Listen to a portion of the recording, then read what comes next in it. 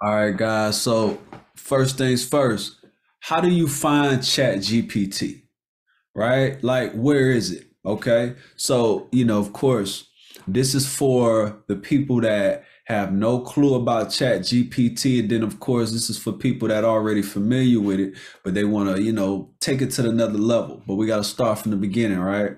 All right. So, how do you find ChatGPT? Of course, you start with Google, right? So, type in OpenAI, search OpenAI, and guess what pops up? OpenAI.com.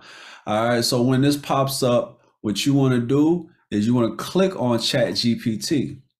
All right, this is going to pull up, and then at the bottom is going to say try ChatGPT. All right, so from here, it just took me straight to it, only because I already have an account. All right. So, for you guys, you will just have to create an account, and after you create the account, you'll be able to log in just as I did. All right. So that's how you find it. What's up, guys? We're back at it. All right. So before we dive too deep into anything, I want to make sure you guys got all the tools that you need to be successful with ChatGPT. All right. So without further ado, there's two Chrome extensions that I highly suggest that you enable. That way you can maximize ChatGPT on a whole new level. All right. So first thing you want to do is you want to go to your Chrome web store. All right. And then there's two extensions that you want to download. All right. So the first one is called Web Chat GTP, or I'm sorry, Web Chat GPT. All right. So it's this first one right here that we see. All right. As you see, I've already got it added. The reason for this plugin, all right. So as most of you or some of you may know, Chat GPT is the way of the future, but it is only updated up to 2021. So with you downloading this extension, you'll be able to combine the internet with ChatGPT. So now ChatGPT will also be able to use the web to generate results. With it having the ability to use the web, is able to stay up to date because we know the internet is up to date by the second. All right. So now you're no longer limited to information that is, has to do with 2021. That's 2 years ago, right? So you definitely want to have this extension. All right. So another one that you definitely want to be able to have access to is called Merlin. All right. So Merlin is another great extension that you want to grab. The purpose of this is you'll be able to use ChatGPT on the web. All right. So when you're actually on the web searching and browsing, you'll be able to utilize ChatGPT right there on the spot. All right. So I'm going to show you exactly what I'm talking about. Okay. So as far as the web ChatGPT, as you see, with the extension installed right here at the bottom, you see some things that kind of got added, right? So down here, you see this button that I'm moving from left to right is allowing me to choose, do I want ChatGPT to have access to the web or not whenever it's, getting information. All right. So this is very useful, guys. So definitely utilize it. All right. And then as far as Merlin, let's see, I'm gonna search something on the web, how to make it in the music industry, right? All right, so as I scroll, you see right here in the middle where it says Ask Merlin. All right, so basically what this means is, okay, I just asked Google how to make it in the music industry, but if I want to ask Chat GPT, all I have to do is hit search, and it's going to generate the same data that Chat GPT would generate. All right. So this is another great tool for you guys to install. You see, it just generated a whole paragraph, pretty much similar information that ChatGPT would generate for us. So yeah, guys, this is definitely a great tool, a bunch of great tools that you definitely want to install to really maximize your use on ChatGPT. All right. Till next time, gone. All right, guys. So let's dive into it. All right, so what I want to show you right now, guys, we're gonna talk about a couple more Chrome extensions, but now we're gonna also show you how to utilize them. When it comes to ChatGPT and YouTube, a good percentage of it is going to be a lot of extensions, making sure that you got, the maximum extensions, making sure you got the right tools, right websites. And then from there, it's just going to make your work 100 times easier. All right. So one of the first extensions, well, first, let's go to the Chrome plugin store. All right. So here we are, we're at the Chrome plugin store. All right, so the first extension I want you guys to get it's called Keyword Everywhere. All right, Keyword Everywhere. All right, so it's this first one right here with the K. All right, so I already have it installed, so that's why it says remove from Chrome. But this one is just an amazing tool. It's gonna allow you to maximize on YouTube, but also it's gonna allow you to maximize on Google, period. But you definitely wanna get this plugin right here. All right. So the next one that we're gonna get, there we go. It is called YouTube Summary.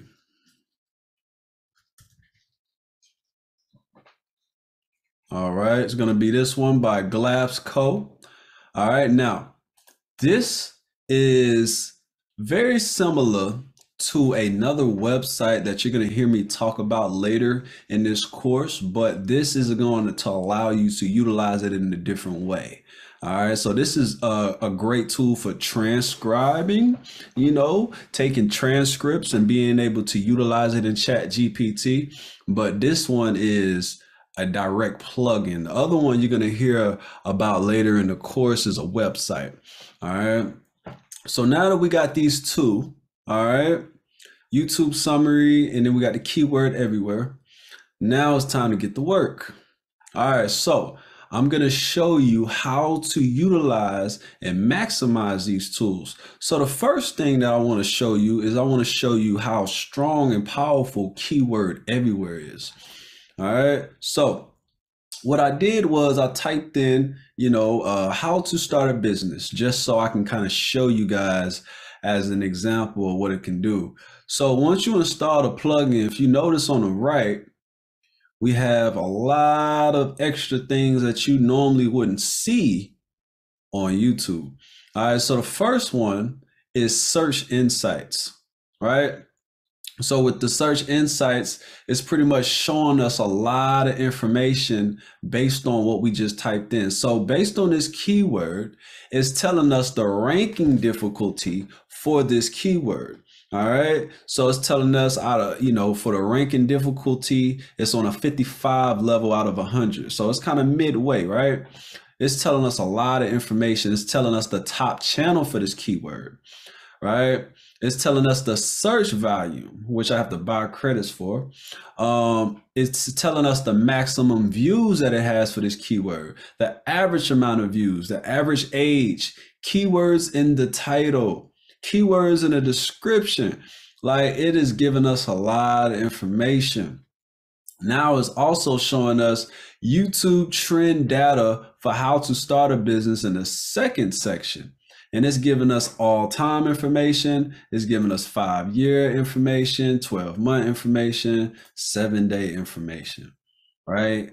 So, and then also, if we keep scrolling, it shows us the most used tags for people that are utilizing this keyword. So these are the keywords that are mostly used when people are using this keyword in their title, most of the time in their title, right? So if we keep scrolling, now it's showing us trending keywords. All right, so these are some trending keywords for people that are using this keyword, how to start a business. Excuse me. So it's showing us all the cool keywords that are pretty much trending for this particular keyword, right? Keep going. Now it's showing us relatable keywords to this keyword, all right?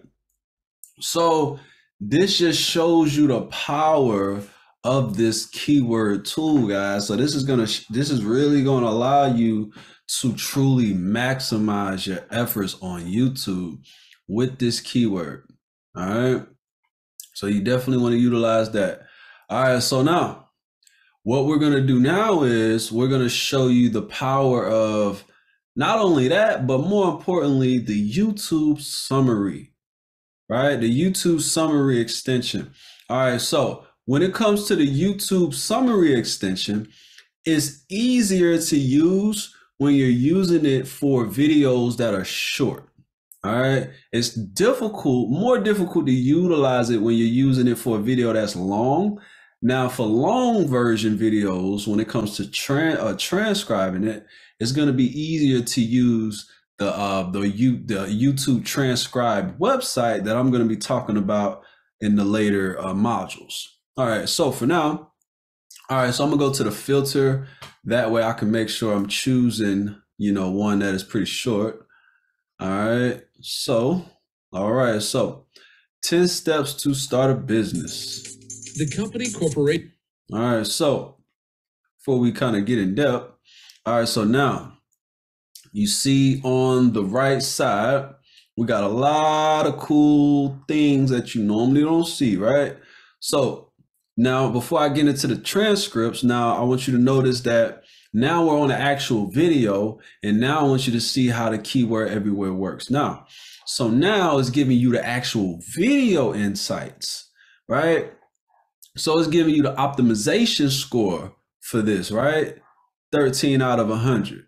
It's giving you how many views per day this video is getting, how many subscribers, the total channel views, etc. It's telling you what tags they're using for this video. So if you're studying your competition, this is a great way to study your competition, because if you see someone in your industry winning, you can see the hashtags they're using. That way you're able to use them as well, right? So great tool. Now back up top. Now the transcript and summary. All right, so we click on this arrow. As you see, it auto-generated, transcribed the words for us, and it got timestamps on it. So this is pretty much the whole entire video, word for word, y'all. Presents Whole entire video. So now this is even cooler, right? Because how is this integrated with ChatGPT? So if you look right here, if you see it has the ChatGPT icon, right? So if I hit this, it takes me directly to ChatGPT, and guess what it does? It starts transcribing it inside of ChatGPT for us, and it's already outlining it step by step for us automatically, right? So now it's putting it in different forms for us. So now it's organizing it. So now we can literally take this and we can do whatever we want. We can use it for content, right? Social media content. We can copy and paste this to quotes, like we can create social media posts, giving people the top 10 steps. We can use this and create our own YouTube video. Later in the course, you're going to see us talk about a platform called Pictorial. And Pictorial is a website where you can turn script into videos. So you'll be able to copy and paste this and paste it in the Pictorial, and it'll transfer this script into an actual video. All right. So so many things that you'll be able to do with YouTube summary transcribing the information for you. All right. So yeah, guys, this is an awesome tool that you definitely want to include in your YouTube journey. All right. Without further ado, on to the next. Hey, what's up, guys? How y'all doing? All right, so we back at it. So in this module, we're going to talk about how to utilize ChatGPT to go viral on YouTube, right? How can you utilize ChatGPT to go viral, but also how to speed up your process with making videos. So I'm gonna give you, different types of techniques and tools that can help you on your journey. All right, so first things first. So whenever you're creating a YouTube video, well, the first thing you need is ideas, right? You need topics. Like, what are you going to talk about? So I already chosen the specific topic for today.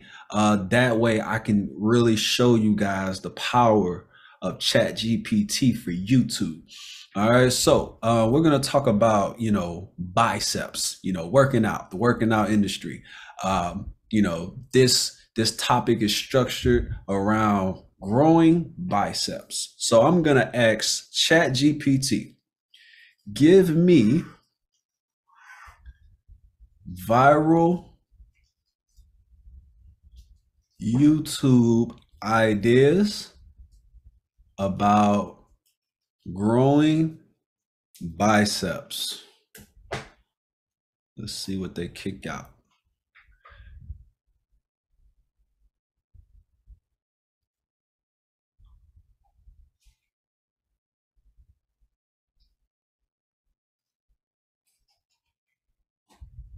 All right, so I'm actually glad that this happened. So you see, the first thing it says, based on the provided search results, I was unable to find any specific ideas about viral YouTubes related to growing biceps. All right, so what we're going to do is we're going to hit regenerate response. All right, so I'm glad that happened. So now I'm showing you at the same time how to troubleshoot ChatGPT, because at the same time, it's not perfect, right? So I hit regenerate, and guess what it's doing? Provide me with exactly what I asked for. Based on the provided search results, here are some ideas for creating viral YouTube content related to growing biceps. All right, so it got us 3 different ideas. Idea 1, create a 10-minute dumbbell bicep workout video that uses 3 different training methods to cut down on the workout time. You could demonstrate each exercise and provide tips on form and technique, as well as suggestions for different weights and rep ranges. Be sure to give your video an attention-grabbing title that emphasizes the time-saving aspect of the workout. That's an amazing idea. And that's just only one. Second idea. Another option is to create a video that shows viewers how to train their biceps like an athlete using tips and techniques from App Lean X program. You could highlight the most effective exercises and share insights from professional trainers, as well as your personal experience. Again, be sure to give your video a catchy title that provides fast and impressive results. This is amazing. All right, let's see what the third one got. If you're looking for a more creative approach, you could make a humorous video about the ups and downs of trying to grow biceps. For example, you could create a parody of a typical gym workout video, complete with exaggerated grunting and over-the-top motivational speeches. Or you can make a skit about poking fun at common fitness stereotypes or misconceptions. The key here is to keep it entertaining and engaging so that viewers are more likely to share your video with others. Wow. So ChatGPT just generated us a great amount of ideas to choose from. Like there's no reason why we can't choose, a perfect YouTube idea with these given results. All right. So All right, guys. So in the next module, we're going to get deep into the next section. All right. All right, guys, we're back at it. All right, so we just discussed YouTube ideas, how to use ChatGPT to come up with some cool video ideas. So now, what is the very next step we have to come up with? The title, right? What are we gonna call it? Well, guess what? No worries, because we about to tell ChatGPT exactly what to do. All right, so give me the best title for a video about growing biceps. Let's see what you got. Let's see what you got, ChatGPT. And guys, as you know, if you haven't realized, it's very important, about just being very specific. Being very specific about what you're needing. Just try to be as direct as possible so you can get the answers that you need. All right, so based on the provided results, here are some potential titles. A bodybuilder explains a simple way to grow. Oh, I'm sorry. A bodybuilder explains a simple way to really grow your biceps. Okay. Let's see. The next one is the best biceps exercises. The best biceps exercises for more growth. All right. And then also under it is kind of telling you where the title came from. It's kind of giving you, context. So that's awesome. Next one, 10 best exercises for wider biceps. These are some great topics. Great titles. All right. And then at the bottom, it says, when coming up with a title for your own video about growing biceps, consider the specific angle you want to take and what will be most appealing to your audience. Whether you focus on the most effective exercises, personal tips and tricks, or a more creative approach, make sure that your title is clear, concise, and attention-grabbing. And don't forget to use keywords and phrases that will help your video show up in search results. All right, so this is great, guys. Amazing. Amazing. So far we got our ideas, and then now we got our title. All right, so guess what? In the next module, we about to get to the cake and butter.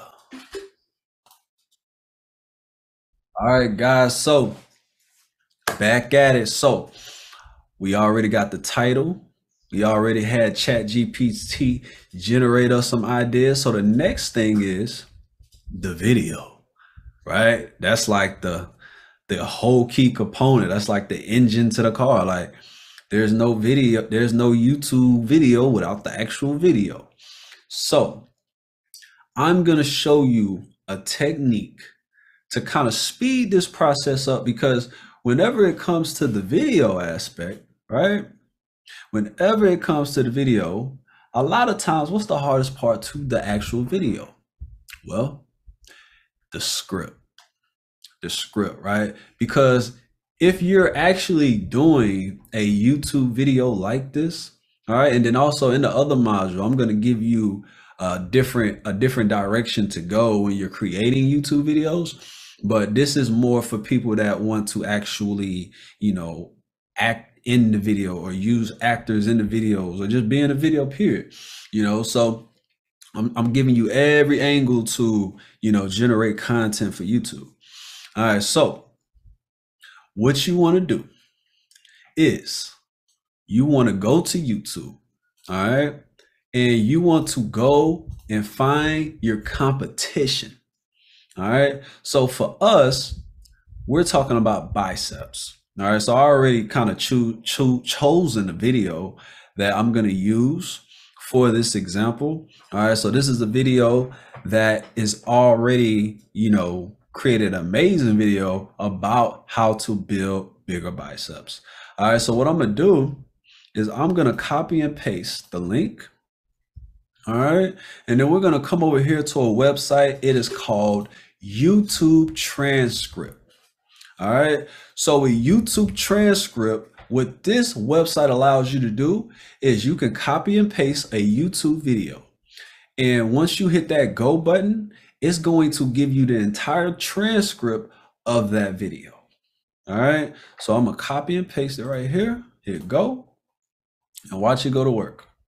All right, so it just spit out every word that was said in this video. All right, so your next question may be, okay, well, how does this help me? Great question.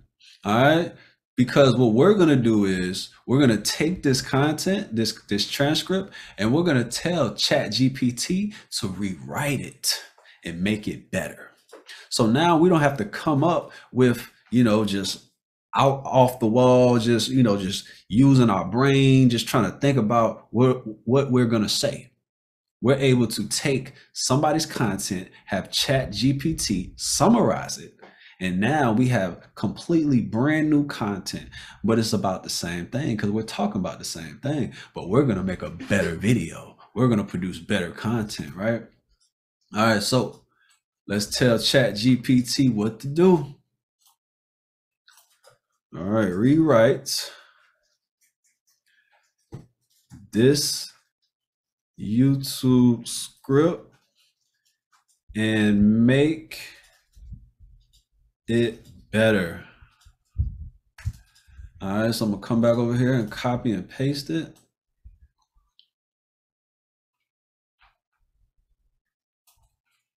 Come back over here, paste it, and boom. Let's see what we got.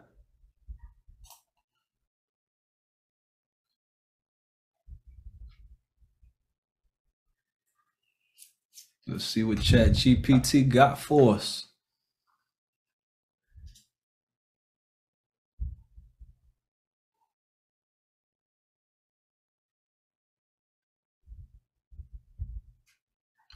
All right, so this is what I really like. So a lot of times what it'll do, it'll give us like, kind of some gems and some things that can help us before they even give us the exact answer. So if you're looking to rewrite the provided YouTube script, there are a few ways to go about it. First, let's focus on the main points of the script, improving bicep growth through specific exercises and techniques. Here's an example of a rewritten script. It's giving us a whole rewritten script. That easy, y'all. So off the rip, all you have to do is let ChatGPT do the work. And now you have an entire script. And then with this script, it kind of also helps you as far as like, what to do in the video. It kind of gives you the storyline as well. So I think that's amazing. Got it broke down paragraph by paragraph because we didn't give it in that form. It was just like a long old paragraph. So it's breaking it down super clean for us to be able to read. Like, this is dope.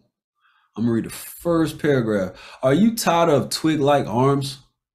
Building big, sleeve-hugging biceps is possible with the right training techniques. Recent research suggests there are 5 techniques that can help speed up bicep growth dramatically. And it kind of goes in a step. First, like I ain't gonna reread all of this, but this is amazing.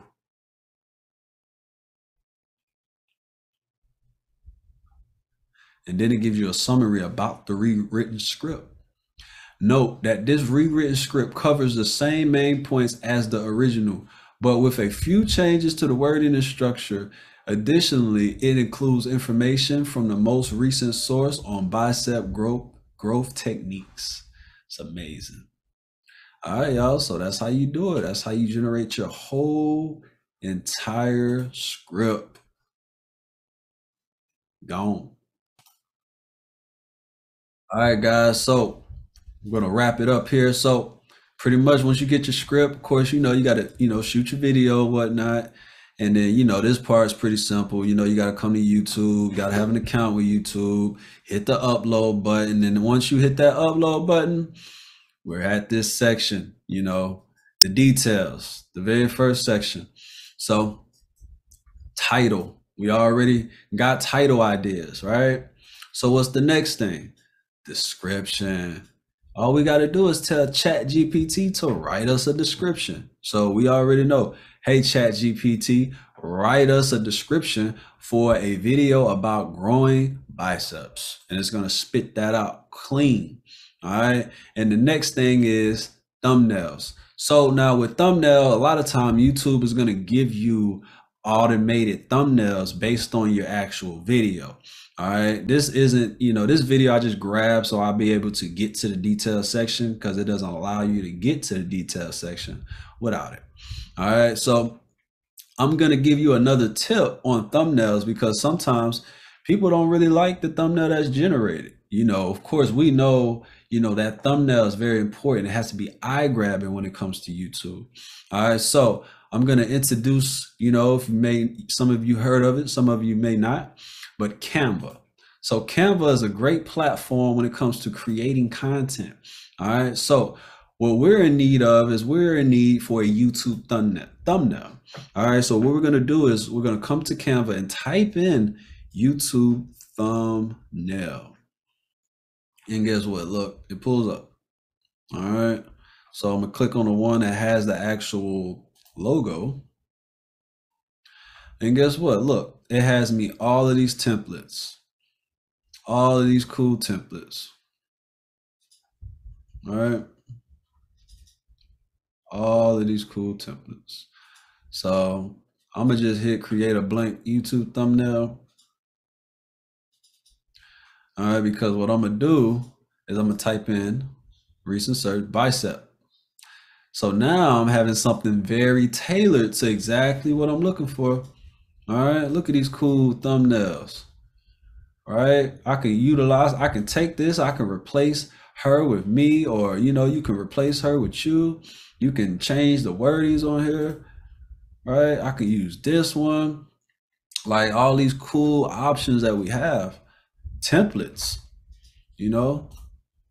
so this is a great way for you to use it, for you to generate a YouTube thumbnail. No more paying someone on Fiverr or paying somebody to do it for you.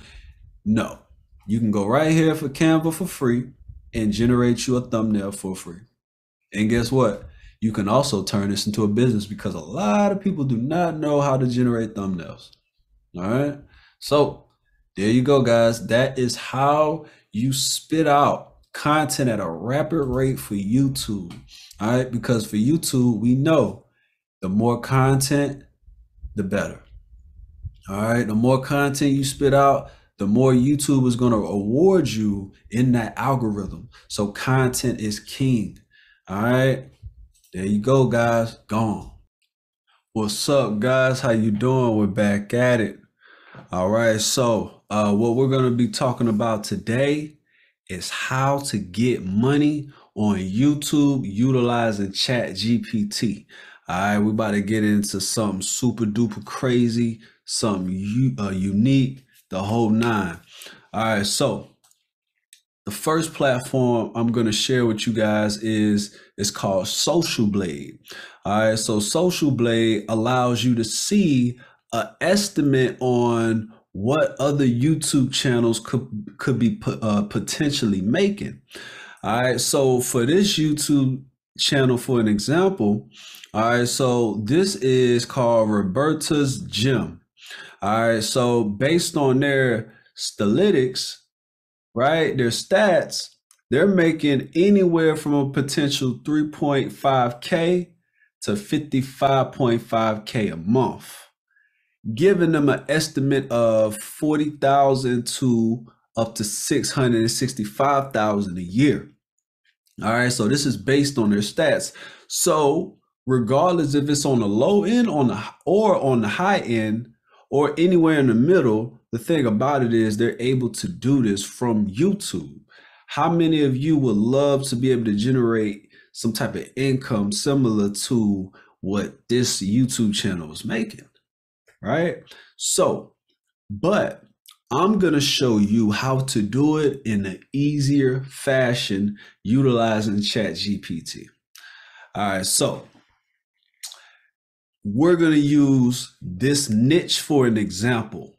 All right. So, and also just to show you so you can see the actual YouTube channel. This is the channel. All right. So this channel has over 5 million subscribers. And basically, they talk about everything weight loss, losing weight, working out, different workouts for different body parts and different reasons and the whole nine. Like, this is their main focus, and they generate a lot of views. Well, that's a lot of content to be kicking out, you know what I'm saying, in this rapid rate of time span that they're kicking it out, right? Just in this section, right? Just in this section, we got 6 videos, and that's for an entire week. So they got 6 videos for an entire week. All of these videos about 20, 28, 115. That's a lot of content to be pumping out. All right, so I'm gonna show you how you can do that, right, in a shorter amount of time utilizing ChatGPT. All right, so let's get it. Oh, all right, so what we're gonna do is, like I said, we're gonna, play around with this niche just so I can use a niche for an example purpose. All right, so we're gonna ask ChatGPT to write us a script for a YouTube video. All right, because I'm gonna show you how to develop a channel out of the wind and just have it on autopilot. All right, so let's see. Write me a script on how to get bigger biceps. Write me a script for a YouTube video on how to get bigger biceps.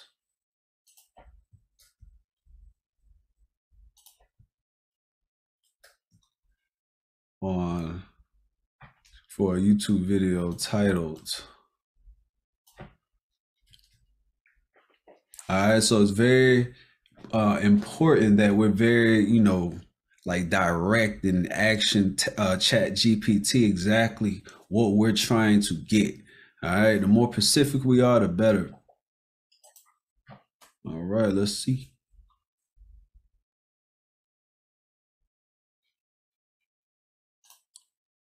Where did it go? All right, gotta write it again. Write me a script. Write me a script for a YouTube video on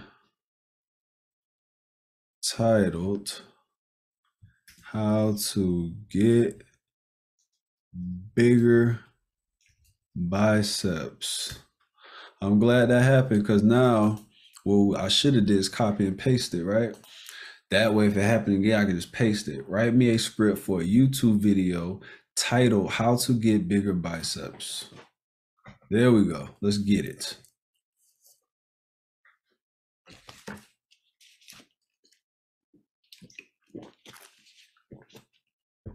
All right, so with ChatGPT able to kick out, a whole script for us, saves us how much time?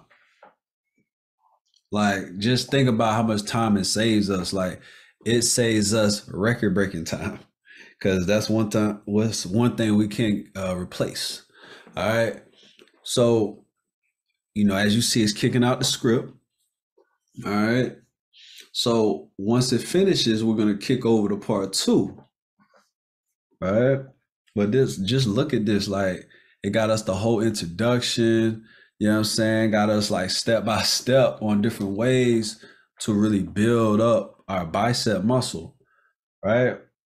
All right, so what I'm gonna do is I'm gonna copy and paste all of this after introduction. Like, I'm gonna copy strictly the writing part. Conclusion. Got a whole conclusion. Boom. All right, so boom. Peep in the introduction, they're giving us a welcome message. Hello, everyone. Welcome to our YouTube channel. In this video, boom. You know what I'm saying? All right, so the next thing you're going to want to do is head over to Pictory. All right. I'm going to have the link. I'm gonna have a link to this in the in the section, in this section. All right, so you'll be able to get the click right to it. All right, it is a referral link, so make sure you click this link. Help me out, so I can continue to help you guys out, make these amazing videos for you guys. All right, so Pictorial. All right, so pretty much what happens from here is Pictorial is a platform that can take any type of content, whether it's in video or in written form, and then convert it to a video or a collage of videos. All right, this new AI software, Pictory, we say Pictorial, but it's Pictory, is amazing. All right, so in this case, out of the 4 options we have, we're going to choose the first one, which is script to video. All right, so we already have it copied. So we're going to go over here and to proceed. All right, we're going to title it. And then we're going to paste it. All right, hit proceed and let it do its work. Oh, first we got to choose the template.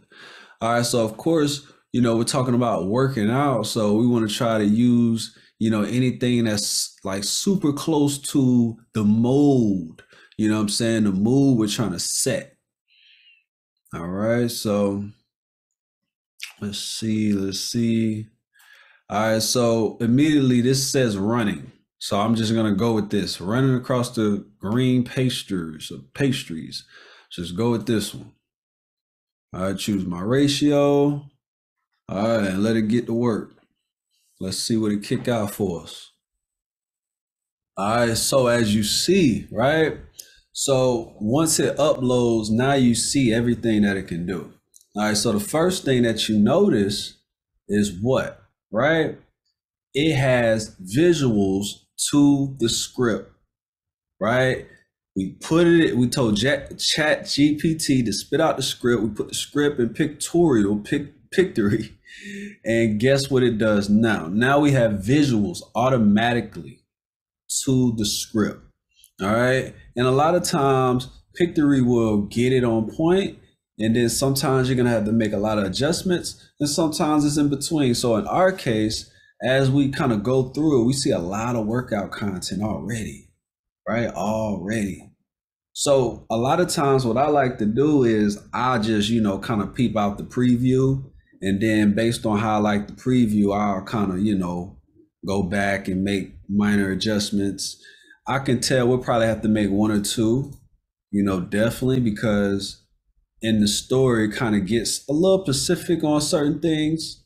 So we want to make sure we find a workout video for that. But like scene 8, look at what they got. The second tip is to incorporate isolated bicep exercises such as bicep curls, hammer curls, and concentrated curls. They got a video of them doing curls.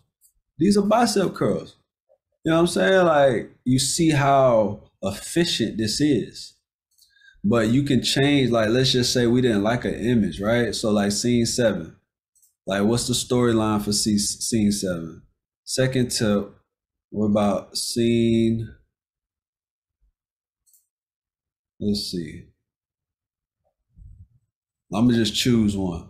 Look at this one. Moving on to our third tip, nutrition plays a crucial role in muscle growth. You know what I'm saying? Like they got a whole scene of somebody putting together a protein shake. Like, this is crazy. This is like super on point.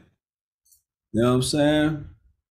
But let's just say you wanted to change something. So let's say scene 3 was all right. You know what I'm saying? What I can do, they got options already up here that I can click on, but if not, if I ain't like the options, I can just type something in, you know.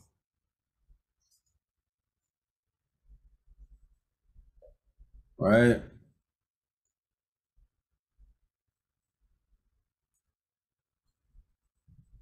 See what they got, right? That's nice.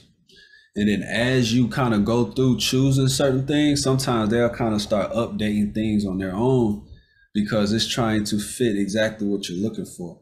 But this one's pretty good, right? But you can add all sorts of things. You know, you got the element section. The biggest thing is the audio, right? This is the next level of it because now you need a voice, right? You need a voice to the video. You just can't upload a video with captions, right? So what can you do to save you 1,000 hours on that? AI. So they have AI voice over voices that you can choose. All right, so you got two ways to do it. You can go off of the AI voices they got. Welcome to Pictory. It has been shown that video increases conversion rates by 80%. Welcome to Pictory. Welcome to Pictory. Welcome to They got a lot of different Welcome options. to Pictory. Welcome to Pictory. Welcome to Pictory. Welcome to Pictory. It has been shown that video increases conversion rate. We'll just kind of rock with her voice. Seems like she got the best voice. Or if I wanted to upload my own voice, I come over here to uploads and I can upload my own voice. I can upload a voiceover or background music, or I can do both. But they got the AI voice that you throw on there, and then you can add some background music as well. You know what I'm saying? Or you don't have to have background music, but you have the option.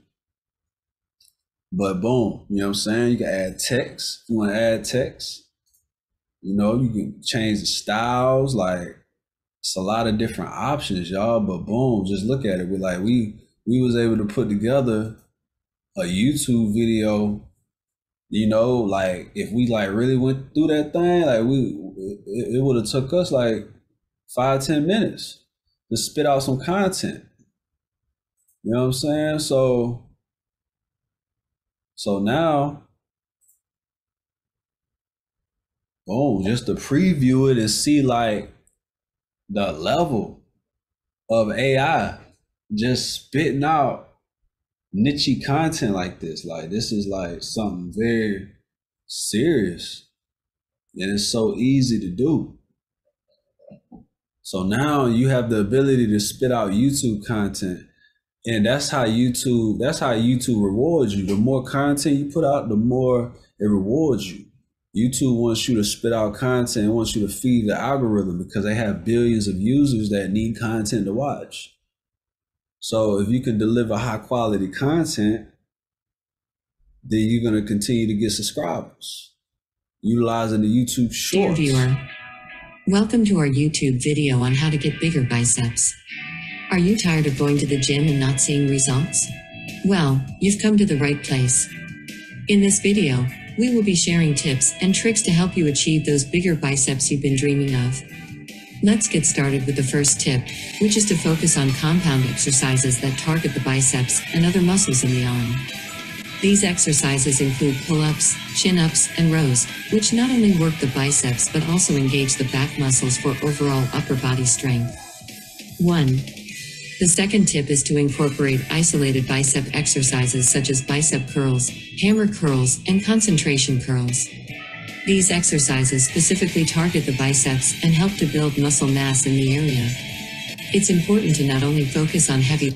So automatically we see a couple videos that we want to change. You know, like they was talking about the pull-ups and chin-ups. You know what I'm saying? I need to find a video that they're doing pull-ups. You know what I'm saying? Then boom, look, I got it. So this is like just showing you how like this is like amazing. You can put a whole video together. You don't have to say, cut, all right, let me fix this video. Like, nah, you can put it all together. Like right here, let Pictory do it for you, right? So this is how you can generate, I know you've probably seen these ads that say, hey, build you up a automated YouTube channel. You can do it on your own now. Or you can create courses on how to do this, because a lot of people are trying to get into this. The YouTube game, YouTube automation, make money in your sleep. Well, this is literally how you do it. You know what I'm saying? You can get up here, wake up every day, kick out these videos, build up your channel, and then boom, you know what I'm saying? You automatically get money from your YouTube channel. Or you can just incorporate it into you and you doing like live stuff on YouTube. But either way you look at it, you can make this happen. So yeah, y'all tap in. Let's get it. All right, guys. So pretty much we're going to create a YouTube channel from scratch. All right. So we have an email that we prepared just for you guys. And yeah, we're going to go ahead and build it from scratch. So of course, to access YouTube, you have to be on Google. You got to have a Gmail. Once you create your Gmail, if you look at the 9 dots at the top on the right next to your username, you'll see the YouTube option. All right. So pretty much from here, let's see, make sure I'm in the right account. All right. So when you go to YouTube, it's separate from Gmail. So you will have to add the email again. All right. So give me 1 second.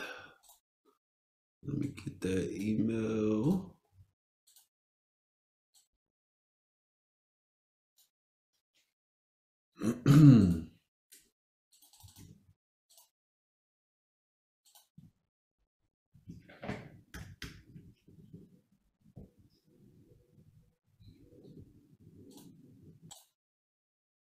All right, so we're in. Hit not now.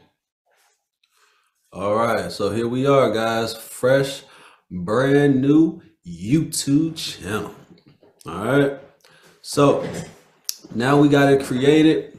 We're gonna kind of go through some of the aspects of the YouTube channel. So of course, once you go up to the very top, you see at the very top, the most important one is the create button. All right, when you hit that create button, guys, you're gonna have the option to upload videos, and also you can go live. All right, and then of course you have your notification bell whenever channels that you subscribe to, or people that subscribe to you, if they do a particular type of action, whether subscribe, comment on the video, certain things can pop up here as well. All right, and then of course we have the biggest one. The most important one is your account section. All right, so when you click on your actual logo thumbnail, you have all these options, right?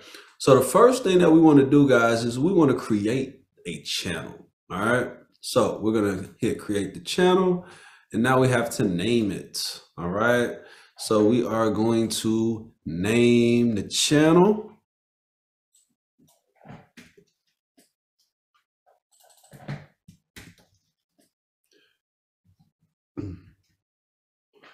All right.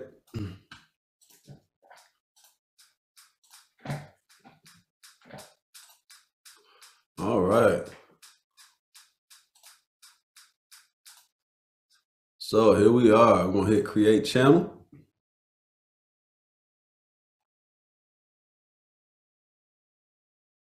All right, channel is being created. Check back in a few moments. All right, so normally what this happens, I like to come back up here, go switch account, kind of refresh it. And here we are, got our brand new channel, guys.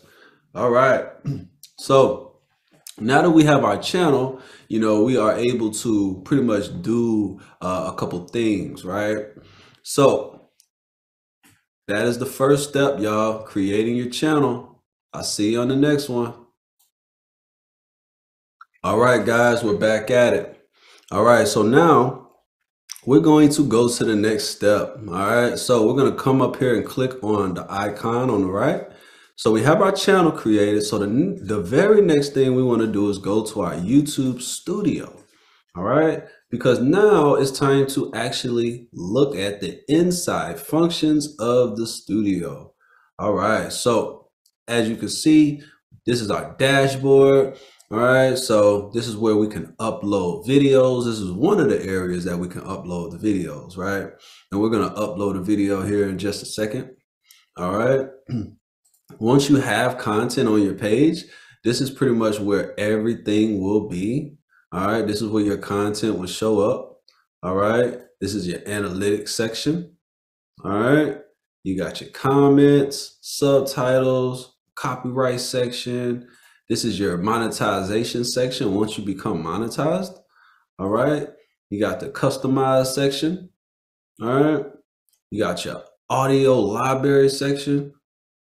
Right, you can utilize some of the library of YouTube for some of your content. And of course, you have the settings. All right. So in the settings section, you got a lot of different settings. Of course, you got the general, we got the channel section, all right? And we'll kind of get into a lot of these things as far as, how to take advantage of these certain sections. All right, you got your permission section. All right, you got the community section, creator demographics, agreements. All right, so just kind of give you a walkthrough of your YouTube studio. All right, and then next we can access the channel again, because now we want to look at how do we customize the outlook of the channel, right? So once we go back to channel, we go up here to customize channel. All right, and now it's time to edit. All right, we got to edit our channel, make it look cool, right? So we have the layout section. All right, whenever you go to someone's channel, and you can actually have a video spotlight section to where whenever you're seeing someone's channel, you can control the first thing that they see, right? So, also you can create sections for your videos, for your short videos, right? All right, branding. So branding is pretty much, for us to make our channel look appealing. All right, so we have our picture. I'm gonna just grab one really quickly. All right. Let's see. I got that. YouTube banner image. I don't have an image for this one right now. We'll make one at a later date. Yeah, we'll make one together. All right, and then you have the video watermark. So the watermark is actually a place to where you can put any image, pertaining to your company, or you can also utilize it for a method to help increase your subscribers, and that's something we'll get into as well. All right, and then of course you have the basic info section. All right, where some of this info we already filled out. All right, but we got our description, right? We have our channel URL. We can actually create links. All right, so this is pretty much just kind of a walkthrough, guys, of the interface of a brand new channel. All right, so without further ado, guys, see you on the next one. All right, guys, we're back at it. All right, so before we can upload a video, we gotta have a thumbnail, right? We gotta have a thumbnail. So basically what we're using right now is Canva. All right, Canva is a great tool, great platform to help you create thumbnails for YouTube with ease. All right, so without further ado, all right, so basically once you get you a Canva account, they have free accounts, so you don't really have to pay anything to get one. All right, pretty much what I'm going to do once you create one, in this search your content of Canva section, I'm going to type YouTube thumbnail. All right.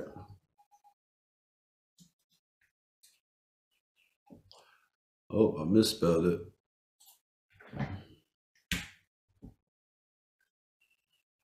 All right, so what happens was after I typed it in, look at all these cool templates that popped up.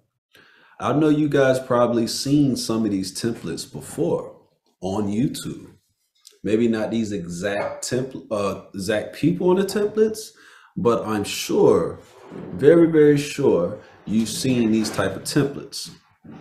All right, so guys, this is a great way for you to create your own thumbnail. All right, because the thumbnail is the most important piece of YouTube because it's the first thing that they see. All right. So with it being the first thing that they see, we got to make sure that we are on point. All right. So let's get it. All right. So I am going to choose this one. This is a cool template. All right. This video got 1 million views in 2 weeks. I like that. That's a nice one. So we're going to hit customize this template.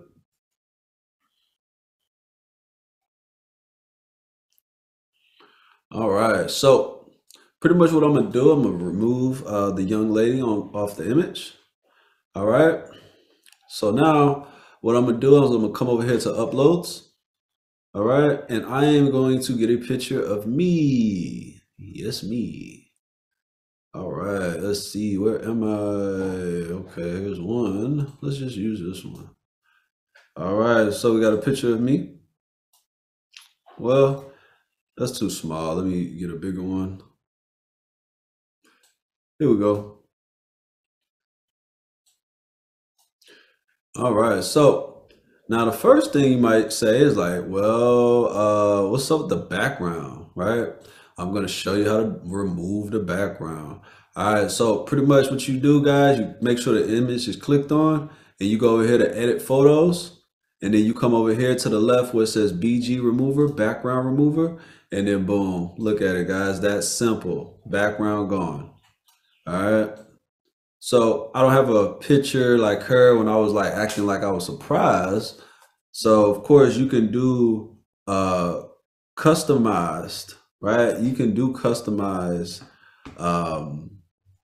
photos. You know, you can do that background remover to any photo pretty much that you want to use. All right. So that's how you do it, guys. So now I have my thumbnail. I am going to move it over a little bit. Now I'm going to go to the top, hit share. All right. And now I'm going to download it, hit download, and I can select the format. Basically, you want to make sure that you're using PNG when it comes to YouTube. That way you're able to use it as far as the best quality for that particular thing. All right, hit download.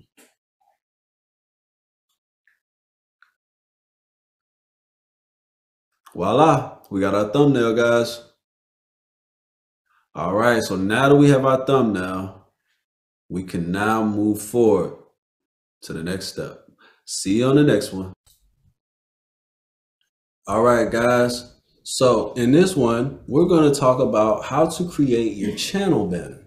All right. So if you remember, when you go to your YouTube channel at the very top, this is your channel banner. All right. So just like we created the thumbnail, we can create it inside of Canva as well.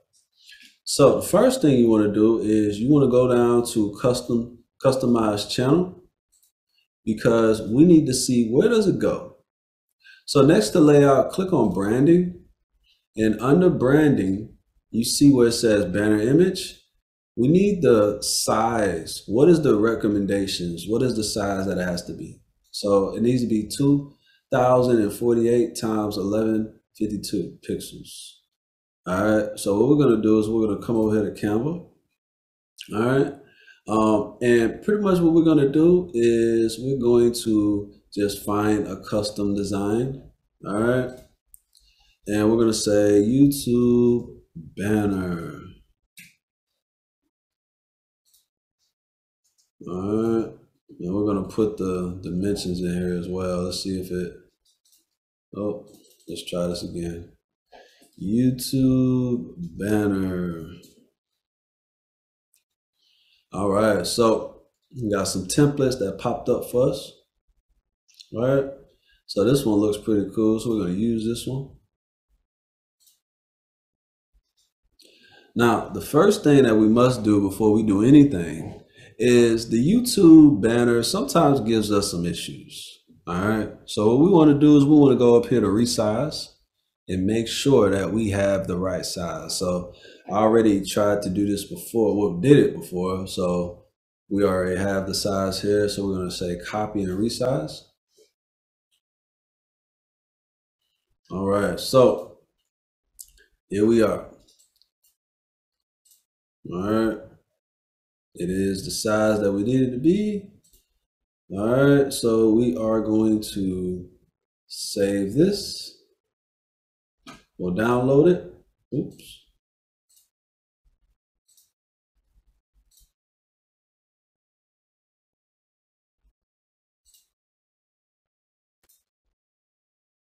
All right, guys. So now the next thing that we want to do. All right, now we saved the image. So pretty much what I did is I created another page. Delete all this. We're going to actually upload the image that we just saved. All right. So just trust me on this one, guys. All right. So I'm going to make the background black. And I'm going to make the image small. All right.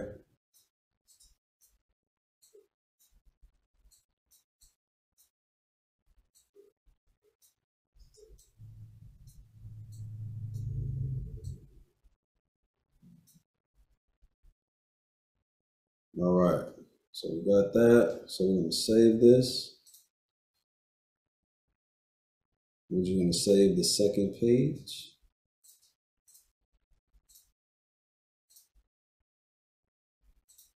Download. All right, so now we're going to go to the YouTube channel. All right, as you can see, that's why, guys. So we're going to change the banner. And there we are, we got it. So now we just have to make it fit.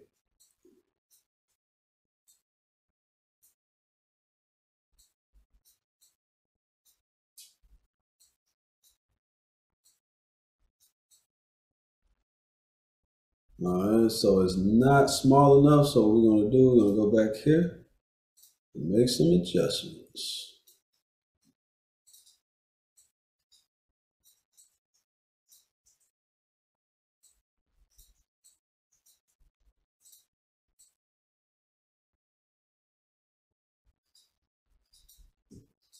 All right, so let's see. Hopefully that does it.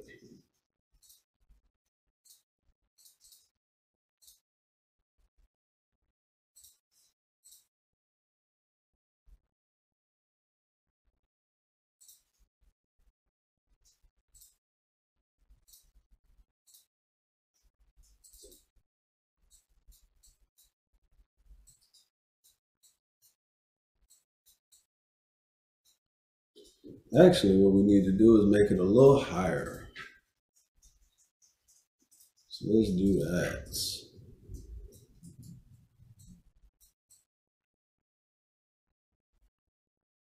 All right, so brought it up a little bit. Obviously, this part ain't gonna go. So we're just gonna focus on this part. And boom. Let's see if that works for us. All right, so guys, you see how weird this YouTube banner is. Now, of course, this is how you do it yourself. Now, of course, you can always get someone else to do it for you, but you know, it's easy to do it for yourself as well. There we are, we got it. We got it small enough.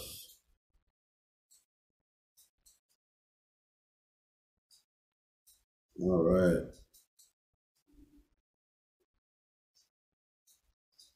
Hit done. Hit publish. Hit go to channel. And there we are, guys. We got our YouTube banner. Now, of course, it could be a little better, you know, it's a lot of dead space on the ends, but this is pretty good, guys. You know, this is kind of like the basics of it.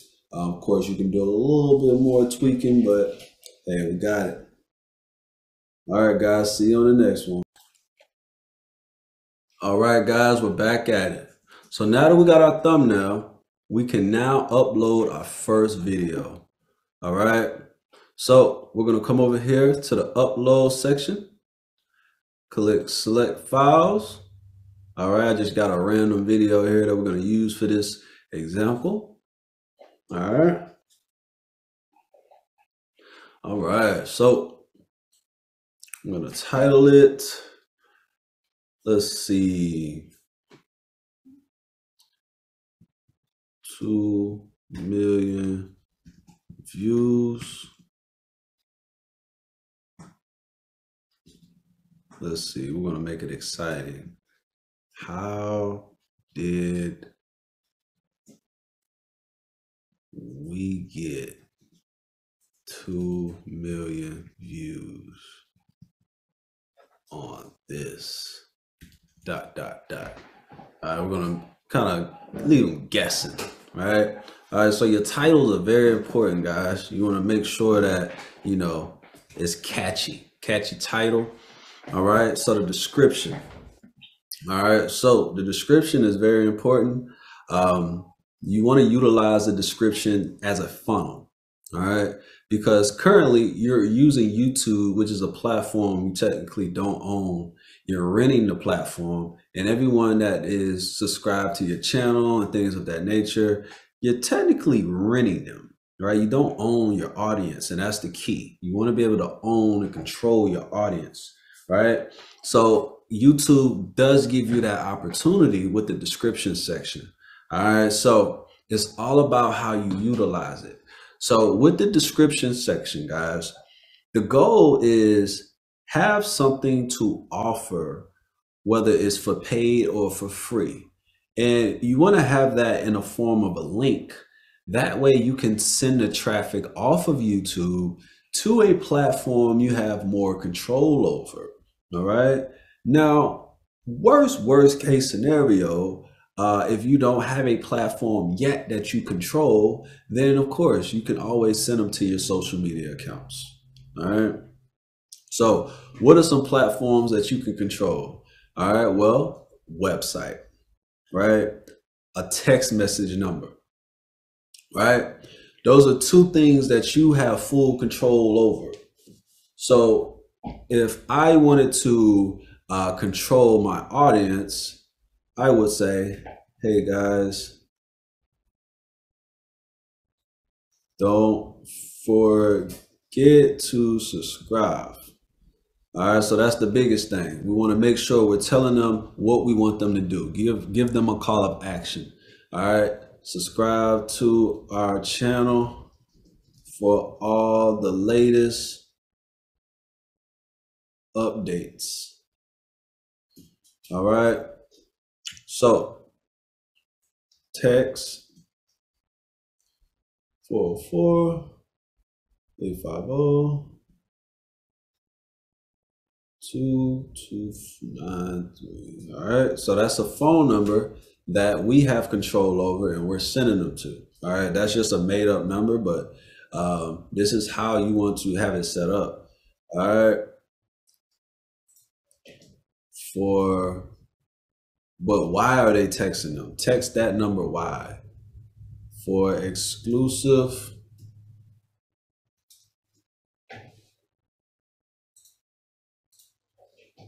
behind the scenes content.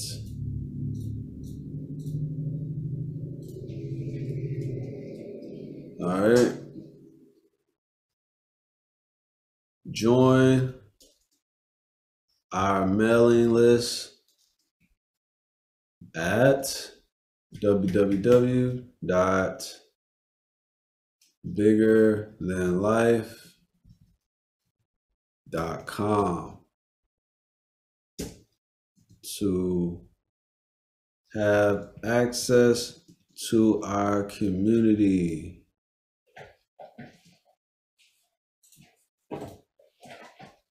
All right, so we are sending them to two platforms that we have full control over. That way we can take full advantage of YouTube. Of course, we want them to subscribe our channel, and the goal is to build our YouTube channel and flourish on YouTube. That's cool, guys, but it doesn't matter if it's YouTube, Instagram, Facebook, Snapchat, any of these social media platforms we do not own. the end goal is to get as much traffic funneled through a platform that we can control. That's why email is so powerful. Building your email list, right? That's been a thing from the beginning of time, building your email list. Because one day, what if YouTube decides to change policy, shut down? Well, guess what? All the emails that you build up, you can take them and then you can utilize it and market to them on the next platform. Still, while being able to market to them directly through email blasts and text message and things of that nature. All right. And then, of course, always do cross promotion. Follow us at, make sure we put our Instagram name, put mine. All right, so if you really want to make it easier for them, guys, put your URL. All right, put the URL of the Instagram, that way they can just click on it. You can put your username, but they can't click on your username. All right,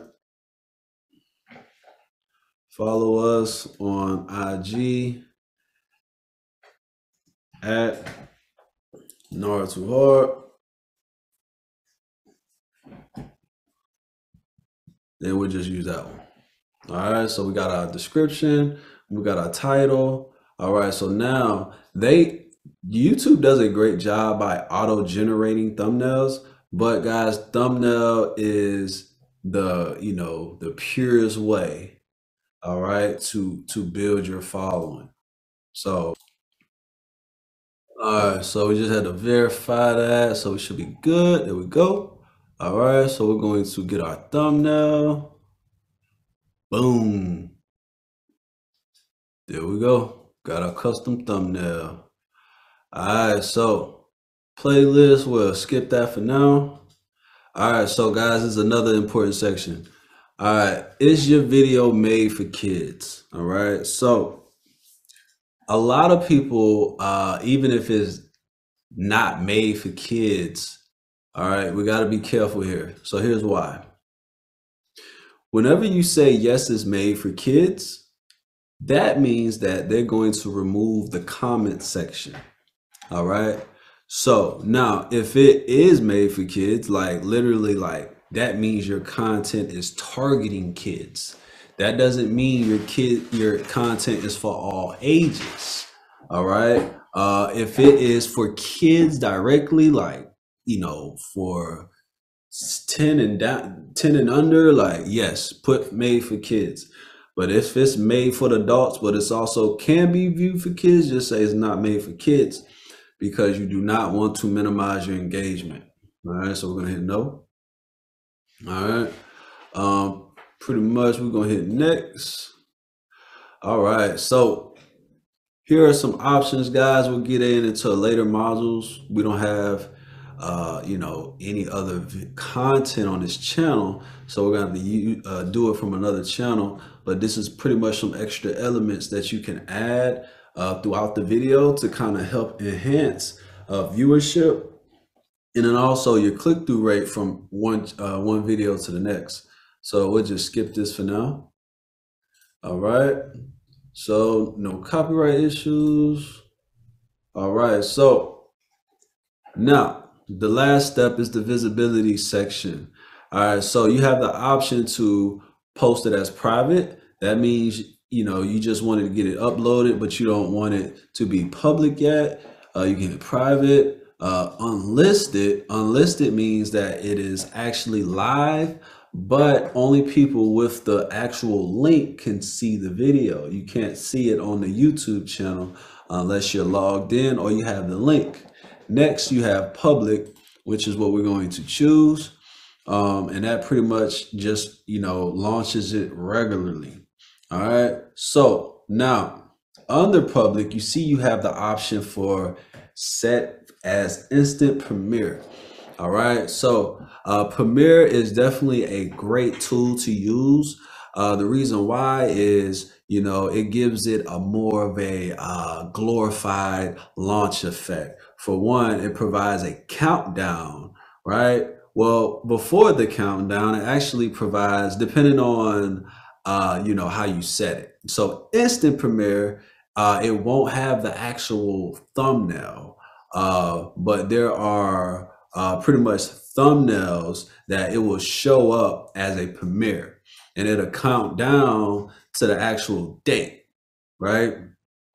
And then once it gets like 2 minutes within the actual drop time, it'll start counting down from the 2 minutes. And then the cool thing is, once the video is live, it'll send a notification out to all the subscribers that the video has launched.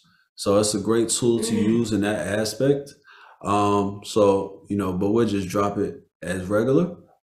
Now, also, you can schedule it as well. Now, if you schedule your premiere, that is how you're able to set it up the proper way to where it'll count down whatever date that you set it as. And yeah, you know, it'll show on the channel. People will be able to like it, comment on it, etc. So it's a great tool. All right. But that's pretty much it, guys. So now we're going to hit publish. All right. Video publish. Hit close. All right. So we're going to go to hit content. All right. So the video uploaded pretty fast. All right. So when you have a video uploaded, you go to the content section. This is what it looks like. All right. So we're going to click on it. All right, we're going to hit the video link. That way we can see what it looks like. And there you go, guys. We have our first video uploaded. All right. That's how it is. Hit the show more. You see what our description looks like. And that's it, guys. That's how you upload your first video. See you on the next one. All right, guys, we're back at it. All right, so now we uploaded our first video. But now what we're going to do, we're going to upload a video again, but this time we're going to upload a YouTube Shorts. All right. So we're going to go to the create section, hit upload video, select files. All right, so what makes a video a YouTube short? All right, so what makes a YouTube video a short? The only thing is, it's just a short video, all right, which is less than a minute. All right, less than a minute long, right? So we're gonna show you exactly what I mean. All right, so the title for this is already on the file. We're gonna use the file's title. It says the surprising key to a successful music career revealed. All right. We're going to leave the description blank. We already went through the description section, so you kind of already know what to do in that section. All right. We'll skip. No, it's not made for kids. All right. We're going to hit next. All right. We're going to skip this. We don't have anything for it yet. Hit next. We're going to set public. Hit publish. All right. Now we're done. All right. So what makes this a short, guys? If you look at the very bottom, you notice it has a certain symbol on the video. All right. That's what makes it a short. So it's going to be categorized as a short.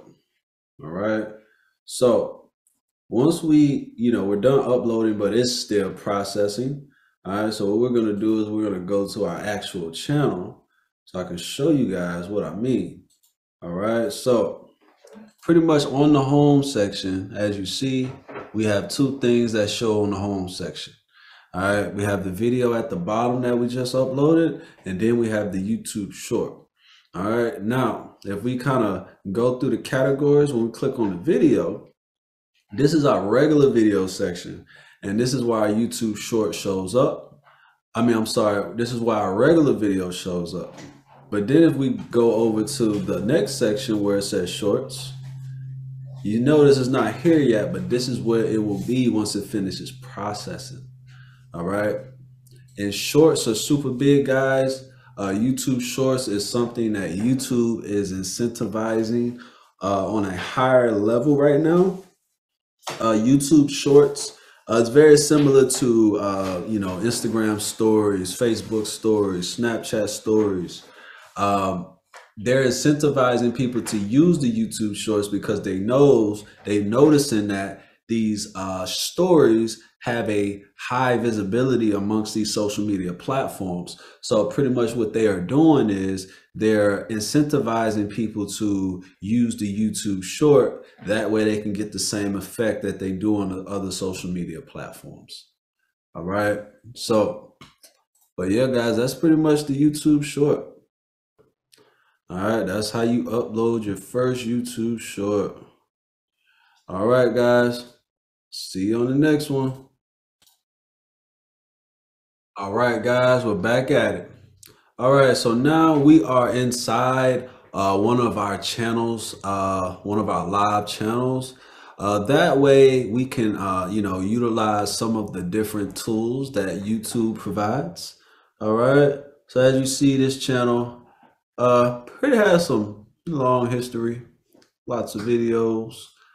All right, so without further ado, let's get it. So I'm gonna just randomly select one of these unlisted videos. That way we can kind of experiment with.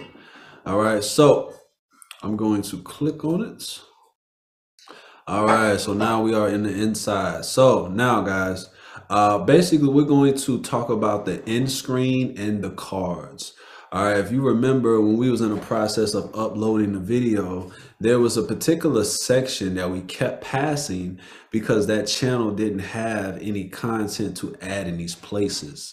All right, so now we're going to get back in those sections and basically just show you guys how to utilize and maximize those sections. All right, so you already know how to access it if you're uploading a brand new video. But in this case, we're going to edit the video. So that's a good thing for you guys to know as well. You can always edit a video and, make these things, make these changes and update the end screens and update the cards at any time. All right. All right. So at the bottom, once we get inside the video, at the bottom, you see where it says end screen and cards. So we're going to click on end screen. All right. So you guys probably seen this on videos a lot of different times. If you ever notice at the end of a video, it'll have different videos on the video that, you could potentially watch and click on. It'll take them to a similar video, or it just takes them to a video that YouTube channel wants them to go to next. All right. This is how you set it up. So in the end screen section, you have different templates that you can choose from. All right. As you see, you got different combinations, one video, one subscribe, one playlist, one subscribe. Basically they are setting it up for you to where, let's say if we choose the first one, that means that we can place one video that we want to send the audience to. And then also we can place our YouTube logo in the other circle. If they click on the circle, it'll take them directly to the channel. All right. And then it's just different combinations. So for this example, I'm just going to choose the first one. All right, so this is how it looks. All right, so now on the left, we have an option to put whatever video that we want. And on the other side, it's already set for our YouTube channel. Now, as you see, it's already manually placed pretty close to the beginning of the video, but we don't want it that soon. Most of the time, we want it to kind of be close to the end of the video. All right, so at the bottom, you can kind of make those changes. So at the bottom, I'm gonna drag this stick over, and then I'm gonna drag these over. All right, so the video ends at a minute and 41 seconds. So we have it placed at a minute and 36 seconds. So that's actually the furthest it'll let me go back. So you have to play at least 5 seconds of it, which is good. All right, so we're gonna kind of put it at the end. All right. All right, so it has the subscribe button and then the video that we want to choose, right? So pretty much it already has it set for you, and pretty much has three options. So it automatically is set on the best for viewers. So YouTube is going to go based off the analytics of your channel, and they're going to choose the best video that they feel will be great for the audience. Or you could go on the other option, most recent upload, or you can choose the video that you want, right? So, you know, either or, whatever makes better sense for you. So I'm just gonna choose a video. All right, and now, boom, it's set up, guys. So I'm gonna go ahead and play it. I'm gonna give you an inside look into the mentorship that has changed hundreds of music entrepreneurs' lives. So yes, that's correct. And then we're gonna talk about the 20+ income streams. There you go, that guys. the music industry don't speak about. Tap in. All right, so that's pretty much how your video will look. All right, so great tool, great tool to utilize to maximize your exposure. All right, maximize and, you know, your potential reach, your potential to get more views, more likes, more engagement, more subscribers. All right, so we're gonna save that. All right, and that is the end screen. Next, we're gonna go to the card section. All right, so it's very similar. Basically, it's going to showcase a particular image on the video at a particular time of your choice. All right, so as you see, it says select a type of card to begin. All right, so we can choose a video card. All right, just choose one. All right, so I'm gonna just choose the video one for right now. So it gives me the option to put it at what time do I want it to play. All right. So this video is 1 minute and 41 seconds. I'm just going to play it at the 30-second mark. All right. You can play these at any time. All right. You can also put custom messages if you want. You can put teaser text. You know, you can put a couple things. We're going to put don't miss out.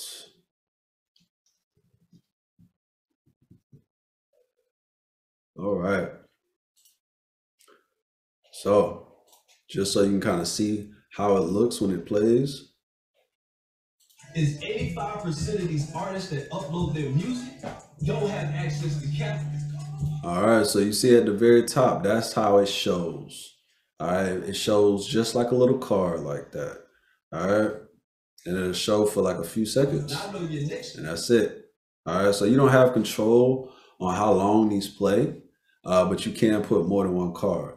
All right, so if I hit plus card, we have the option to add a video, a playlist, a channel, or just any regular link. All right, so you can add multiple cards throughout the video if you want. All right, so there's really no wrong way to go about it. You just want to do it the best way that makes sense for you and your channel and your viewers. All right, and that's it, guys. We're gonna save that, and boom, we got our end screen and card set up to where we can take full advantage of our channel. See you on the next one. All right, guys. So we're gonna talk about another feature here. All right, so we're gonna kind of get back to it, to the front end, so you know how to get to it. All right, so pretty much we are on a channel, just a throwaway channel we have. Pretty much what we're going to do is show you another feature that is very key to grow your channel. All right, so let's see, here we go. All right, so what you're gonna do is right now we are on the channel section. All right, so on the channel section, once you get there, you go to customize channel. Oh, refresh. Oh, let's refresh this channel.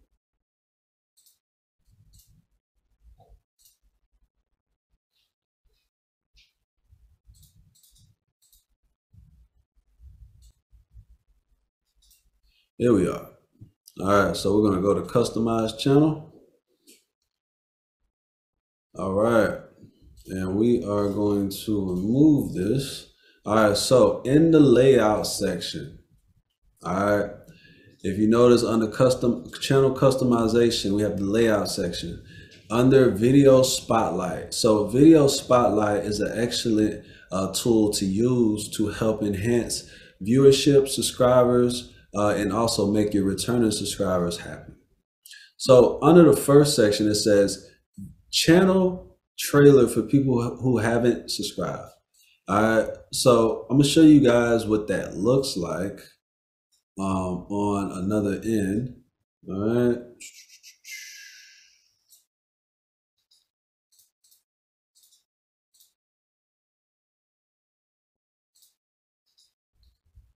All right. There we go. All right, so you guys can see what it looks like. All right, I'm logged into 2-minute channel. So this is what we're gonna do. We're just gonna create it.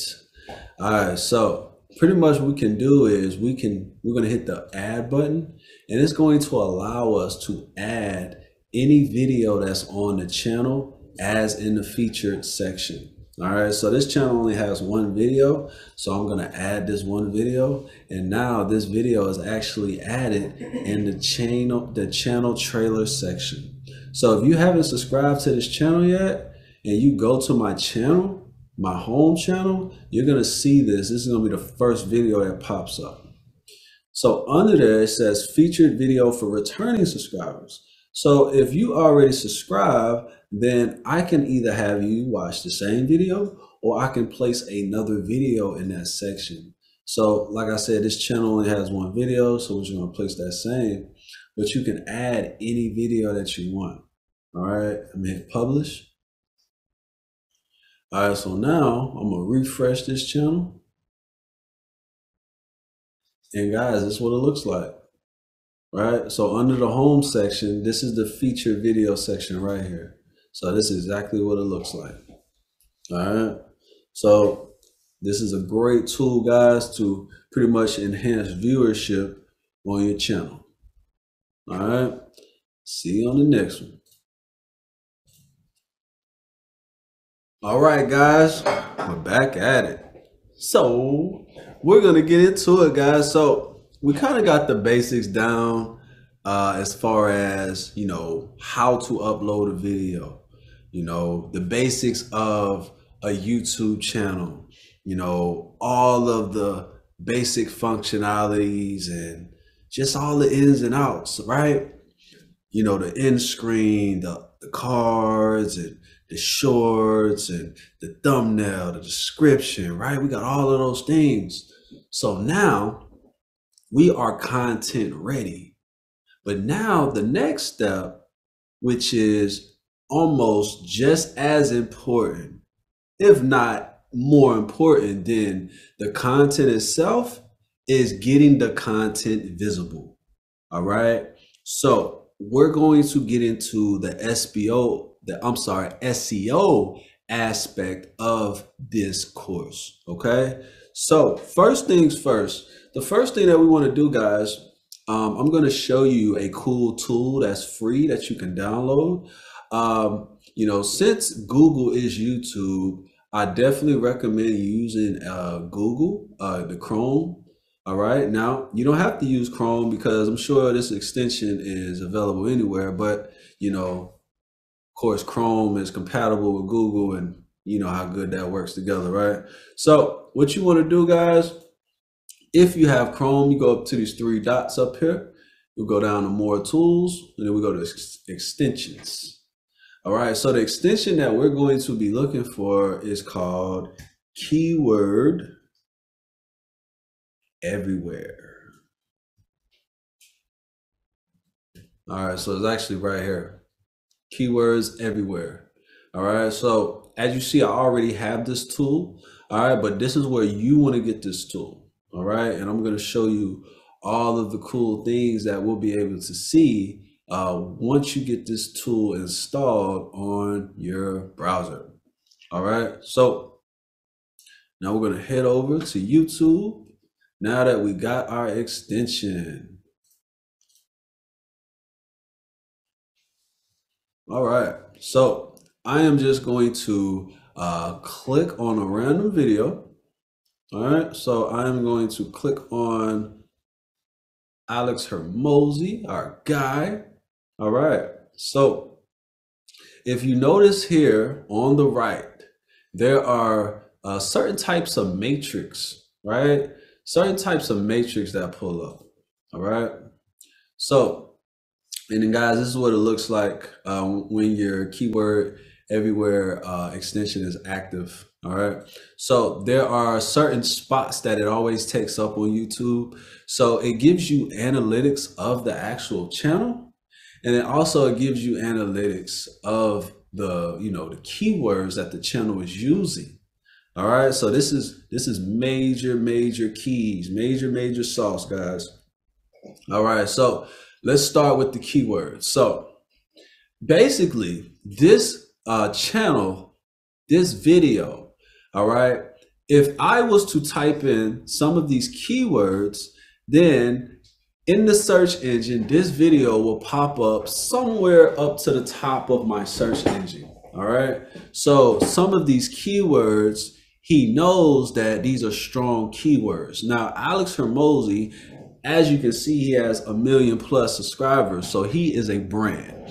So the keyword Alex Hermosi alone is a strong keyword. But once you finish utilizing his name, then he has other keywords that he loves to rank for, which is business guide, business tips, skill sets, right? Skill stacking, the game podcast, etc. Right? So these are pretty much, a great keywords, great tool to utilize. If we go up top, it gives you video insights of the channel, right? It gives you the optimization score, engagement score, which the engagement score, I really don't believe in that score because as you see, he has a lot of engagement. It may be pertaining to the engagement on the back end from him to them, or, this video is like a year old. So, who knows, hasn't had any comments in about 9 months. But anyway, it tells you how many views it gets per day. So still this video gets up to 700 views per day and it's a year old. All right. Gives you the expertise as far as on the topic, subscribers, channel view, the country channel, etc. So, but for you guys, the most important thing is going to be the keywords. So now for you to utilize this method, you have to find channels that are similar to what you are doing. All right. That's how you maximize this. So for example, for this current channel, all right, this current channel that I am on right now, this is pretty much one of our main channels. We don't really promote the channel a lot, but this is one of our main channels. We have a lot of marketing content, right? So we have music as well, but we'll just say, marketing content. So if we are a marketing company and we are trying to, pretty much get in front of people that are looking for marketing services, we want to start trying to find marketing companies. So we're going to type in digital marketing. All right, let's see what pops up. Digital marketing in 5 minutes. What is digital marketing? How to start a digital marketing agency. So if someone makes a video on how to start a digital marketing agency, then they must be a digital marketer. All right, so I'm gonna click on this video. All right, so if we look here on the right side, it shows us the keywords that they're using.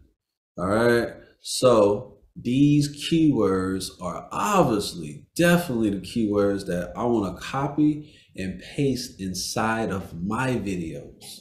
All right, and we're going to show you just how to do that here in a few, guys. But guys, this tool, excellent. All right, you can use this tool for any video. It pops up for every video that is being shown on YouTube. All right. See you on the next one. All right, guys, we're back at it. All right, so now that we know about the keywords, there's two places that you want to place your keywords. All right. So if you notice at the bottom of this video's bio, this description, you see that he has keywords right here, right? So this is where you want to place keywords. This is one of the places. All right. So what we're going to do, you got a few different ways to do this. I'm going to show you my method. So next to the copy section, it says export. All right, so I'm gonna export these keywords.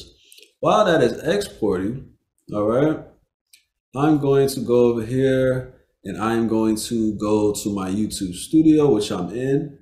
All right, so once you're in your YouTube studio, you're gonna go down to the settings on the left and you're gonna go down to where it says channel. If you notice in the middle under basic info, it has a keyword section. This is where you can add keywords. All right. So if you was anything like me, you know, what I would do is I would open this file. All right. And I will copy and paste one by one. Right. So that's just, you know, one way of doing it. I'm just going to add those few since this channel isn't fully digital marketing. So this is a section where you want to make sure that you put in keywords that are fully based around the entire channel. All right. Not about just one particular video.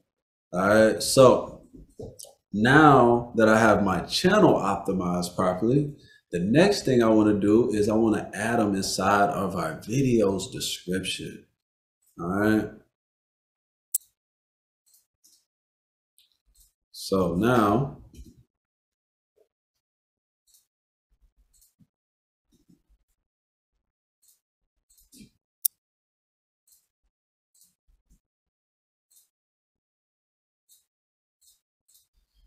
as you see, when I'm starting to put the hashtags next to the keywords, it starts helping me out as far as building out the keywords.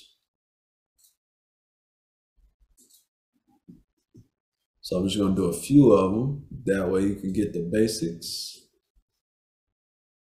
There we go.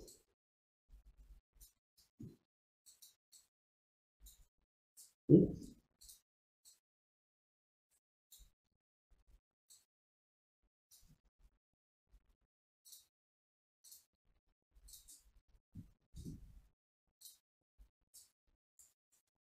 All right, so I got these keywords added to my channel or added to the video. All right.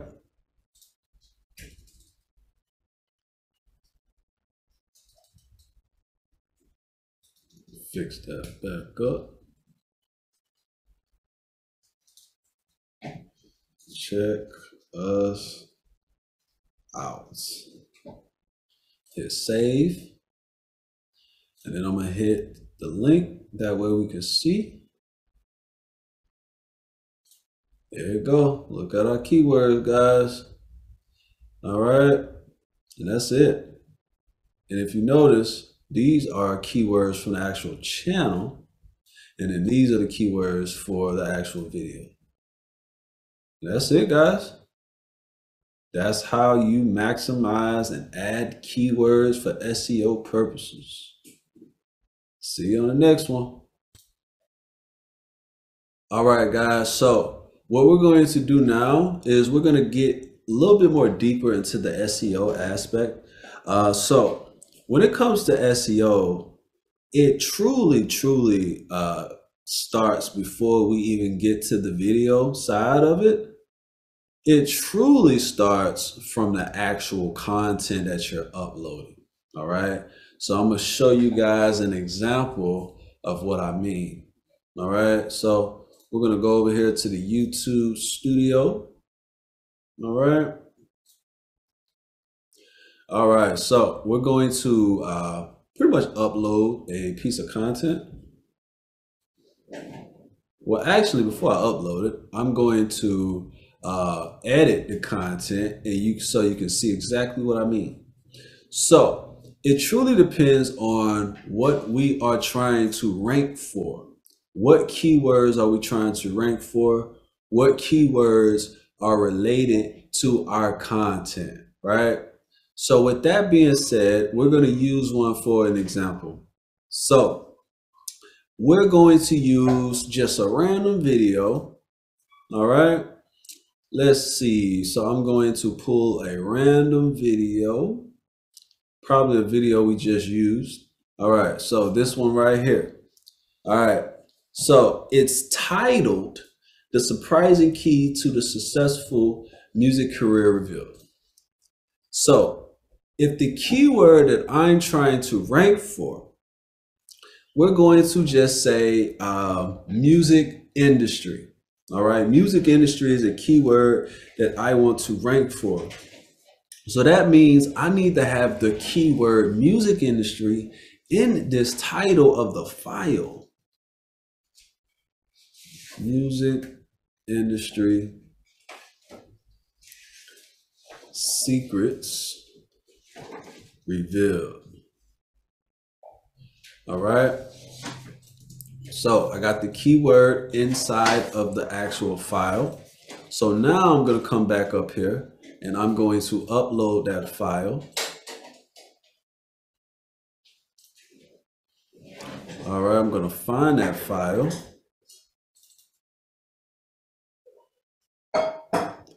All right. So now, not only is it in my file name, not only is it in my title, but it's in my file name already. So 2 places already we got the actual keyword. Music industry in the file name, music industry in the title. All right. Let me uppercase these letters. All right. Now we're going to come over here to the description and we're going to put a sentence, but we're also going to have the keyword in the description as well.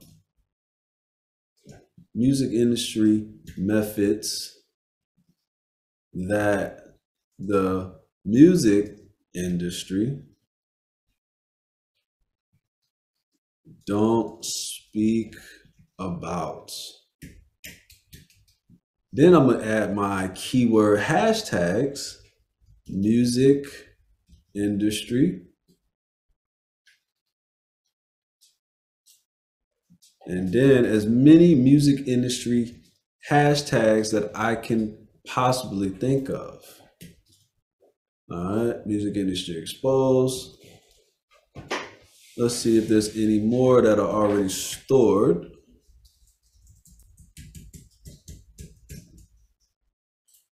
Music industry marketing.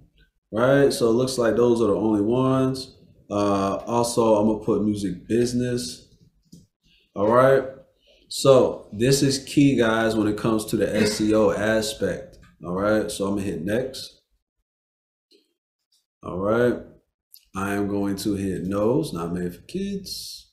Hit next. All right, we're gonna skip this part. We already know how to do this part, but this is the end screen in the card section that we did earlier. Hit next, hit next. We'll make it public. And boom, off to the races. Hit close. And there we go, guys. We got our video up. All right. But more importantly, we optimized it for SEO purposes. So if someone types in that keyword music industry, guess what? We're going to have a higher chance of popping up at the top of the related video section. All right. And there we are. It popped up as a short because it is a YouTube short, but it is optimized fully, guys. And that is how you prepare your video for SEO. See you on the next one. All right, guys. So in this module, guys, I just want to talk to you about the comment section. So a couple key things that we want to go over. So this is actually You Ain't Slick, a great artist. He's an artist that we're actually helping push and grow his YouTube channel. This is his latest video that we've been working on growing. All right, as you see, he got his bio together. I'm sorry, his description. Got his description together. Video's growing pretty good. So pretty much, one of the key things that you want to do, guys, to help your engagement and boost you in the algorithm is comment back. All right, sounds so simple, but so important. When people are commenting on your videos, you gotta comment back. All right. YouTube and social media, period, they incentivize you when you utilize everything that they have to offer. So what do they have to offer? Well, they got the like button, they got the dislike button, they got the reply button, they have the love button, right? So what he did is he did everything, right? He liked and loved their comment, and he replied back to them. Very key, guys, because that helps in the algorithm, all right? So I know it can be some tedious work, especially if you have a lot of comments, but definitely reply, love, comment, right? All right, so that's one of the key things. The next key thing that you want to do is use the pin comment feature. All right, so if you notice, what he did is he pinned one of the most popular comments on here, which was his, and basically says, "You ain't slick, going crazy all 2023. His audience loved it. All right, got over 3.6K likes on that comment, and people were actually commenting on that comment. And guess what? He commented back on each one. All right. We always try to help out and like as much stuff as we can. That helps in the algorithm as well. But yeah, guys, these are some features that are great that you definitely want to use. The pin the comment, and then also pretty much just make sure you're replying to all the comments. All right, and that's going to help with your engagement. It's also going to help you boost inside of YouTube's algorithm. All right, guys, see you on the next one. All right, guys, we're back at it. All right, so now we're going to analyze the analytic part of your YouTube studio. All right, we got the basics of what does the YouTube channel mean, how to create your channel, how to create your thumbnail, how to upload, how to prepare for SEO. But now we need to check the numbers. How can we analyze the numbers? All right, so once you're inside your YouTube channel, you're going to go over to the left where it says analytics. All right, so this is a channel. This is actually one of our clients' channel that we've been managing for quite some time. So, we're going to use his channel as an example when we go to the analytics section.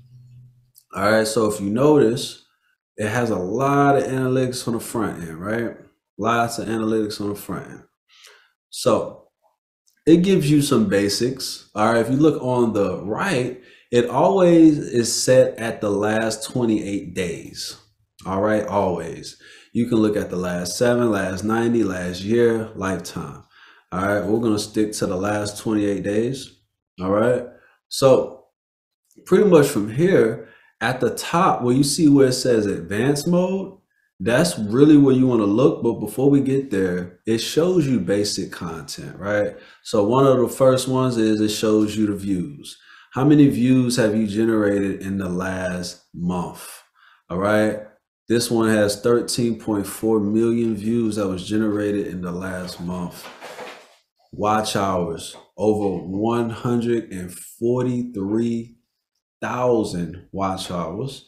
And then unique viewers, which is 11.6 million. All right, so unique viewers are pretty much actual people versus the views, which is views could come from multiple, you can get multiple views from one person. All right, and then we look on the right side, shows our subscriber count. All right, how many views have we got in the last 48 hours, etc. So now we're gonna go into advanced mode. So inside of advanced mode, it really gets detailed information. All right. So it shows us how many views each video has gotten in the last 30 days, 28 days, I'm sorry. The watch time, the impressions versus the views, the impression click-through rate, how many times it's been shown, how many times has it been clicked on. All right. So this channel actually has some great analytics. Great analytics. All right. But yeah, guys, this is pretty much, where you can really see everything. All right. We can go to traffic sources. Where does the traffic come from? All right. So as we can see, 89% of his traffic has came from YouTube Shorts. All right. Remember we was talking about how important YouTube Shorts are, right? So the YouTube Shorts feed is where most of his traffic is came from. And then we got another 500,000 from playlists. All right, another almost 400,000 from the YouTube search, suggested videos with 147,000, and it kind of goes on from there. But yes, it breaks it down, guys. It pretty much gives you a pretty good breakdown on where the traffic is coming from. Because once you know where the traffic is coming from, you know where to, one, you can double down on and do more in that area. And then two, where you're getting the least traffic from, figure out how you can maximize that area to get more traffic. All right, geographic. All right, if we get to the geographic side, right, it shows you where they're coming from. So 1.5 plus million has came from the United States. All right, Russia is the next popular area. All right, and then we got India after that, and it kind of goes on from there. Right now, even though the views is good and the watch hours, the most important thing in this section is the average duration. All right, how much of the content are they watching? Right? So believe it or not, the United States at an average of 1 minute and 26 seconds, the next highest, well, actually, let's rate it. Let's kind of change the ranking. Okay, Guam is actually the most, but it's hard to compete with Guam because Guam only has a few thousand views versus the United States at 1.5 million. All right, so after the 1.5, the next one is 50 seconds, and it kind of goes down from there. All right, so if we're getting more watch time, average duration in this area, then we definitely want to push more in these areas. All right, so that's definitely some good feedback, and then it breaks it down by city as well. Tells you the cities, the viewer age, right? What percentage of your viewers are what age? So his is 25 to 34, the most viewed age, right? Gives you the gender breakdown, which 91% are males. So this is a male dominated channel, right?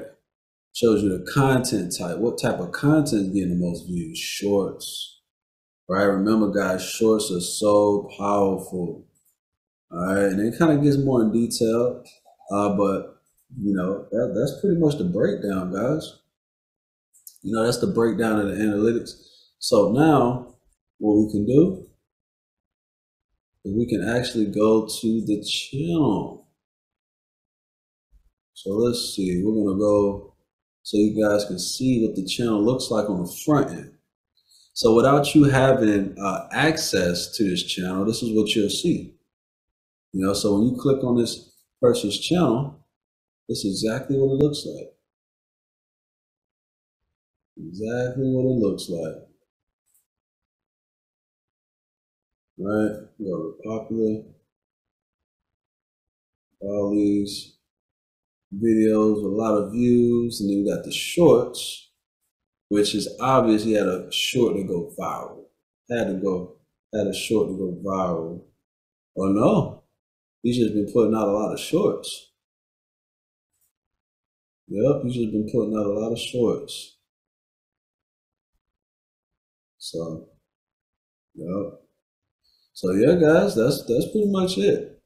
You know, that's how you analyze your analytics. That is how you do it, guys. All right. See you on the next one. All right, guys. So this is very important.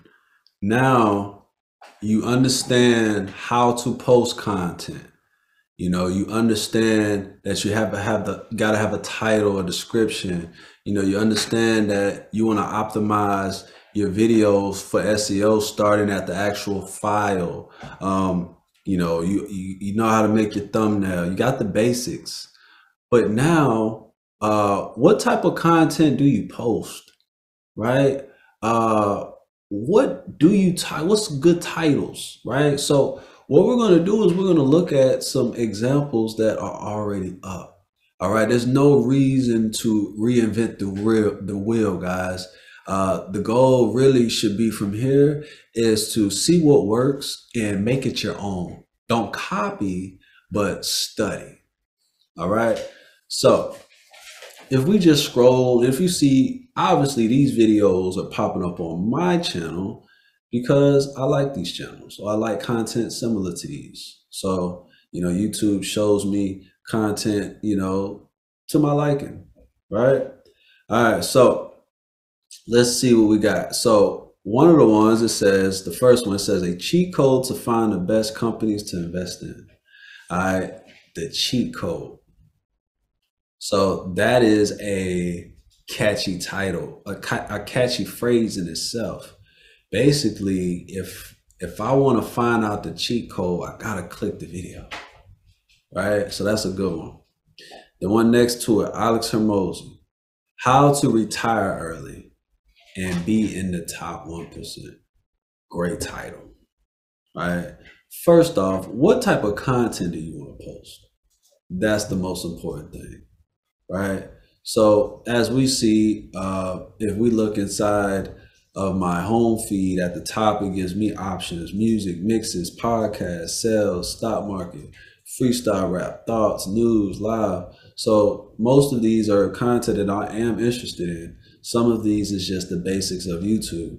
All right. So it just depends on you. So for me, I like entrepreneur podcasts and business podcasts, marketing podcasts, music podcasts, music, you know, finances. These are things that I'm interested in, the credit space, all of those things.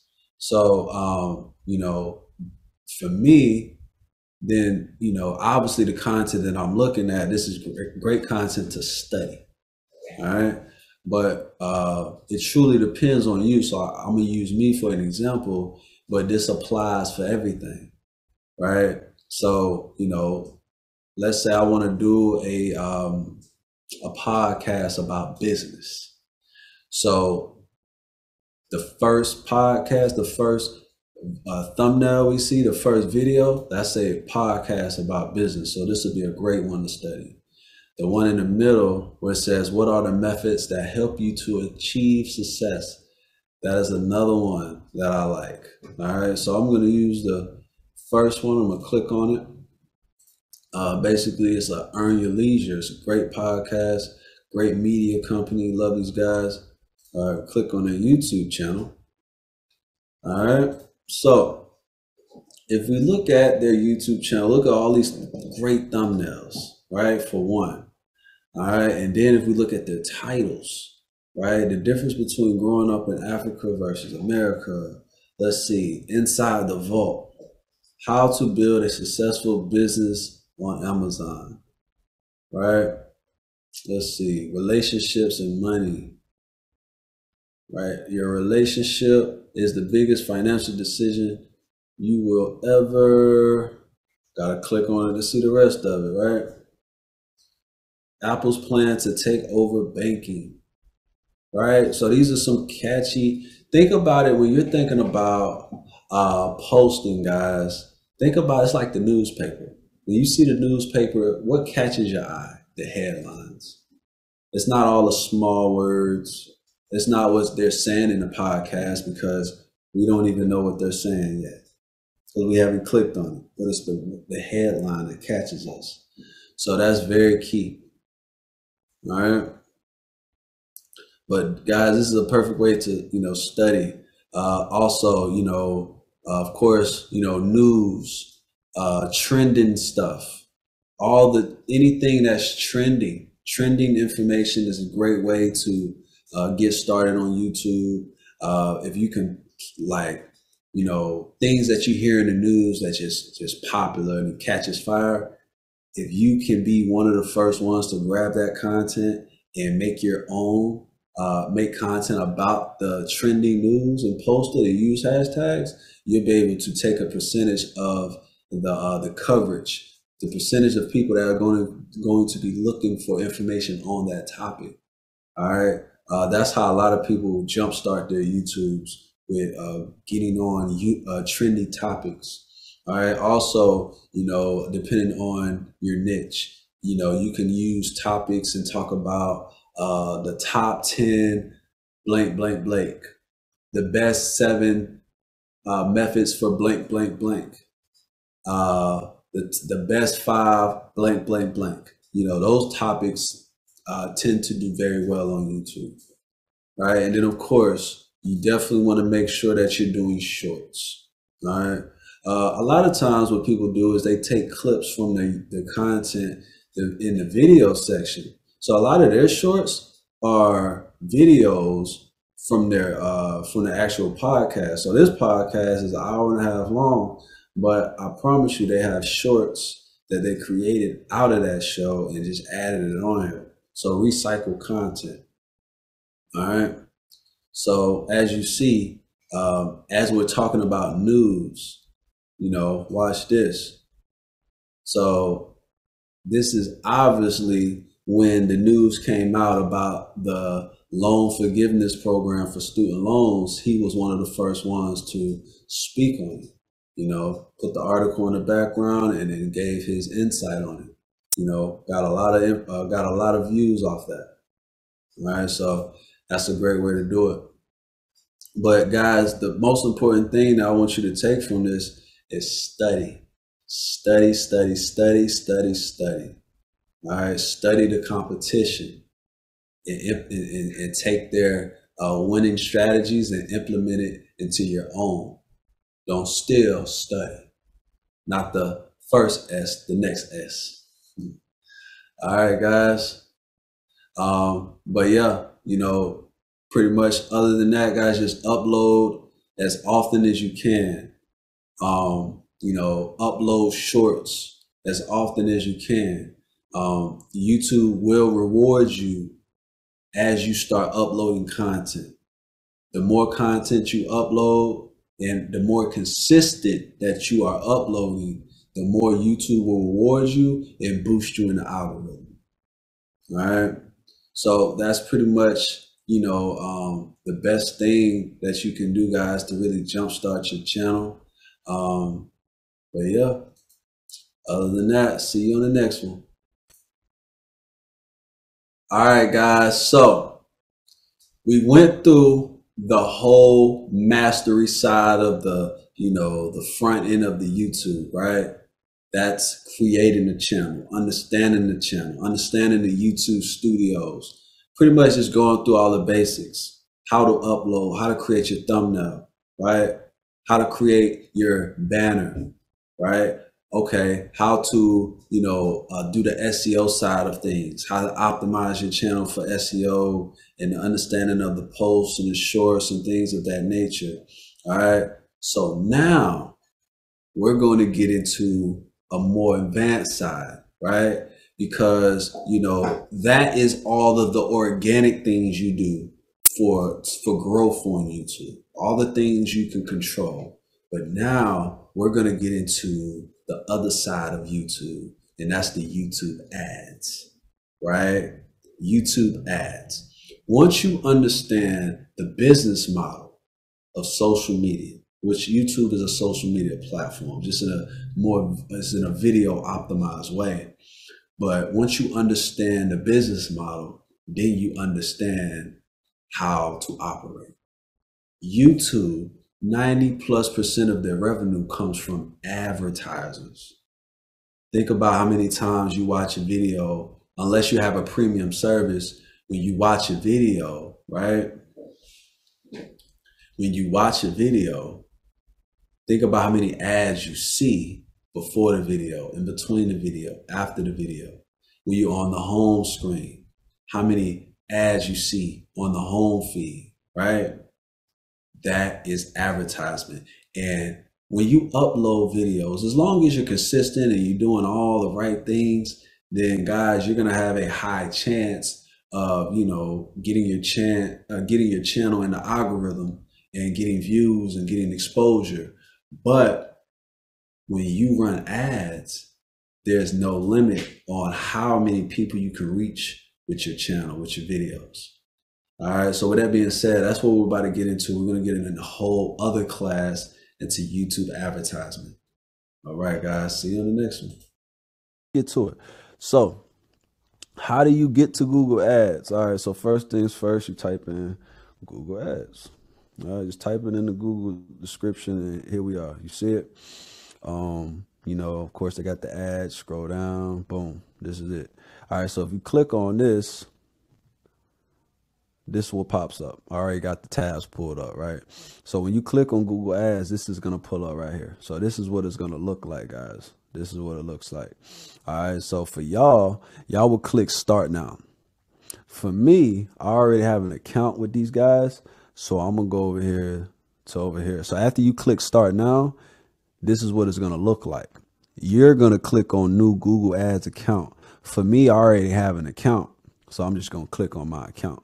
But creating an account is very simple, guys. Once you click new Google Ads account, you know, put all your information in. You know, for me, it's going to take me straight to my account.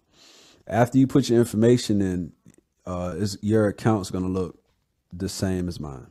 All right, the same as mine. All right, so let's see. Boom. So now also I want to kind of show you something. So what you're looking at right now, this is called an MCC account.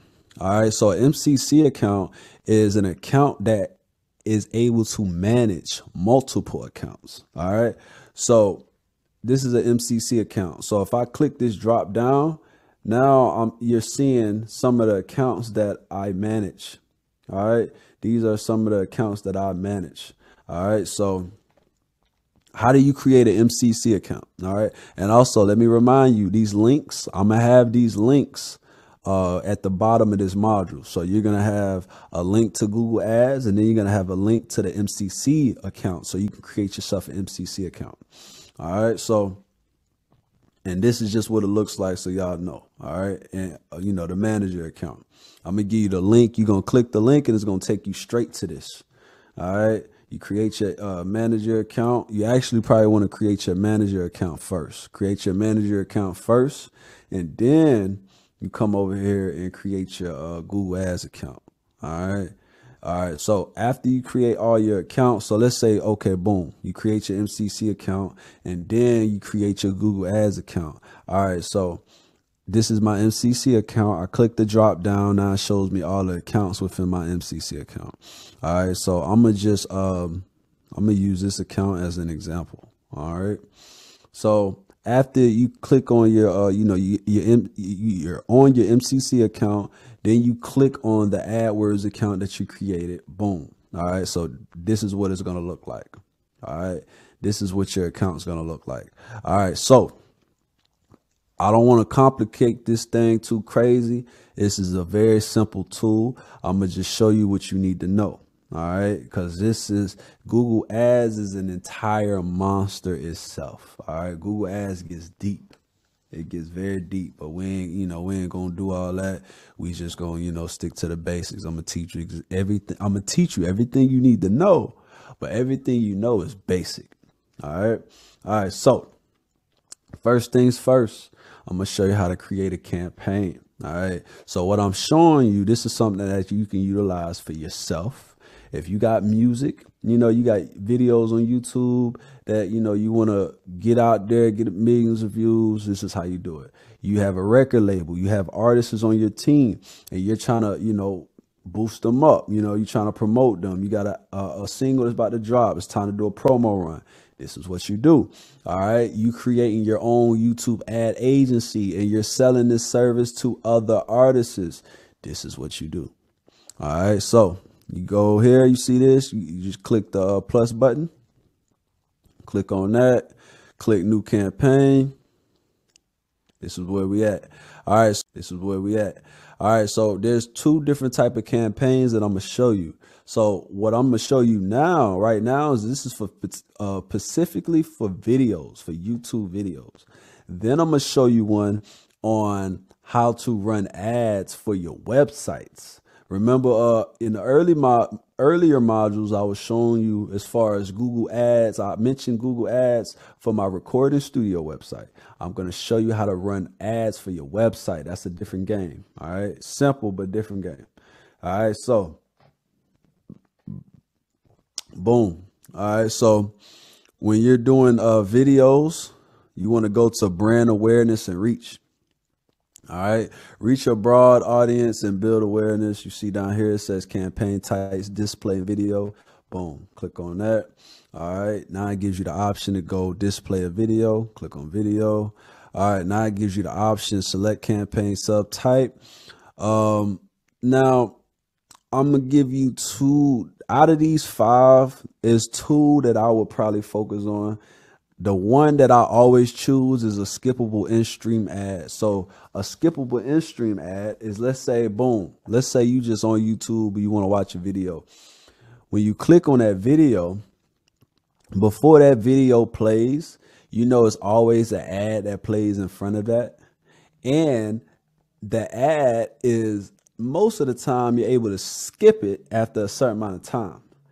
That is a skippable in-stream ad. All right. This is the cheapest type of ad because you're able to skip it. All right. You can make this ad as low as a penny to 5 cents per click. All right. These can get cheap. All right. The only other one that I would recommend for videos is the non-skippable in-stream ad.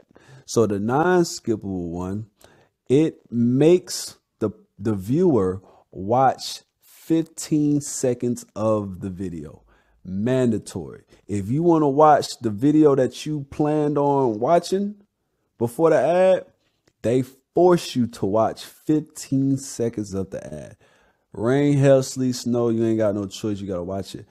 But the only thing that I don't like about it is you can only upload 15 seconds of that video for them to watch the 15-second clip. So this is more difficult to generate views to the main video.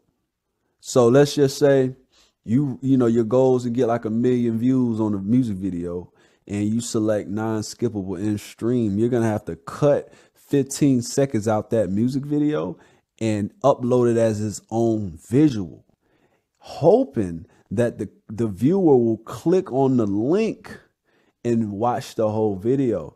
The translation does not go as you think it's going to go. Trust me, been there, done it. Conversion sucks. It sucks. All right. So skippable in stream is the way to go. All right. So you hit continue. It sucks. All right. So skippable in stream is the way to go. All right. So you hit continue. All right. So from here, what you always want to do is name the campaign. All right. So we're going to name this test 1. All right. So there's a lot of different options. All right. We don't deal with every option. I'm only going to show you the important ones that you need to pay attention to when it comes to video. All right. So bidding strategy, just leave it as it is.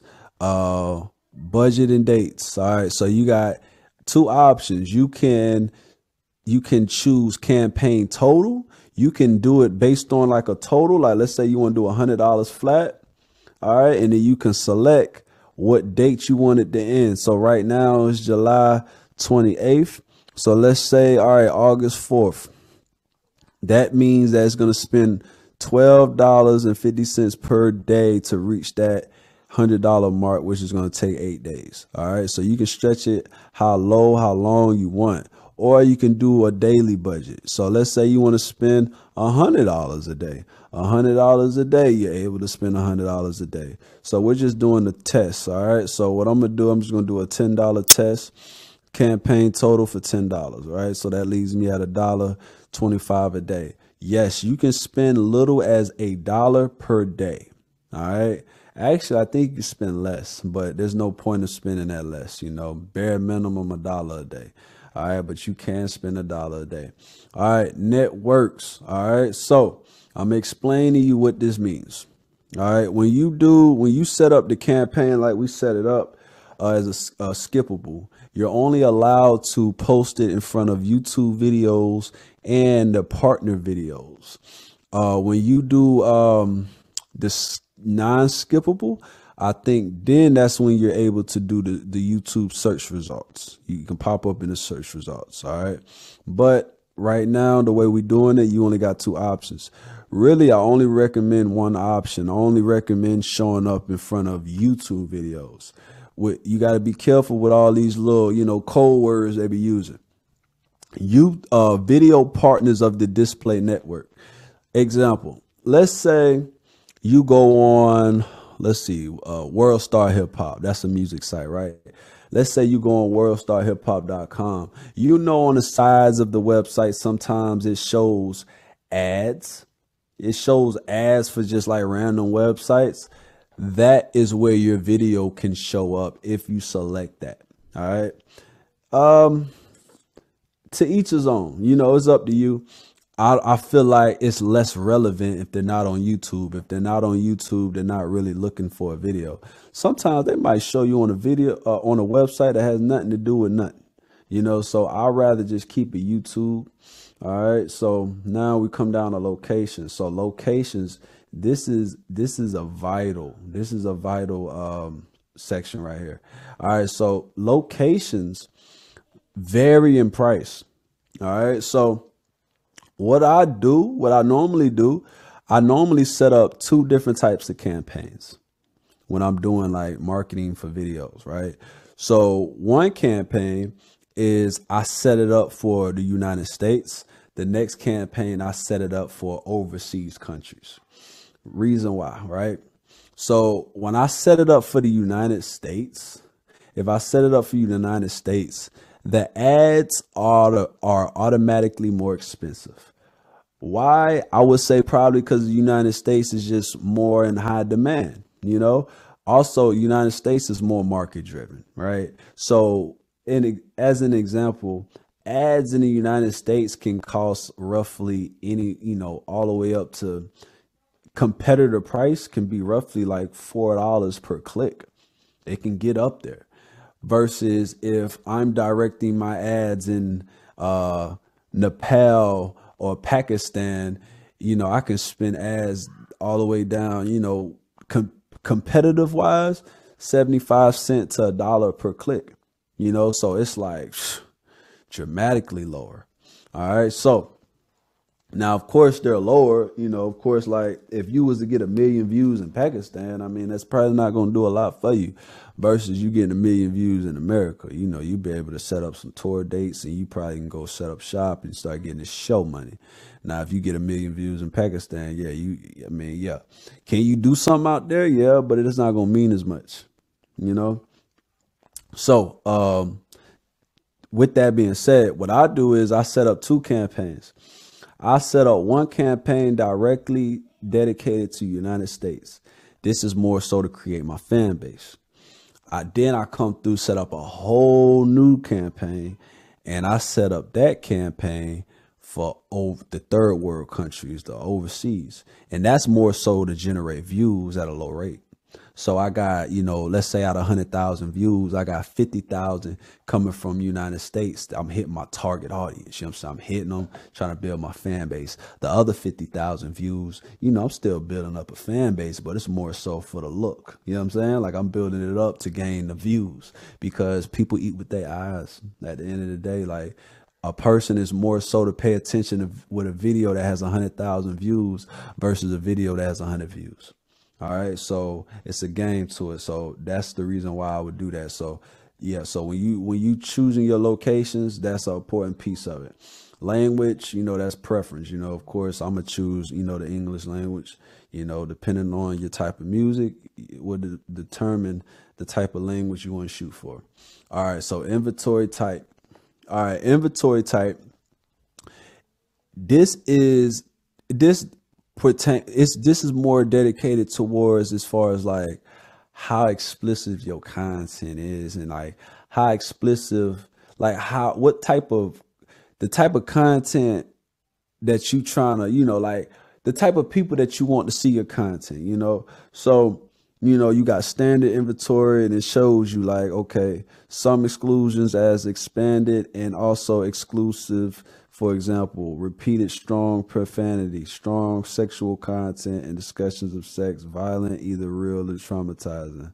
Select an inventory type to show your ads on the content that's right for your brand. So you have the right to select the type of content that you want to place your video in front of. All right. So depending on which one you select will determine how Google will place your videos. All right. So that's what that's about.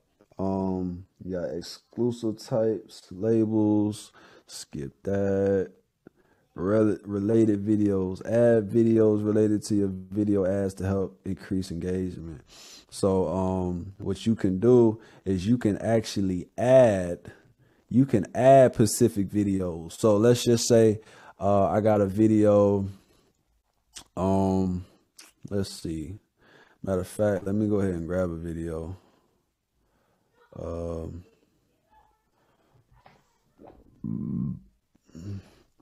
gonna grab my partner video, double up. My dog got 100,000. You see him? That boy ain't playing. All right, so we'll use him as an example. So let's say, boom.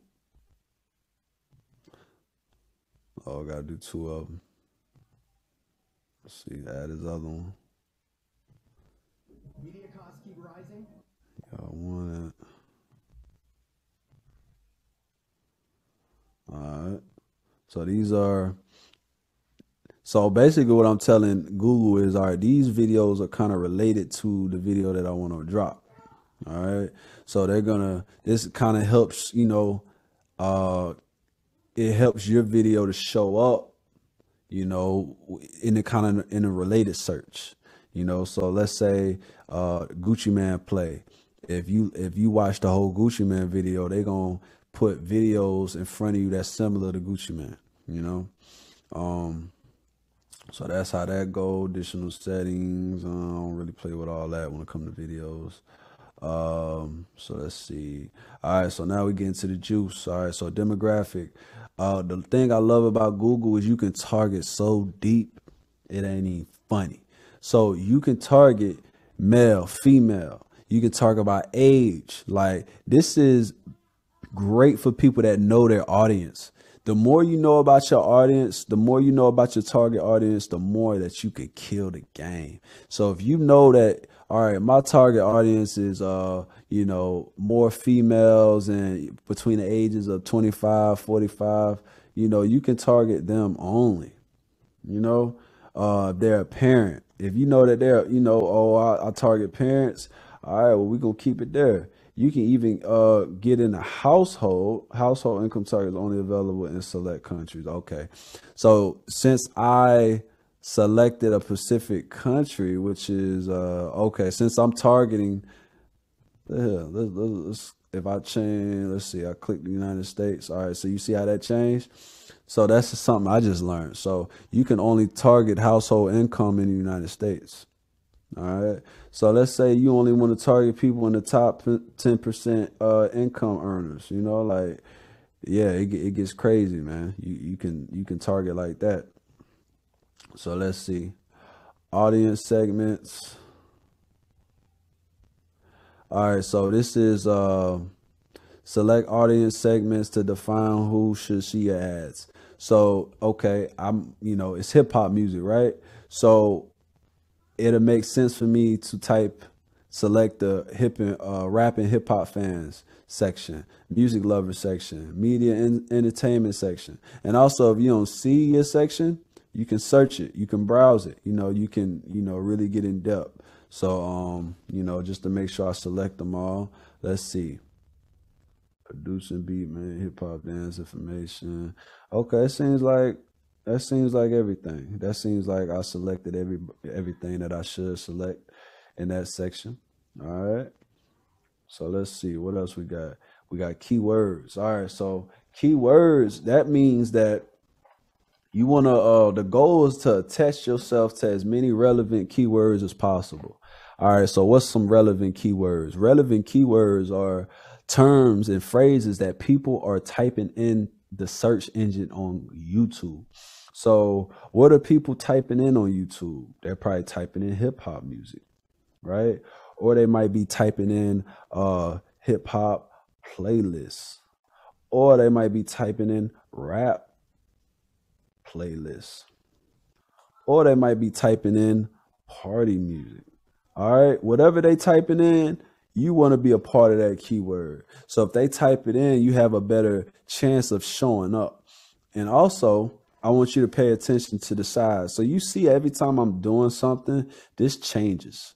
The impressions change based on your campaign settings, but not your budget or bid. So what this means is based on what I'm putting, it's estimating, telling me like, okay, based on the information that I'm inputting, Google is going to be able to create this amount of impressions. Impressions are how many times Google is plan on showing my content to people. They plan on creating 8.7 impressions based on the information that they know that they're able to create 8.7 impressions off of the information I'm giving them. So they're able to show my content roughly 8.7 million times. Now, is that per person? I don't know. But you know how sometimes you might see the same content more than once. You know what I'm saying? So it's probably a good mix of it. All right. So that's that, right? So what else? Now we got topics. So hip hop is the topic. So let's stay on hip hop. What we got? Let's see. So we got entertainment industry, recording industry. What else we got? Record labels, music awards. We got music video, urban and hip hop. Here we go. So boom. You see how zoned in this thing getting? Like it's getting zoned in. All right. So now now we get into the juice. All right. So the juice placements is probably the like my favorite. Right. All right. So placements is allowing you to select the YouTube channels and the YouTube videos that you want your content in front of. All right, so you can either type it in by URL, you can copy and paste URLs, or you can just search. So hip hop, right? So let's see. So we're gonna do, even though I put Double Up's video in the related search area, really what I should have did is put somebody like Gucci Man in that area. All right, so I just want to make sure I should have put Gucci Man in that area because I'm about to put because my main video that I'm gonna set this campaign on is gonna be Double Up. All right. So I feel like he has a Gucci Man style, right? So what I'm gonna do is I'm gonna type in Gucci Man, and let's see what pops up. 1,000+ videos, almost 1,000 YouTube channels pop up. All right. So I'm gonna select his channel. I'm just gonna select all these channels. Bump it. All right. There's no limit to this. There's no limit to this, guys. No limit.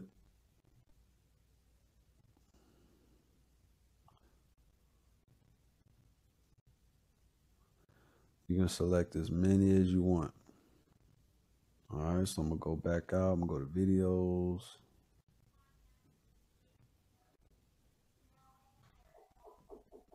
I'm gonna go to videos. Let's see. I'm gonna select all these videos. Like, there's no limit, guys. You can select as many videos as you want. As many videos as you want. You can select 500, 1,000 videos if you want. All right. The goal is to select as many as you want. All right. Now, you see the impressions are getting lower and lower, and there's a reason why. I'm gonna get to that after we go through this whole thing. I'm gonna show you why. All right. So you can select as many as you want. So boom. Now we're done with Gucci Mane. Is there any other artists that he may sound like? Let's see, Young Dolph.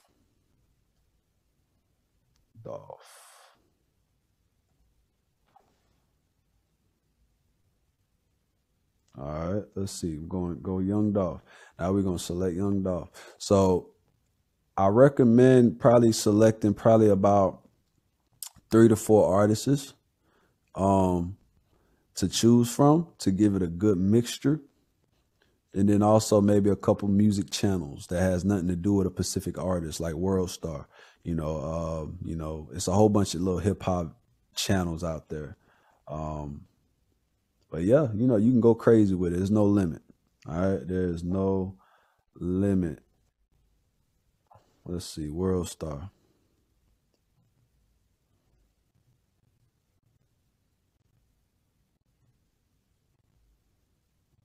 All right. So far we got like 53 videos selected. All right. So now bidding.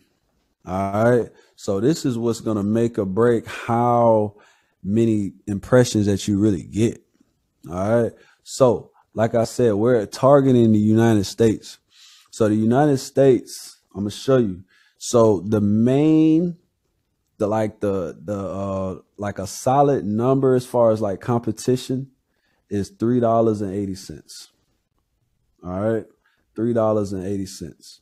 All right. So I'm going to come back to this. I'm going to explain this in depth. What I'm going to do is I'm going to go ahead and paste. This is where you paste the video at. All right. You paste the video right there. All right. Find the URL. You place the video here again. You click here, and then the link just appears automatically, right? All right, so that's really like the last step before you create the campaign. Now let me explain this bidding section. All right, so the estimates aren't available for with related. All right, let's see, let's go back up here. I'm gonna delete this, guys, because I need you to understand some things. You see how this changed? All right, so I need you to understand some things. All right, let me up this budget.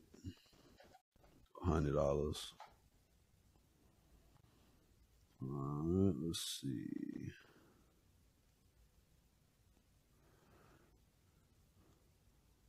All right, so let me explain this bidding. All right, so basically what this is the bidding is you're competing with other people that are trying to market their content. So for example, let's say we got Drake video, one of his music videos, Kiki, right? Kiki just popped off, right? Or whatever. It don't matter if it just popped off or not. Let's say me, there's about 10 other content creators that's trying to get their content in front of Drake's video, Kiki. All right, so Drake is in high demand. So that means that people are going to be willing to pay top dollar to get in front of his videos. All right, so let's say a viewer, just a regular individual, he's on YouTube, he wants to watch the Kiki video. He clicks on the Kiki video. After he clicks the video, an ad is going to pop up. But the question is it going to be your ad or is it going to be your competition's ad? How do Google selects who ads get placed in front of his video? Well, the target bid says it all. So what you're telling Google is when Drake video pops up or whatever videos you select, you're telling Google, hey, not every time, but if it come down to it, I'm willing to spend $3.80 to get in front of that video. All right. So boom, you got your number. Your competition. Let's say he's willing to bet $4.50. You got another competitor. He's willing to bet $5.50. Well, guess what? Guess who's getting that slot? The $5.50.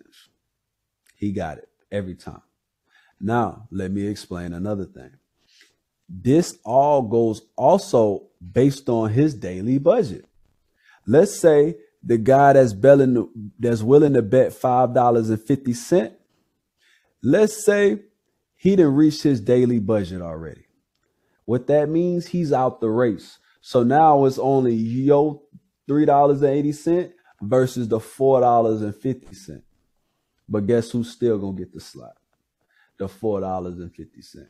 So now the $4.50 guy reached his daily budget. Now it's you, and you're competing with some guys that's only willing to bet $2. Guess what? You getting it every time. You getting that view. You getting in front of that view every time until you run out your daily budget. Then what happens? The next guy gets it. That's the game. That's the game with the bidding. You don't want to bet too much. You don't want to bet too little. $3.80 I found is a solid number depending on the content you're trying to get in front of. If the content you're trying to get in front of is in high demand, you're going to want to bet more. If you are trying to get in front of content that's not in high demand, you'll be able to get over on a little less. All right, so that's the game. So now let me explain to you these impressions. So you see it went from millions to now it's only 10K impressions. The reason why is this, we're targeting super, like it's the targeting is like too targeted. We're too targeted on one campaign. All right. So I was really using this campaign as an example, but what you want to do is you want to create multiple campaigns for one video. All right. So each video should be targeted in a certain way. For example, this video, you see how we selected all this, right? Let's clear this. Watch how we clear this. This changes.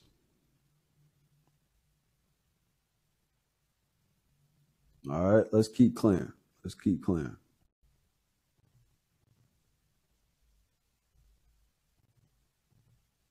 Well, let's fill it back up to where it was. How about that?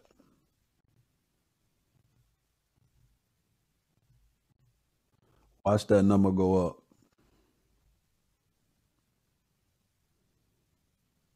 Now it's 2.8 million impressions. All right, let's do let's see. We're gonna do it one more time. Let's clear these keywords. It's gonna go up again. 6.4 impressions. All right, so let's we could probably leave that. We can probably leave the topics. All right, so you get where I'm going with this. So you don't want to be too targeted on one campaign, because if you do, it's not going to be able to show your content to too many people. So bare minimum or the max, the most you want to do per campaign. So this is our first campaign. This campaign, since it's, let's see, we're doing placements, and we got what we got. I think it's placements, and there was one more thing. Audience. What was it? Okay, it looks like this selected everything but the placements. All right, so what we want to do, instead of naming this test, we want to name this placements. What type of campaign this is? This is a placement campaign. So we focus all of our marketing, all of our targeting on placements in front of YouTube videos. All right. So that way we can get a higher impression rate. All right. So what we normally do is we'll create the campaign. All right. Congratulations. Your campaign is ready. Now you're ready to go. Now you're ready to get to it. All right. So what you'll do, you'll come back, click out of this, go back to all campaigns. All right. You're in ad groups. Make sure you go on campaigns. So you show you the campaigns. All right. Now if we scroll, I got so many campaigns on here. Boom. You see it? Placements. All right. See, it's eligible. That means ready to go. All right. So what we'll do is we'll go back in here, create a new campaign. And instead of focusing on placements, this one would be focused on keywords. Now this is specifically for keywords. So also when you create multiple campaigns, I want you to be careful on the total budget. So we did $100 on the previous one, right? So this one, let's say we want to spend $100 total. So the last campaign should be like maybe 50. This one should be like, let's say 25. Then if you want to create another one and focus on audience or topics, that can be 25. Now you got $100 campaign. All right. So I'm not going to go through the whole thing. But I just want to kind of show you as far as, how to go about creating multiple campaigns. But yeah, that's it, guys. So, that's pretty much it. That's the drip. That's how you do YouTube marketing. Like this is specifically for YouTube videos. All right. In the next module, I'm going to show you how to do Google ads, how to run ads for websites. All right. So now I'm showing you, I showed you how to get that music money. Now I'm going to show you how to get that white collar money. Now, after I show you how to run ads for websites, now you're going to know how to run ads for businesses. Now you can like your YouTube ad agency can be bigger than life, bigger than just music. All right. So yeah, that's the drip, man. Catch you on the second module. Man. All right. So like I said, we're going to start with Google Ads. So what you see in front of you right now is the Google Ads account. All right. If you do not know how to get a Google Ads account, it's very simple. All you do is you go to Google, right? And you just Google Ads. All right. And then boom, it's the first link that pops up. All right. Now, after you create your Google Ads account, your account on the other side of setting it up properly will look something like this. All right. Now, what we're going to do is we're going to get into the basics of pretty much setting up campaigns and things of that nature. All right. So one of the very, very first things we're going to do is we're going to set up our conversion tracking. All right. Conversion tracking is pretty much allows you to track certain matrix of whether it's a purchase on your website or if someone submitted a lead on your website, phone calls.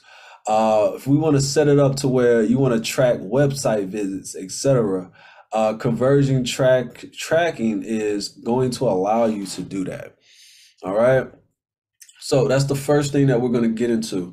So at the very top, you want to go to your tools and settings. All right. All right. So tools and settings, under measurements, you go to conversions.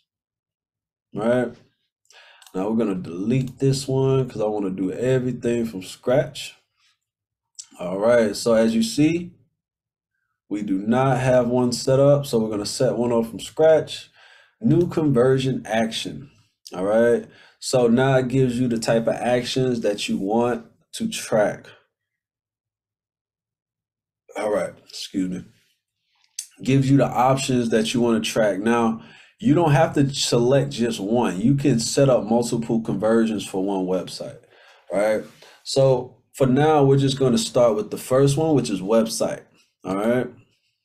All right. So what you want to do is you want to put your website domain name. So we're going to be using one for an example.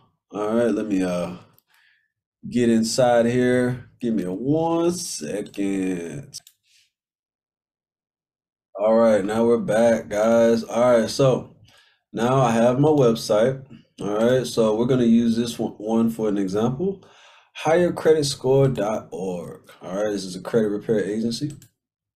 All right, so I'm going to copy and paste that right here. Hit that scan button.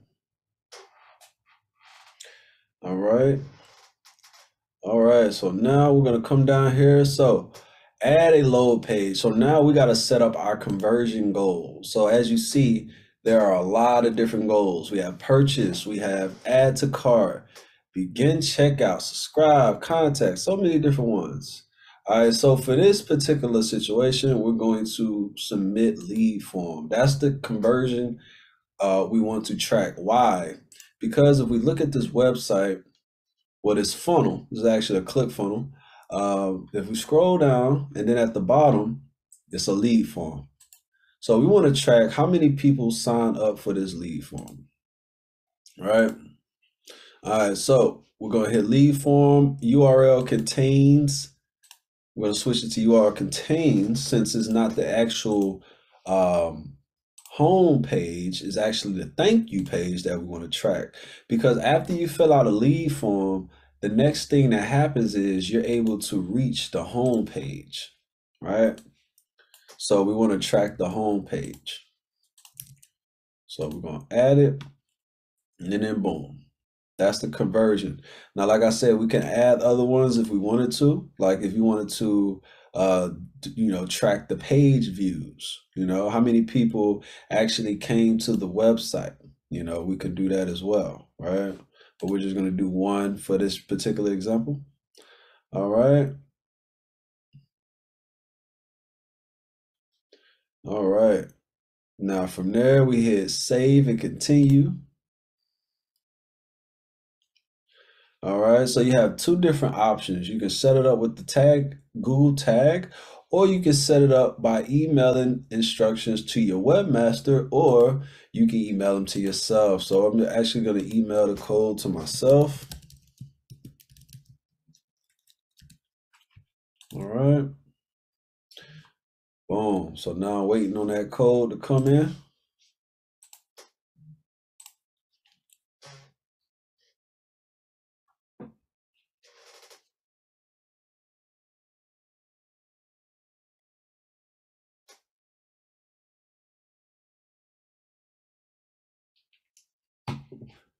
All right, so we got that to come in.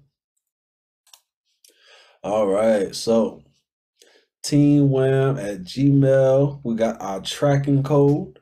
All right, so pretty much you just emailed us the instructions on how to do it. All right, so pretty much what we're gonna do is we're going to copy and paste. All right, it's telling us to install this code between the two header sections of our website. So I'm gonna copy and paste this, and I'm gonna go back to the web page. All right, and they want you to paste this on all pages of the website, right? All pages, right?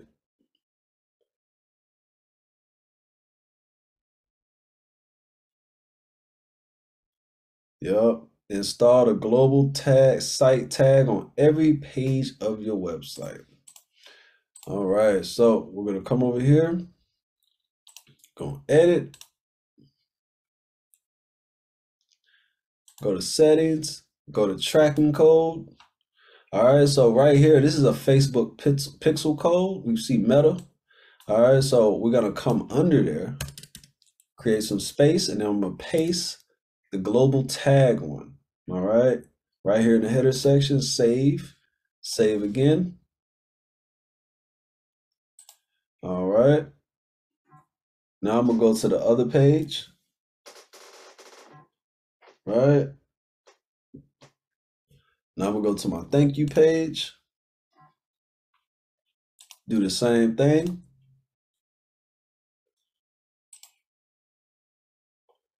All right, I'm gonna hit tracking code.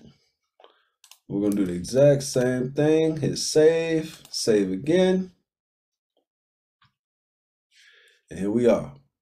So I got everything set up properly, right? Make sure we go through the information, make sure we didn't miss anything, right?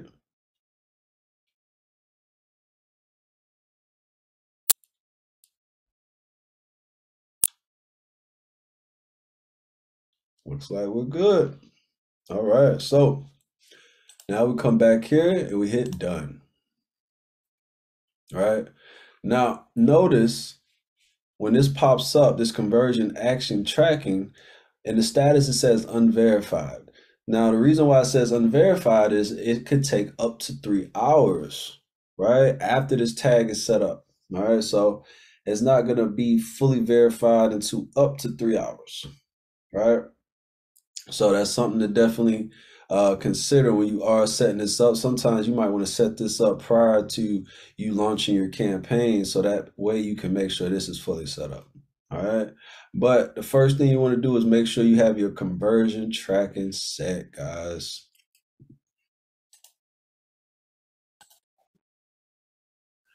All right, guys, we're back at it. All right, so in this module, we're going to be talking about setting up a YouTube ad for conversion. All right, we're going to be setting up YouTube ads for conversion aspects. All right, for conversion reasons. So let's get to it. So pretty much, create a campaign.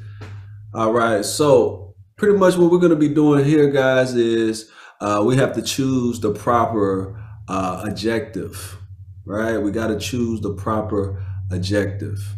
All right. So for conversions, we got a few different options.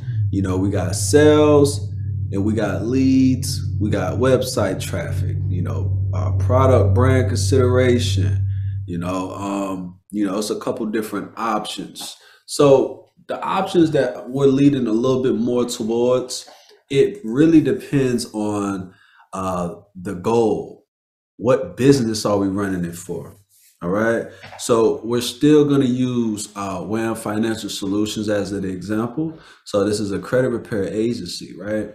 Now, if we look at the business and the business model and the setup of the website, right? Well, we can't take payments on the website, but we can take leads. All right. So it is a form on the website to where people can, put in their information. So this is technically a lead. All right. So what we'll do is we'll choose the lead option. All right. So at the bottom, use these conversion goals to improve leads. If you guys remember, we had set up the conversion in the first module. All right, we had set up the conversion tracking already set up on the website. So whenever you choose a conversion campaign objective, then all of your conversion trackings that you had set up, it will show up in this section right here. So we had set up one, which is for submit lead forms. It's already set up for us. It is live, ready to go. So we can hit continue. It's already clicked.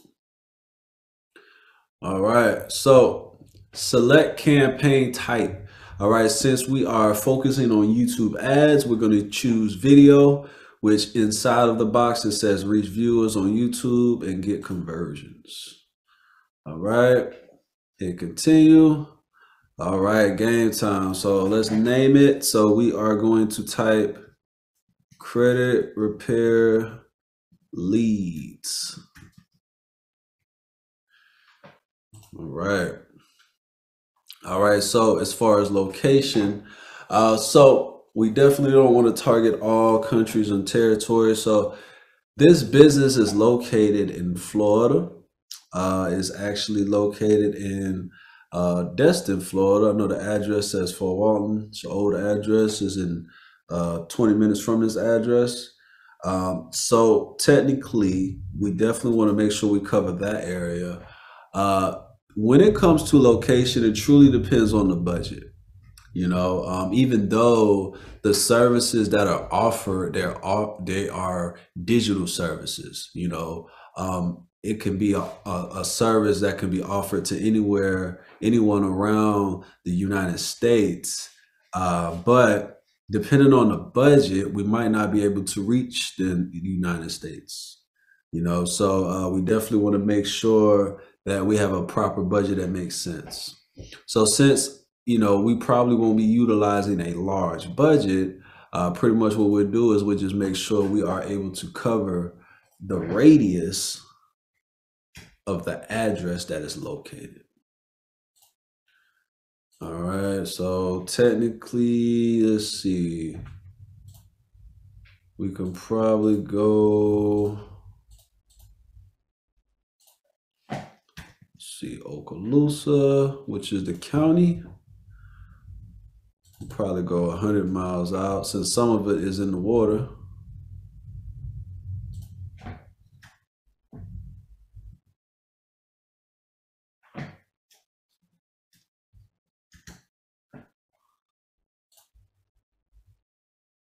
There we go. I think that'll be a good radius. All right, we'll hit save. All right. So you see our impressions dropped, which is good. All right, so we're gonna keep going. Languages, select the languages your customers speak. We'll keep it open. All right, bid strategy. So since we are running a conversion campaign, we will keep it open for maximized conversions. Budget date. All right, so for budget date, like I said, truly depends. So since we are only covering a radius, we'll be able to probably get through with about a $10 a day budget. Now it says consider increasing your budget to $22.95 a higher. A higher budget helps quickly optimize your campaign, which can help you get more conversions sooner. All right, so this is a true statement, but technically we don't. This is just a test campaign, so we'll just leave it as is. Now, you definitely want to listen to Google, and then sometimes you don't want to listen to Google, because Google is a pay-to-play platform. But at the same time, you got to keep it in mind that they want us to win, because if we win, they win. And if we win, we're going to keep spending money with them so they can keep winning, right? So, they want us to win, so they're going to provide us with proper information, but best believe they're going to get paid. All right. Start date, end date, we'll kind of leave it as that. All right, networks, right? Let's see, Google partners. Okay, we actually can't change it. Okay. All right. Guess that is automatic when it comes to conversion campaigns. But normally I like to deselect at least the Google Display Network, but we'll leave it as is. All right, site links. So we definitely want to add some site links, right?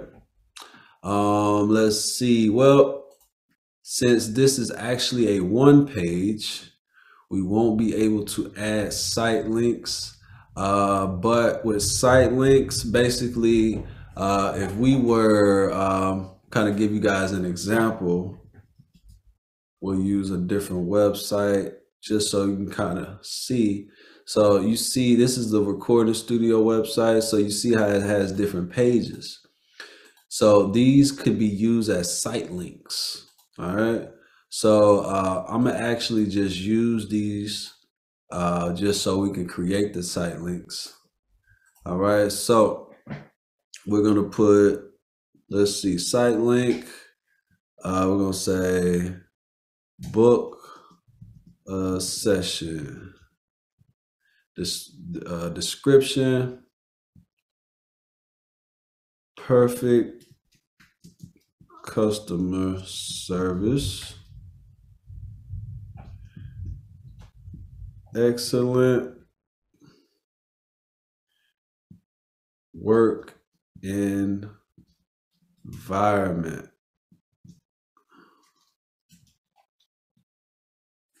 All right. Site link number 2.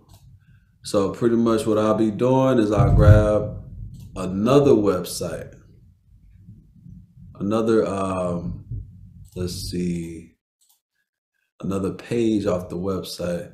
So we will do video production. I'll just grab this one. All right. Quality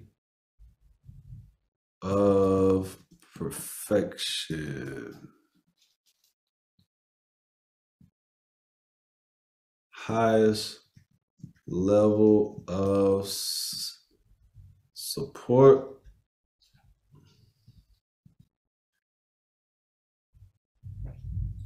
Reach us anytime. All right, so yeah, this is what site links are, guys. So basically, think of it as real estate. Not only are we giving them, other pages off our website to choose from, but also site links do take up more space in the ad. So the more space we take up, the better. All right, so we'll just do those two. All right. So yeah, I just wanted to show you guys. As you can see, it says get up to 24% more conversions by adding assets. So this is just one ad set. All right. Of course, it says at least 2, but 4 more is recommended. And the recommendations are based off analytics and past campaigns. So based off past campaigns, as long as you fill out the asset section, you can get up to 24% more conversions. So that's a lot, right? All right, so we got additional settings. All right, so when it comes to additional settings, let's see, devices, we'll let it show on all devices. Frequency cap. So basically, we definitely want to set a frequency cap, especially, we want to maximize our budget across the board. So pretty much what a frequency cap is, basically it is you put in a cap on how many times the ad is going to be shown to a particular type, a particular amount of times per day.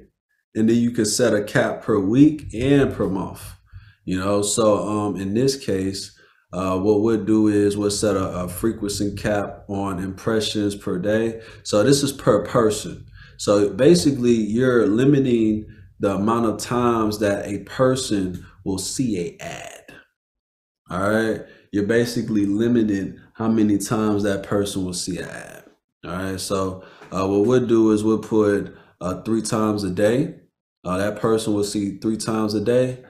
That way we can spread it around across more people. And like I said, you can put it more frequency caps. Like if we wanted to do twice a week, you know what I'm saying? But we'll just leave it for that one as of right now. All right, so that's the frequency cap on impressions. Then we could set one for views. How many times do we want the same person to view the ad? So we could put one per week here on the views, and we could put like 3, for the week. So that's pretty much how that goes. So yeah, we got the ad schedule. So it's set at 24 hours. Now with the ad schedule, this is it's kind of a preference thing, guys, because we kind of did some research on this, and of course in the mind is like, all right, if you're showing an ad for a business that only operates between a certain amount of time. So for example, this business technically is a 9-to-5 operating business, as far as on the customer service side. So, technically we'll be like, all right, well, we'll just run the ad from 9 to 5. But, believe it or not, there are people that will search for the service outside of those hours. You might get a guy or a gal that will search for the service at night. They had an epiphany. Oh man, I need my credit fixed. Let me find somebody. Okay, boom. They offer this service. I'm gonna call them in the morning. That does happen. All right, so you don't want to miss out on that. So, we'll kind of leave it out 24 hours. All right. And that's pretty much it. We'll skip that part. So skip ad group and ad creation. We're gonna hit skip.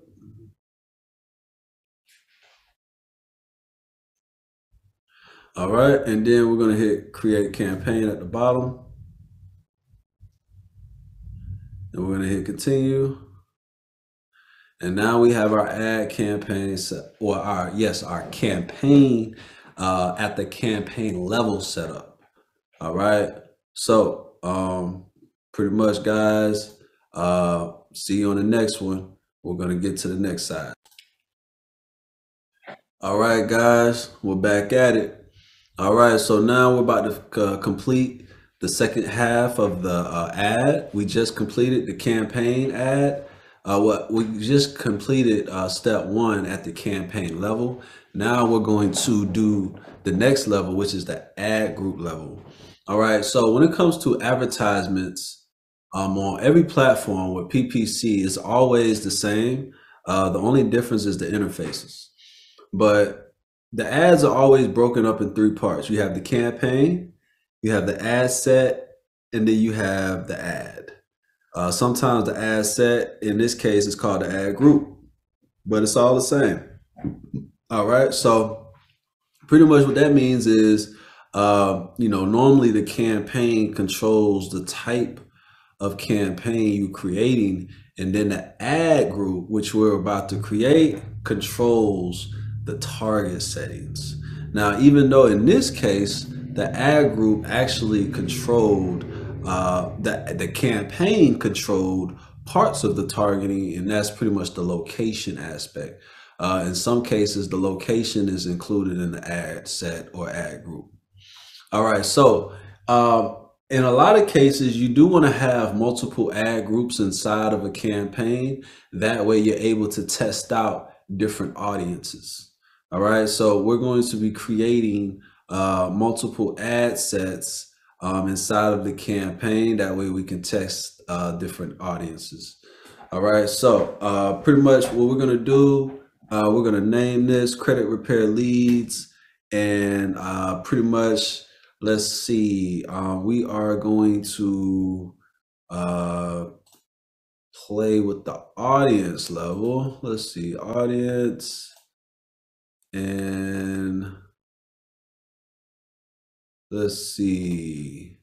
All right, so this is going to be the audience.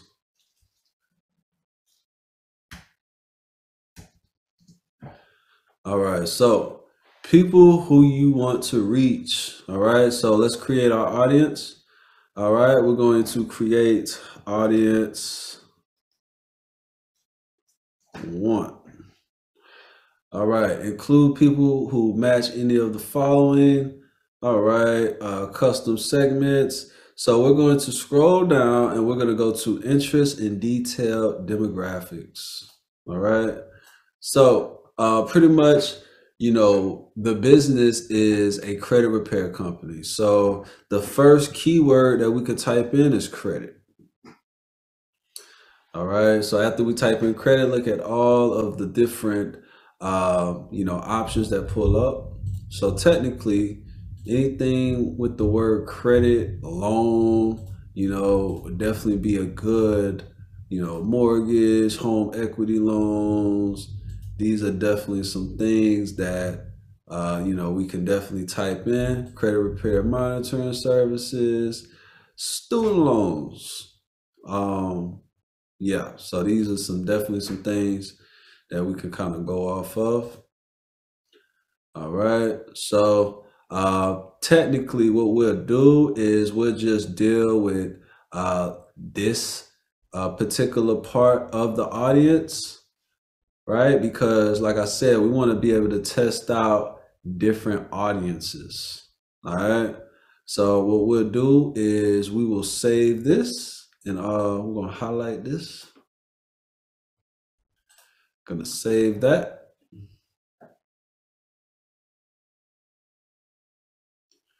All right, and then we're gonna rename this. All right, so that is the name of our ad group.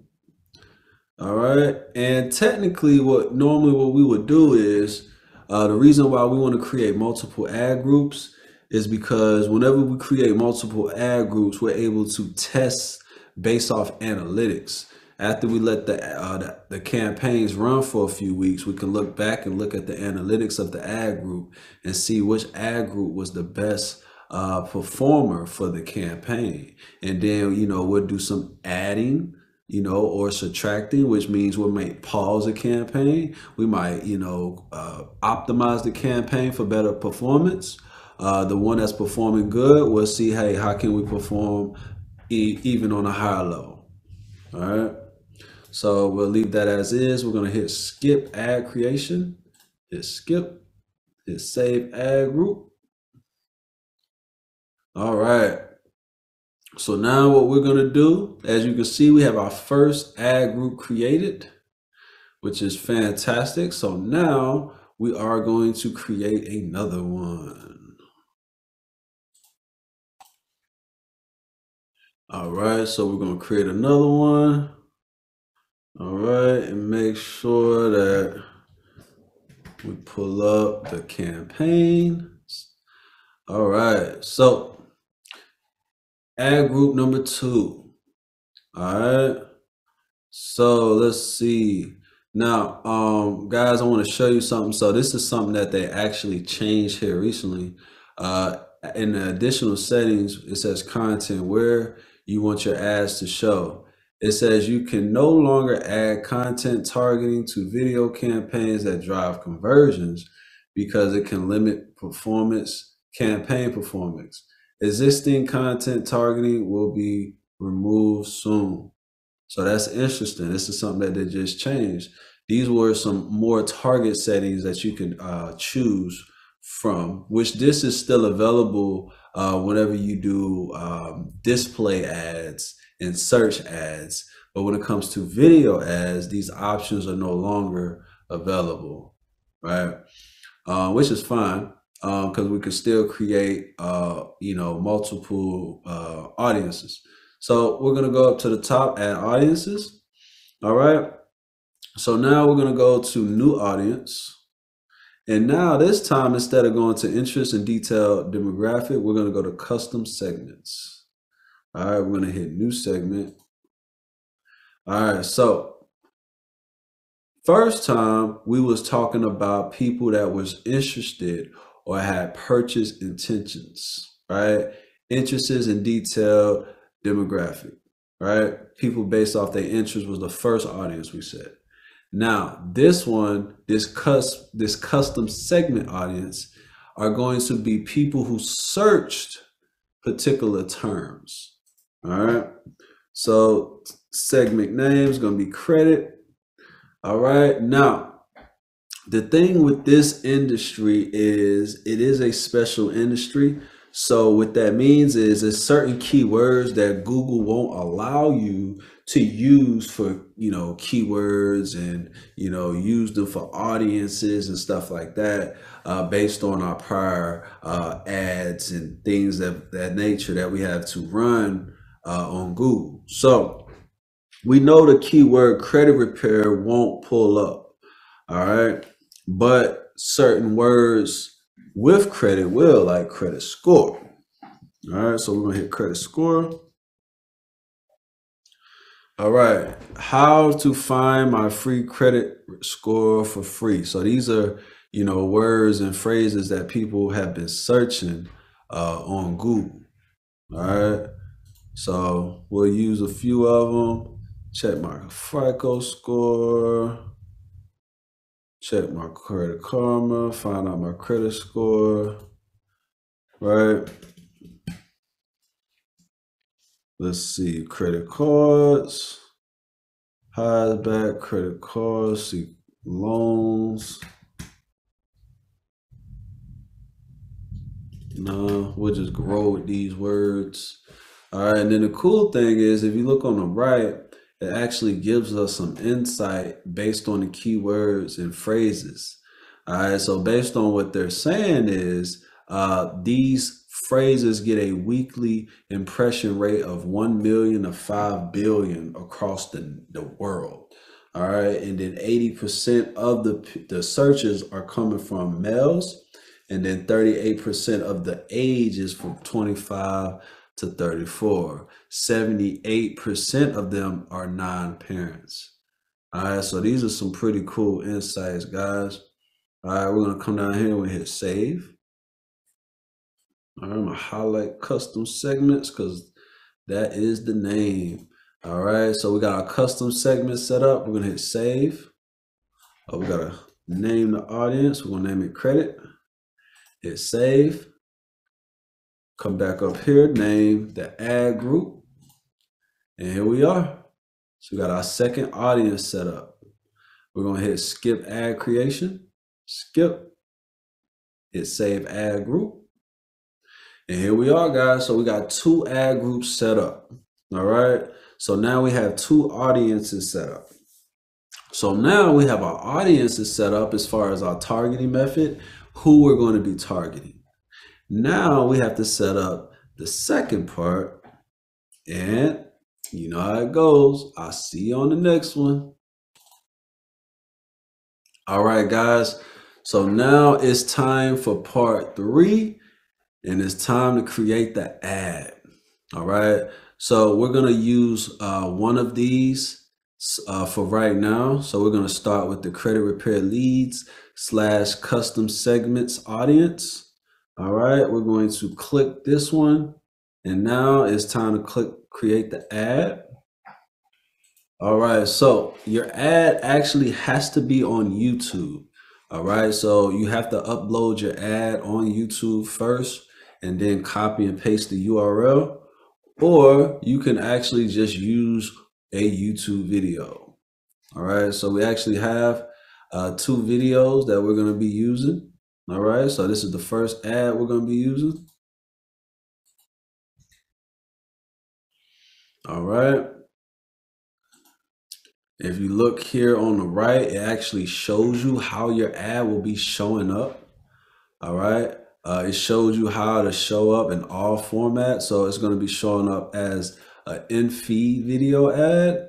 All right. So that's what the in-feed looks like. This is what the skippable will look like. And then also this is what the YouTube short ad will look like. All right. And then also this is mobile version. Then it shows you desktop version as well. So yeah. All right. So now it is time to get to work. So we have our ad. So now we need to paste the URL of the website. Got that. All right, display URL. So what do we want it to say? In between the dashes, we'll put credit to 850 credit score. We'll put road to 850 credit score. So that's what we'll put. Call up action. All right, what do we want them to do? We want them to, out of everything that's here, we definitely want them to sign up. All right. So headline, we'll say credit repair. Let's see, only got 15 characters. Get your credit, fix your credit, fix your credit. We change lives together. I like that. We'll just use these standard ones. All right. We'll leave that as is. Auto generated banner. You can upload your own image, you know, your own thumbnail, which is always recommended. But when it comes to ads, sometimes I like the thumbnail that they auto generate. So a lot of times I go with the one that they generate. But you know, it is a lot of cases that you definitely want to provide your own, because a better thumbnail will change the aspect of a conversion. All right, but we have everything for the ad set up. So we're gonna name the ad credit leads ad 1. All right, so we got our first ad set up. So now we want to test 2 ads each audience. All right, so remember, each campaign, there's 1 campaign. Under that campaign, you can have up to 4 to 5 ad sets. Under the ad set, each ad set can have up to 4 to 5 ads. So it really depends on the level, the budget. If you have a small budget, then you're not really going to be able to test that many ads effectively. All right, so with this being a $10 budget, we'll probably end up testing 2 ad groups and 2 ads per ad group. All right, so we have ad 1. So now we're going to create the second ad, which is this one right here. Paste the URL, put the road to 850 credit score. Call to action, we're going to hit learn more. So we'll do a different one, different call to action this time. We're going to put 850 credit score. Get a credit masters.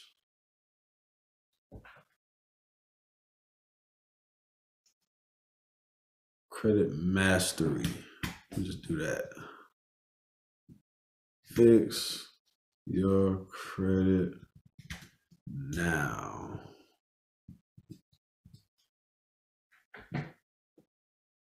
Credit repair in the highest form.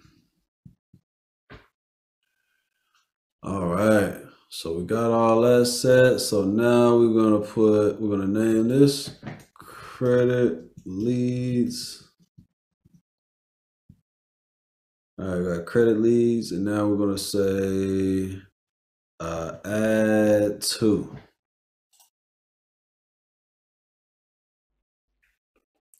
All right, so now we got both of our ads.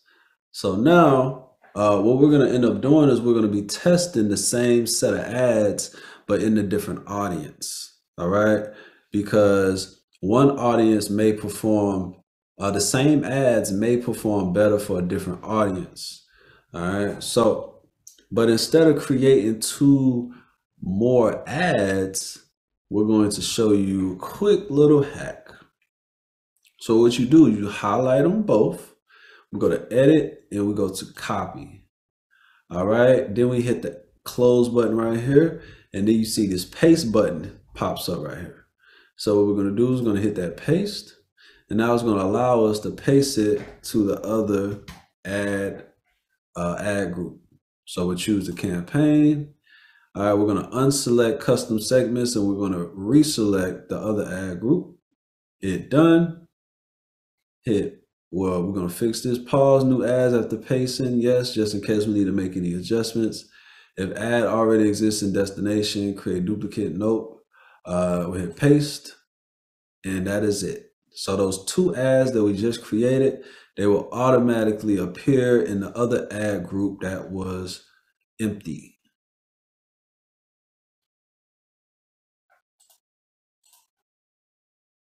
All right, so now what we're going to do is we're going to go back to the campaign level. All right, and guys, we are set. So now we have our campaigns. So now we're going to look at it from the beginning. So you see this is the campaign level. All right, and then from the campaign level we have our actual 2 ad sets. All right, we got the custom segment ad set, and then we got the interest in detailed targeting demographic asset. So we're going to click on the interest one. And as you see, here go our copy and paste ads. All right. There you go. You see, these are the ones because they're paused. All right. And then if we go back, we go to the custom segments. Of course, these are good to go. So we're good, guys. We have our ads ready to go. And these are how you set up conversion ads. All right. Conversion meaning, you're looking for an action to take place after an ad is seen. All right. So the goal is for a consumer to see the ad. They're watching YouTube, right?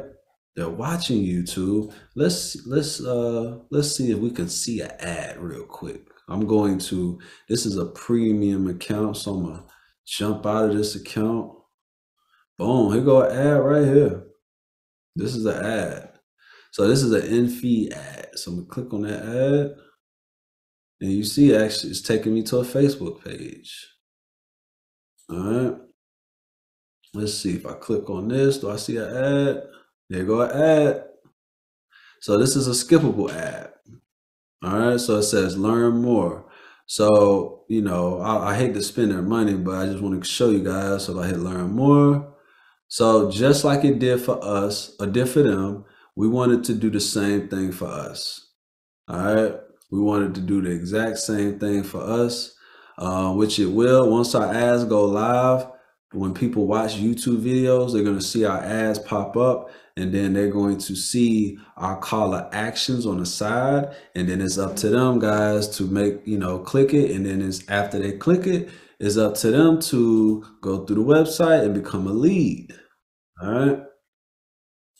And that's it, guys. See you on the next one. All right, guys, we're back at it. So in this module, we're going to be discussing how to promote videos, non-music videos. All right. So I'm going to use my guy, Kenny D, as an example. He actually has a podcast that he's promoting called the Pimp Game Podcast. All right. So this would be a great example to pretty much showcase. All right. So if you remember, guys, everything's the same, when it comes to creating the campaigns. No different. You go to campaign, create a new campaign. Since we're creating a video campaign, well, first we're going to always create a campaign without a goal guidance. And then since we're still focusing on YouTube and we're focusing on videos, we're going to click the video button. All right. All right. So when it comes to this part, we have different segments of the video, right? So we're going to click on get views. All right. So our goal is to get views. And if we look at the reason behind it, it says get views and influence consideration of your products or brand with skippable and stream ads and feed video ads. All right. So we're going to click on that one. We're going to click on continue. All right. So we're going to go ahead and name it. All right. So what I like to do is I always like to name it the name of the video. All right. So this is his YouTube channel right here. You guys can subscribe to my guy. Right. All right. So we're going to select one of his videos to use as an example. All right. So I'm going to popular. So he has one that he did with Bruhman. So I don't know if you guys are familiar with Bruhman, but he is actually he was featured on the Martin Lawrence show a long time ago. Bruhman from the Fifth Floor. So he definitely has a name, notoriety to his name. So we're going to use one of his videos to do as the example. All right, so his goal is to grow his podcasting business. All right. All right, so copy the title.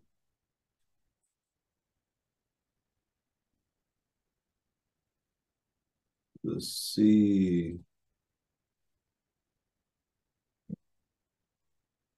All right.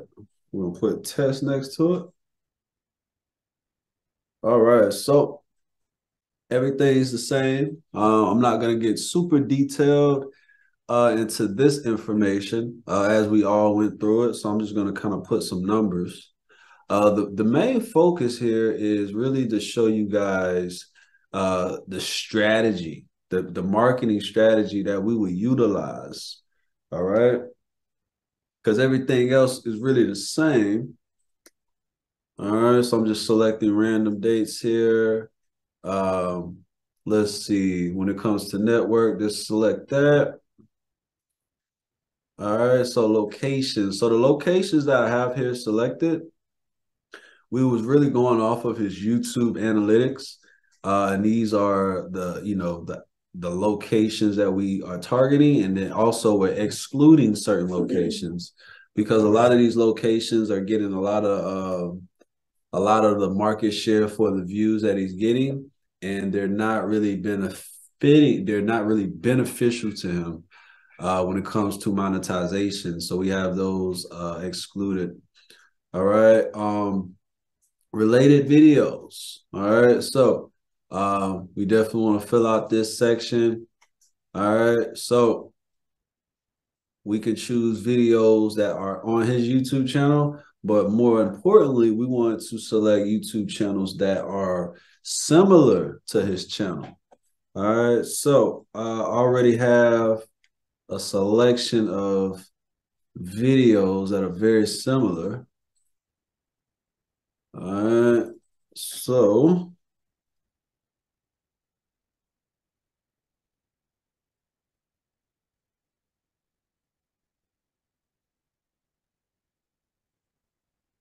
here we are.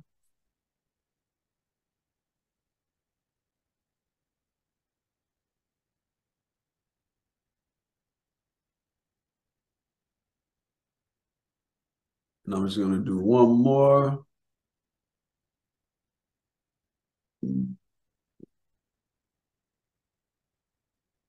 Here we are. All right. So we got those. Additional settings, we're going to leave those as are. Like I said, this isn't our main focus. Normally, we would skip the ad group, but we're going to get right into the ad group because I want to show you guys, basically the best practices for the target settings. All right. So like I said, everything else is the same. We're going to go ahead and fill in this section. All right. So it can populate. So you have your option of doing in-stream ad or a skippable in-stream ad. All right. So I recommend doing both. All right. So you want to create a campaign for skippable and a campaign for in-feed ad. All right. But in this case, we're just going to do skippable.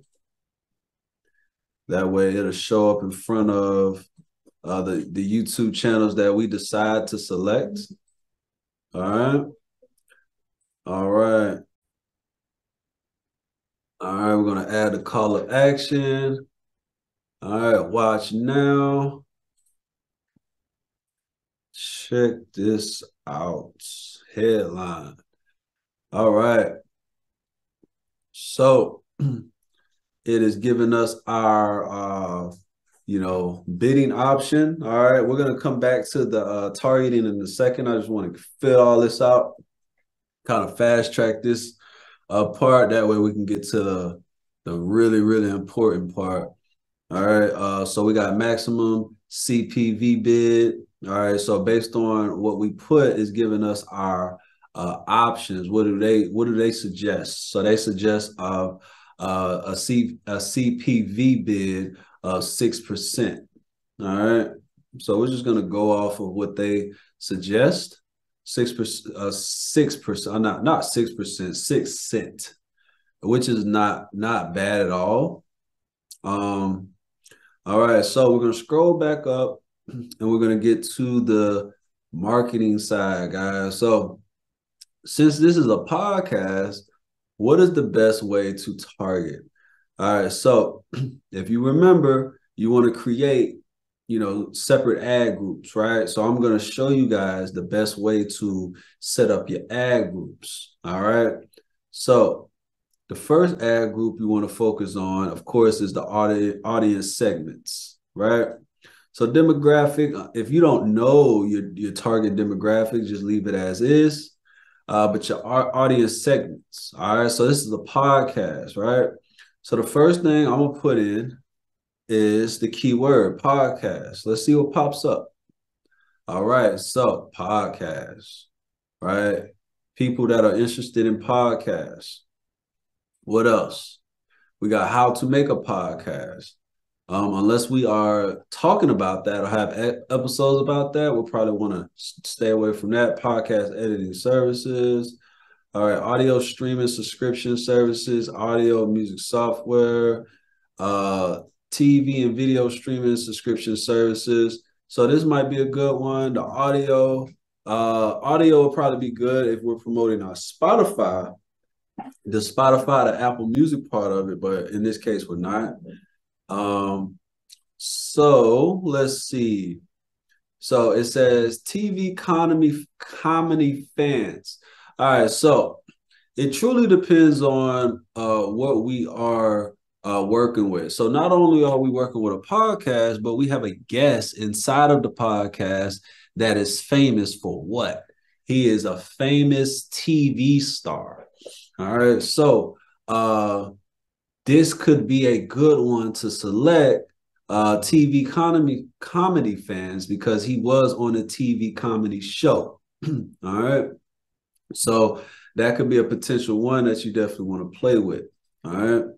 So if you remember in the other videos, audience segment should be you should set this up and have its own ad group. All right. So this would be its own ad group if we was to set it up that way. All right. So that'd be my first ad group that we would set up. All right. So when it comes to keywords, all right, we'll have a separate ad group for keywords. Right. So first thing is podcast. All right. That'll be a great keyword. All right. And then also we want to put the guest name, right? Bruh Man. And then we want to put what show was Bruh Man part of? The Martin Show, right? So these are some keywords that we definitely want to include, all right, inside of the keywords, all right. So let's see what other keywords can we include. All right, so I'm gonna go off of his video. And he actually has some hashtags inside of here that we could actually potentially use. All right, so let's see. We can actually use these keywords as well.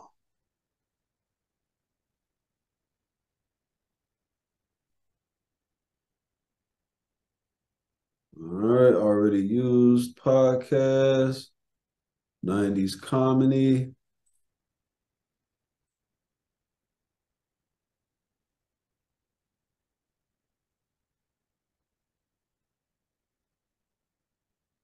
Already used Martin Lawrence. All right, so these are the keywords that we're going to use. All right. So keywords will be set up as its own ad group, right? So then we will create another ad group for the topics. All right. So for topics, we're going to start same way. Podcast, right? So as soon as we type in podcast, guess what? Podcast pulls up. So now we're going to be targeting people that are interested in this particular topic, right? So what else could we use? All right, outside of podcasts. I mean, we could use radio. We could use talk radio. Talk radio is very similar to podcasts. Online media. Online media is YouTube, right? That's another, what is a form of online media? YouTube, right? So this could be a potential one that we use as well. All right. And it seems like that may be it. I'm gonna scroll just to make sure. Broadcast and network news. It could be one depending on the topic. All right. But those three are pretty much good, guys. All right. So the next one, all right, the next one. So far we do got 3 ad groups set up. Now you could combine the audience segments and the topics as one ad group. All right. You can have more than 3. We just normally like to stick with 3 ad groups. But the last one that we definitely want to do is the placements. All right. So how will we target it based on placements? So now this is where you will place your video in front of other YouTube channels and target those channels subscribers. All right. So we kind of already dived into the channels that are pretty similar to this. All right. So I'm going to go ahead and grab them from here. So we got the $1 million worth of game. All right. So we're going to highlight. There we go. Click on these videos. Since all of their content is they have a similar niche as Kenny D's Pimp Game podcast. So we're definitely going to use all of this for an example. So boom, just going to click on a few, and I'm going to grab the other one. So that was $1 million worth of games. So now we need to go to Drink Champs. All right, so it is on Revolt TV.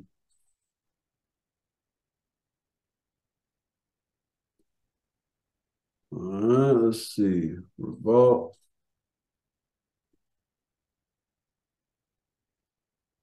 So when I typed in Revolt, even though I put in the URL for the YouTube videos, it's not showing everything else.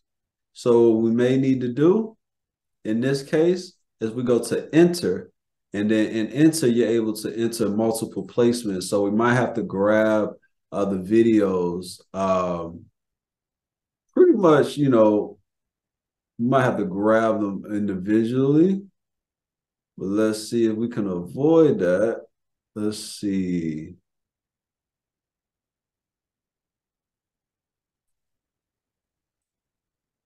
Um,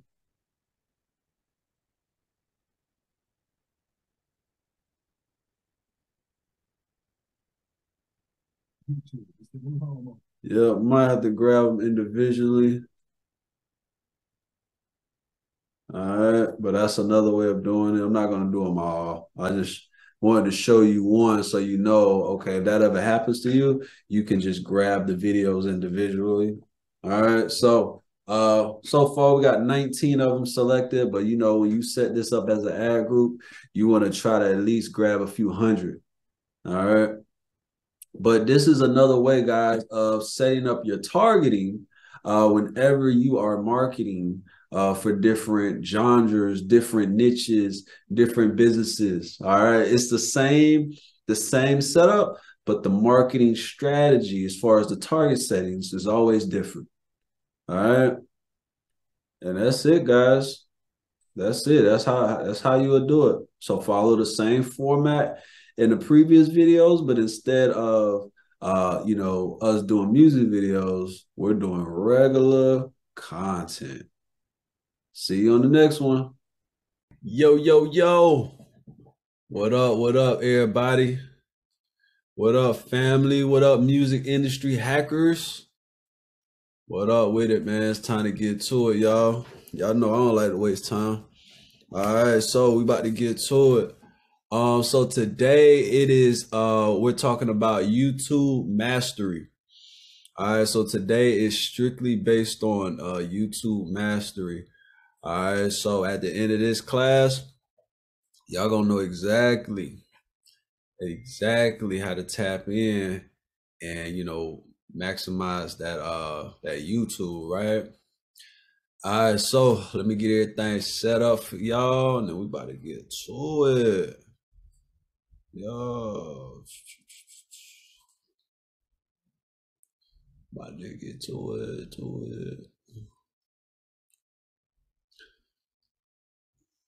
All right.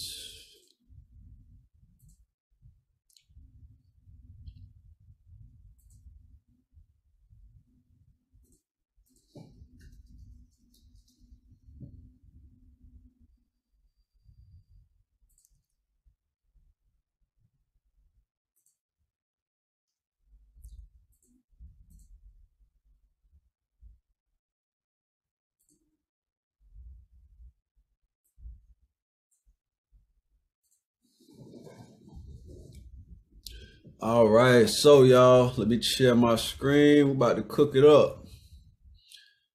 About to cook it up. All right.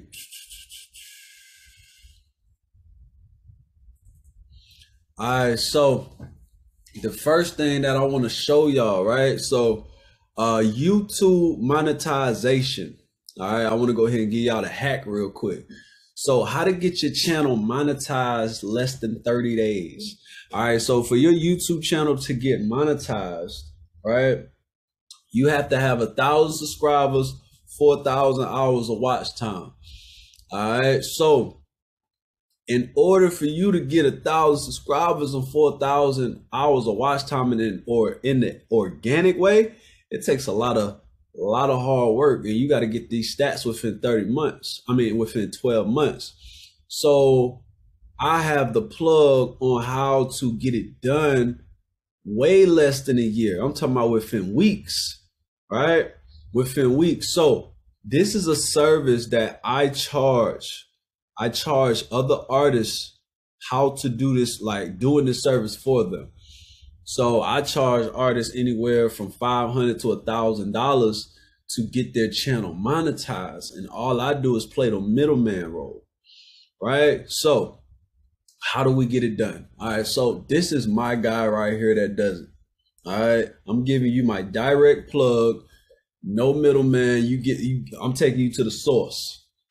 All right, taking you directly to the source. So he charges me $200 to pretty much get channels monetized.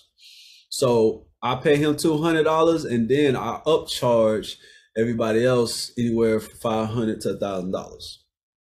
All right, and this is a hot commodity because a lot of people don't understand monetization, which, I mean, it's hard to do.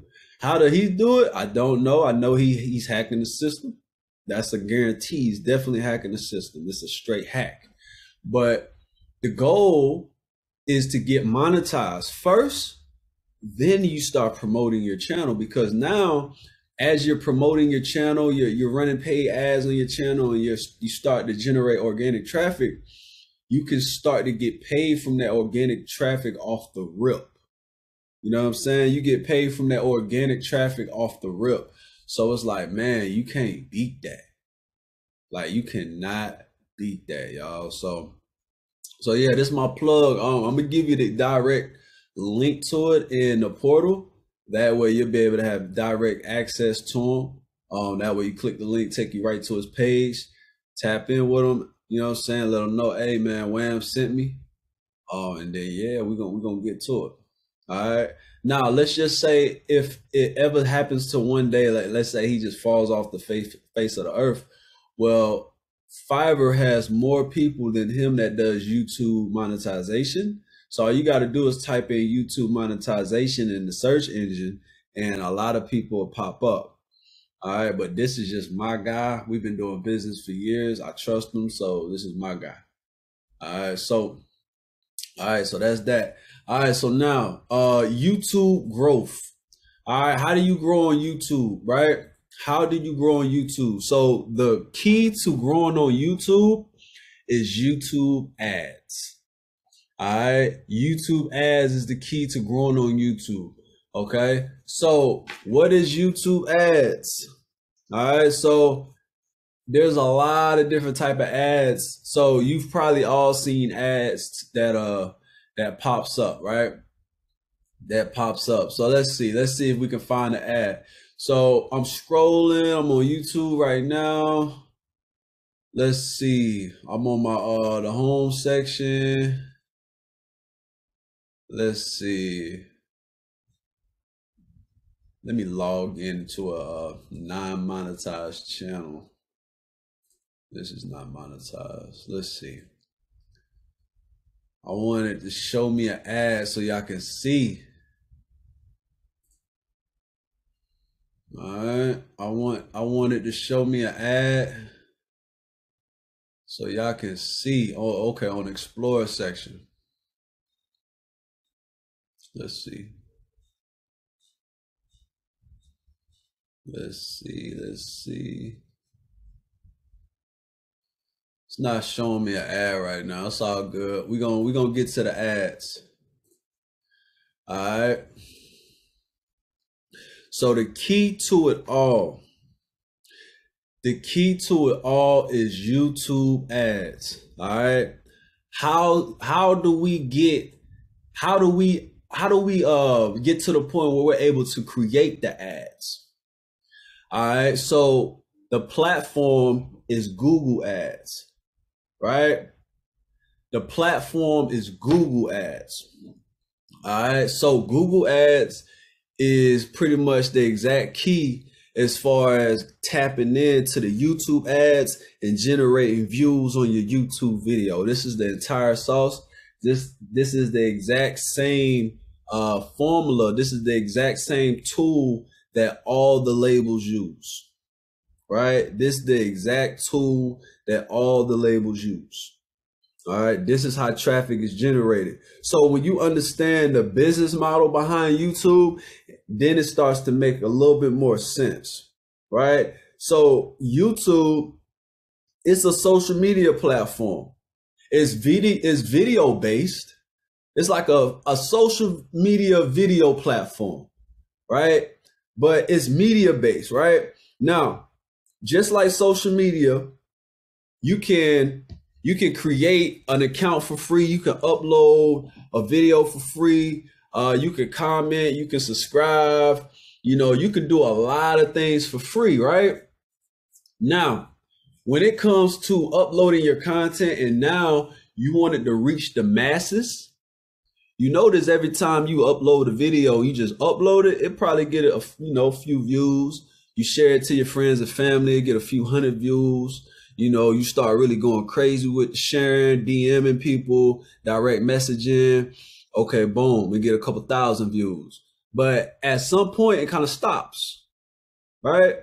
And let's just say you got like 100 subscribers, 500 subscribers.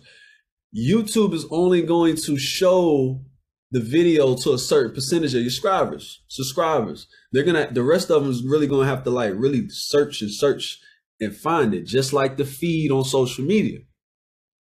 So what they do is they incentivize you. In order for you to reach the entire platform, you have to run ads to do it. When you put advertising dollars into the platform, it allows you to do whatever you want to do. That's the model, right? YouTube, their revenue, I would say it's probably like 95%. 90 to 95% of YouTube's revenue comes from ads. That's how they are able to make a living for the company. That's their whole entire business model. All right, so when you understand that, then it really starts to make sense, as far as like, okay, how do you grow, right? So Google Ads is pretty much YouTube ads. YouTube is owned by Google. All right, so Google Ads is the platform, right? So all you do is type in Google Ads in Google. That's the link, and then boom, this is what pulls up. All right, so it's super simple to set up your account. All right, it's super simple to set up your account. You click on their website, you got the Start Now button, and then boom, you can get rolling. All right, so for me, I can't create a new account. Reason why is because when it comes to creating new accounts on Google, it's very similar to Facebook ads and Instagram ads. All right. they tie your IP address with accounts. So if I create a new account, it's gonna get shut down because I have too many accounts. I have multiple accounts, and then I also have accounts that I manage for other clients. But the accounts that I manage for other clients, they have to actually manually make me manager of their account. So it's a whole process on that. So, but as far as creating the account, it's super simple. I also will send a tutorial video on how to actually create the new account, but it's super simple. But after you create the account, I'm just going to log into the account I have. After you create the account, this is pretty much what it'll look like. This is what the interface looks like. All right. This is what the interface looks like. All right. So this is just one of my accounts. Let's see. All right. So if y'all notice on this account, on this one alone, like all time spend is at like 40,000. All right. And yeah, this is one of them. In here I have, music videos that I'm managing. Also my studio, one of my guys' studios in Sacramento, managing his ad account. Also some companies. I also do marketing for businesses. So it's a lot that's going on in here. All right, so what I'm gonna do is I'm gonna go to one of my tester accounts, and this is what we're gonna kind of play around with. All right. So like I said, once you create the account and you log in, this is how it's gonna look. Now, if you notice on this particular interface, I have multiple accounts in here. So the only difference between this and y'all's is, okay, I'm like the tester. When it says tester, when I click on this, it's going to take me to the actual account. So after it takes me to the actual account, this is what your interface will look like. All right. This is what your interface will look like. All right. So it's a lot going on here. All right. But we're going to keep it super simple. All right. The goal is learning how to generate views for your YouTube video, right? Just like the labels do, right? Just like the superstars, like how they get millions and millions of views. This is how they do it. All right, so this is your home space right here. All right, so you notice on the side, it has a lot of different, titles, overview, recommendations, insights, campaigns, ad group, ad sets, videos, whole bunch of stuff. All right, so the main focus right now is campaigns. All right, so how you create an advertising campaign is you click on campaign, and after you click on campaign, it's a little blue button down here with a plus sign on it. You click on that. All right, you click new campaign. All right, so boom. Now, when you get here, you have a whole bunch of different objectives, right? A whole bunch of different objectives. So goals. What is your goal? So it's a lot of different goals. Now, for this particular video, we're talking about how to send traffic to a video. So whenever it's time to send a traffic for not just any video, but a music video. So the music video, this is more considered brand awareness. We're trying to get people aware of, what's going on. We're trying to get them aware of the brand, the business, get them aware of the song, the commercial, which is the video showcasing the product, which is the song, right? So we're trying to get them aware. We're not technically trying to sell something at that moment. So that's when it's like, okay, brand awareness. We're just trying to reach people. We're just trying to get them to know, hey, we're here. All right. So now if we was to sell a product, if we was to sell a product, like we're showing a video ad to sell a product, then, okay, we're going to run a conversion ad. But, that's just for another different occasion. And that's we're going to also have a separate video for Google Ads, particular for businesses. So the other video is going to dive deeply into how to market your music businesses, right? All the music businesses, as far as like, the recording studio, video production, companies. We'll get into that in another video. So this is particular for music videos. All right. So what I always recommend is I go to create a campaign without a goal guidance. All right. This way you have way more control over certain settings. If you click one of these objectives, it's going to set a lot of controls automatic for you, which is cool if you don't know what you're doing, but I'm about to give you the whole sauce, so you ain't got to do that. So create a campaign without a goal guidance. All right, so after you select that, you have campaign types that pop up. All right, so the one that we're focused on is the video. All right, so we're going to click on the video. All right, so after you click on the video, you notice it has a lot of different options. You got custom video campaign, which is the one we're going to select. Then you got target frequency. You got non-skippable in-stream, drive conversions, ad sequence. So the one that we're going to focus on is custom video campaign, because this is going to allow us to, select from multiple options. But the other ones that you could potentially be, you could use is one of them. You have non-skippable in-stream ad. So if you ever click on YouTube and you're about to watch a video, and before that video plays, there's an ad that pops up. Now there's two types of ads that's going to play. You have a skippable ad, which you're able to skip after roughly about 3 seconds. Then you have a non-skippable ad.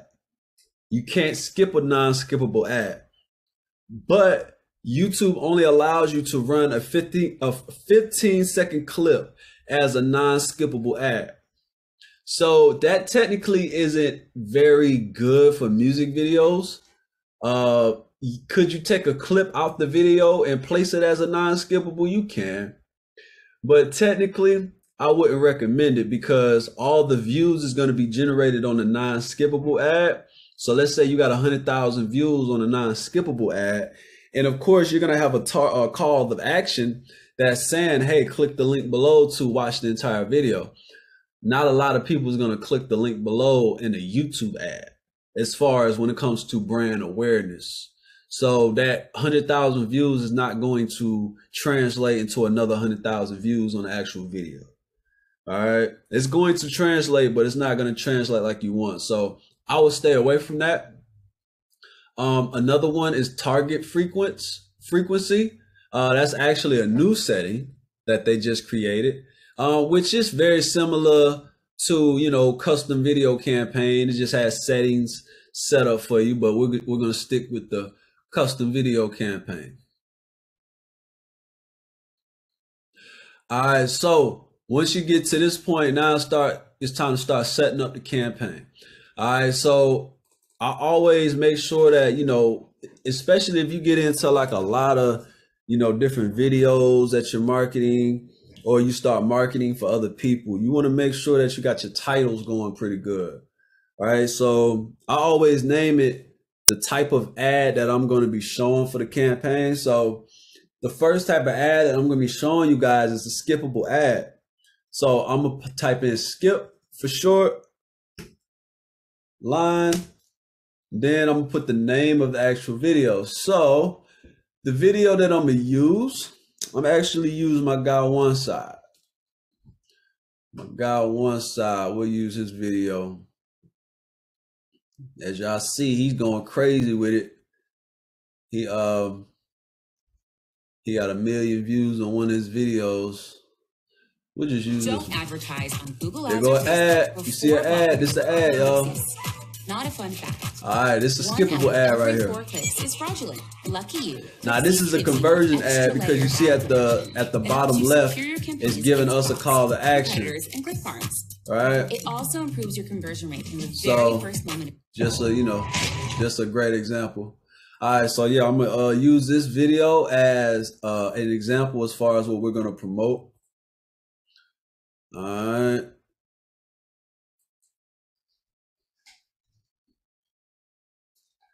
All right, we're going to use this as an example. All right, so boom.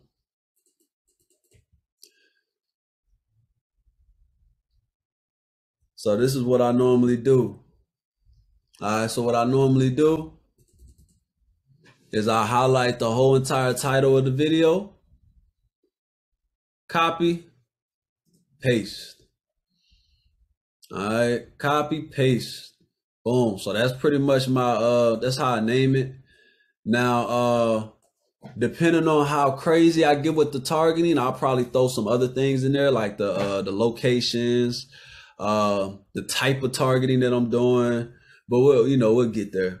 All right, so now next thing we got the budget and the dates. All right, so as far as bid strategy, I just leave it where it is. All right, I just leave it where it is as far as maximum CPV, cost per video, right? Or cost per view, my bad. All right, so I just leave it how it is. Now budget and dates. So, all right, so this really depends on your approach, right? So I can almost tell you how much it's going to cost. I can almost tell you how much it's going to cost per view count, as far as like, okay, for example, if you're trying to get 1 million views on a video,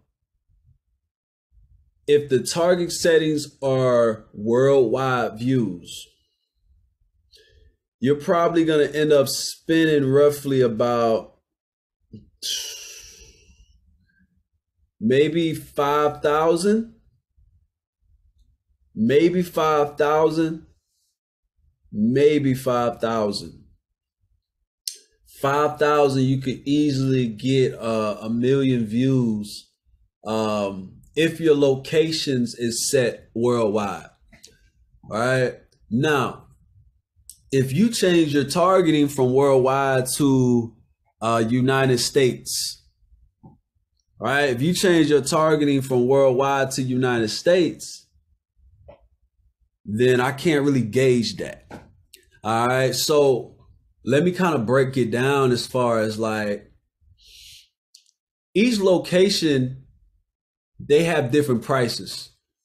All right, so if you set up your targeting for worldwide, well, first, before we get there, let me get to the locations. Let me just kind of go through budget. So budget, you have the option to do daily or total campaign.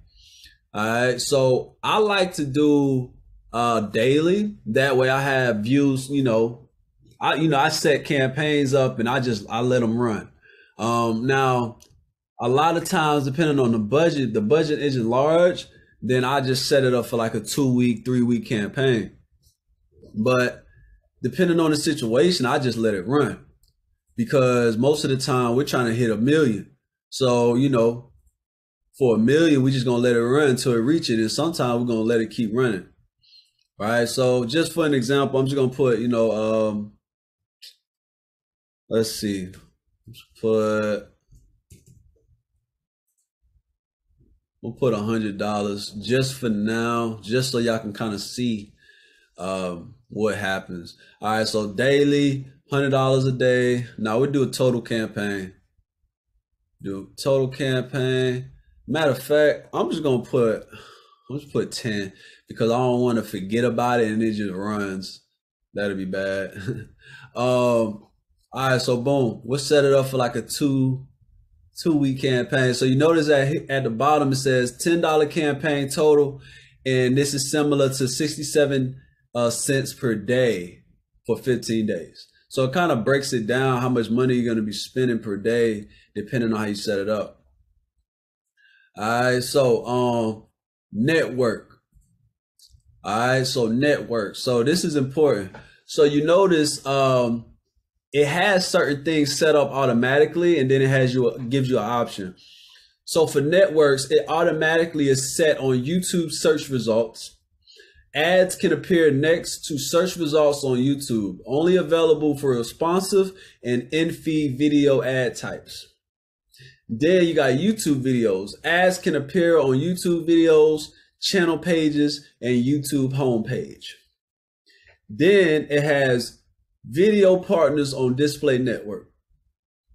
All right. And then it gives you the option to uncheck that. All right. So this says video partners extend the reach of video ads to a collection of sites and apps in the Google display network, including video partners will help you reach new audiences outside of YouTube. All right. So I always encourage people to uncheck this box because basically what it's saying, all right, so it's going to show your video on websites outside of YouTube. And a lot of times they're going to have nothing to do with your targeting. So now if you super duper do some good targeting, that, you know, you have a better chance of getting it on websites that are similar to your niche. But most of the time I wouldn't even, you know, mess with it because people that's on YouTube, you have a better chance of getting someone to really lock in and view it versus if somebody is on a website looking for, you know, I need my tire fixed and then a video just pop up on that website, you wasting money. All right. Their goal is to get you as many views as possible. So you just got to make sure you read between the lines. So uncheck that. All right. So boom. Next, location. So this is what I was talking about. All right, so the option that's automatically checked is all countries and territories. All right, so I want you to understand what this means. All right, so all countries and territories. Let's pull up the map. All right, so that means it's going to be showing your content to the entire world, the entire world. All right. It sounds good, but it's not a good thing. Reason why is because depending on how you set up your bidding strategy, and we're going to get in detail as far as what I mean with that. Depending on how you set up your bidding strategy, let's say, for example, you set up your bidding strategy to be like as low as possible so you can get as many views per dollar. You're going to be getting a lot of views per dollar, but the views is going to be coming from countries that are third world countries, countries that are, you know, in poverty, right? So the goal is for you to get views from people that's going to potentially be part of your fan base. Now, you can have fans that's in third world countries, but also you want fans that could potentially help you create a return on investment. So you want people that be able to at least afford Apple Music, Spotify, Tidal, Amazon Music. You want at least people to be able to do that to get streaming revenue. You want people to at least be able to buy merchandise from you. You want people at least to be able to buy a show ticket to come to your show. So it's a certain strategy to where when I would use all locations versus just choosing certain locations. So give you an example. Let's say we're running a campaign, we're trying to get 1 million views. So when it comes to the music industry and music business period, social proof is everything, right? Social proof is everything. So what I mean by that is people is going to react differently to a video that has 500 views versus a video that has 500,000 views. Off the rip, they're going to react differently. They're going to look at the 500 view video, no matter how good the song and the video is, they're going to look at it like, dang, this person might not be that good. Versus 500,000, they're like, dang, who is this person? Why haven't I heard of this person yet? Right? So I say that to say this. What we do is we run 2 different type of campaigns. All right. So out of 100% of your budget, we may take 20 to 30% of that budget and we're targeting the entire nation because let's say for $1,000, we can generate easy 100,000 to 200,000 views on the low, like cheap views. They real views. All these views are real, but they're all going to come from a country like Nepal, Iran, etc. Right? It's all gonna come from countries like that. All right. So you'll be able to get cheaper, super cheap views. The other 70 to 60% of the budget, we focus on real deal targeting, right? So there's certain markets that we focus on as far as building the fan base. Of course, the United States. The United States is going to be your most expensive market. That's going to be a most expensive market. Why? Because it's the most market driven. You have a higher chance of promoting a service, a product, or a brand and getting the return on investment in the United States than you have anywhere else on the world. So the United States is very high, but it makes sense. The returns are great, right? The second market is the European market. The European market is probably the second best market. You know, you got Sweden, you got Norway, Finland, United Kingdom, Germany, you know, France, you know, places like that, right? Australia. These are going to be your best overseas market. Another thing that I always tell people to kind of do when it comes to the overseas market, it's important that you understand this system because now you can make it pertain to you. This is what I mean. So what you want to do is you want to be able to study artists. You want to be able to study artists that are similar, have a similar style than you, right? So whether you do R&B, you do, you know, hip hop, you do country, like whatever genre of music you do, you want to study a famous artist in that same genre that you feel like could have a similar fan base as you. Reason why is what you can do. You're going to be able to do a lot of things. I'm going to show you throughout this process. But one of the things is, okay, most major artists, they've toured all around the world. So what you can do, you can easily Google one of your favorite artists. Like we did a study the other day and we Googled 50 Cent. We Googled his overseas tour dates. And we've seen everywhere overseas he toured.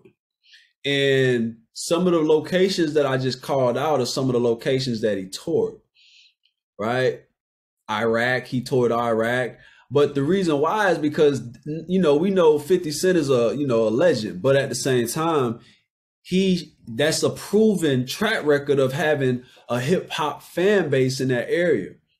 So after we seen that, we was able to build a campaign for an independent artist that had a similar style as him, because we was able to see like, okay, well, these overseas areas have a proven track record, right? Now, that's not going to say he's going to have a guaranteed fan base in these locations, but at least we have a place to start targeting. Instead of we start out targeting the world and then wait on the analytics to come back and then we start from scratch, you know? So that's just a method that you can use. All right. So, but yeah, so what I would recommend is setting up 2 different campaigns. One campaign you're targeting worldwide, and then you got a campaign that's targeting certain areas, right? Now, that is the first way you can do it. The next way you can do is just target the entire area. And then when the analytics come back, you kind of see, you know, what's coming back. You know, what type of areas is really showing you, you know, some good numbers. You know what I'm saying? What type of area is really like checking out your content, right? So that's pretty much my recommendations as far as location. All right. So once you get past location, you got language. Of course, we know we always choose, you know, all languages. Sometimes we just stick to English depending on the situation. All right. All right. So then content exclusions.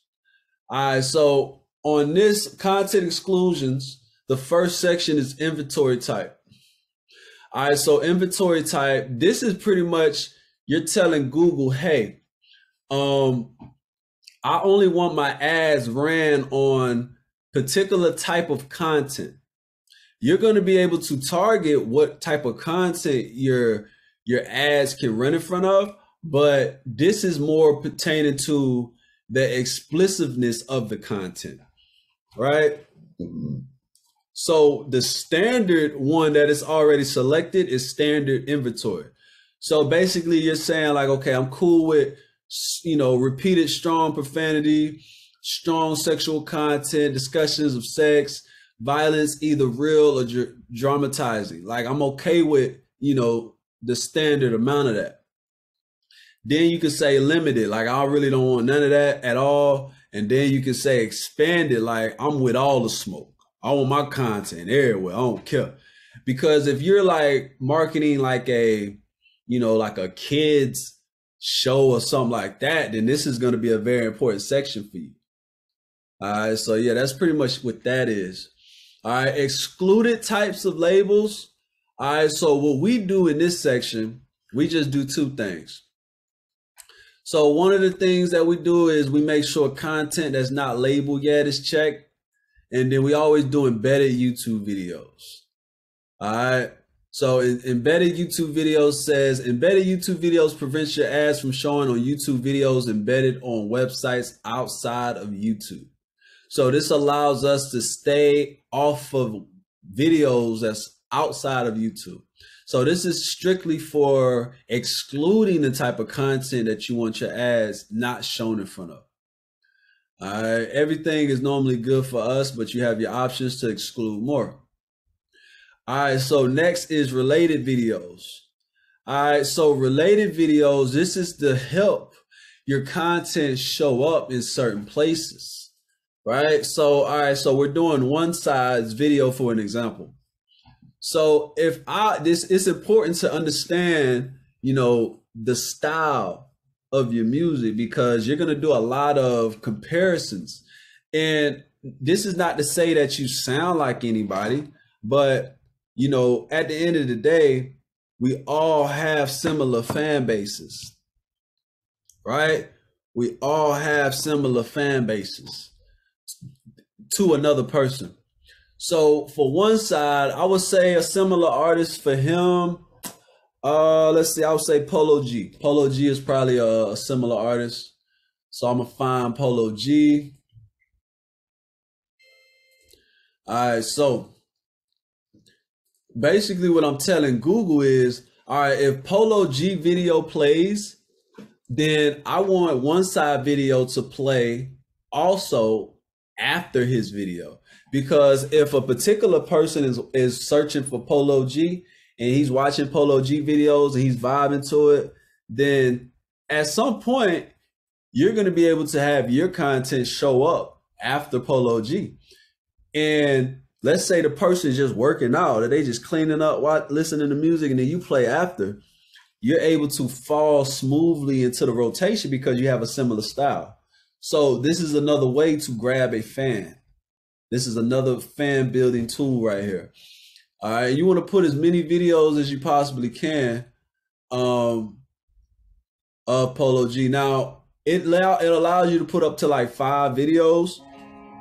So what I do is I take like 2 from one artist and then I take 2 from another one. All right, so let's see, Polo G, and then another one I would say is TJ.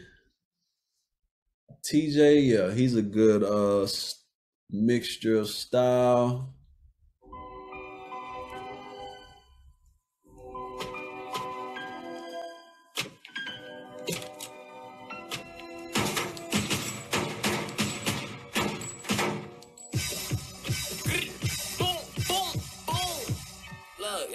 Yeah, I've been meaning to listen to this song. I seen he remixed 50 Cent song. I want to see how it came out. All right, I'm gonna grab another little TJ song.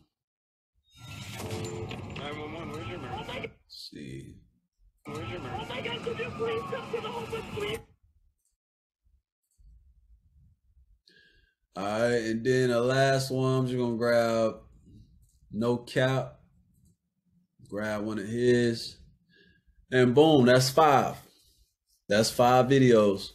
All right, so, but yeah, that's a great way to like get your content showing up, you know, showing up after famous videos, famous artists, etc.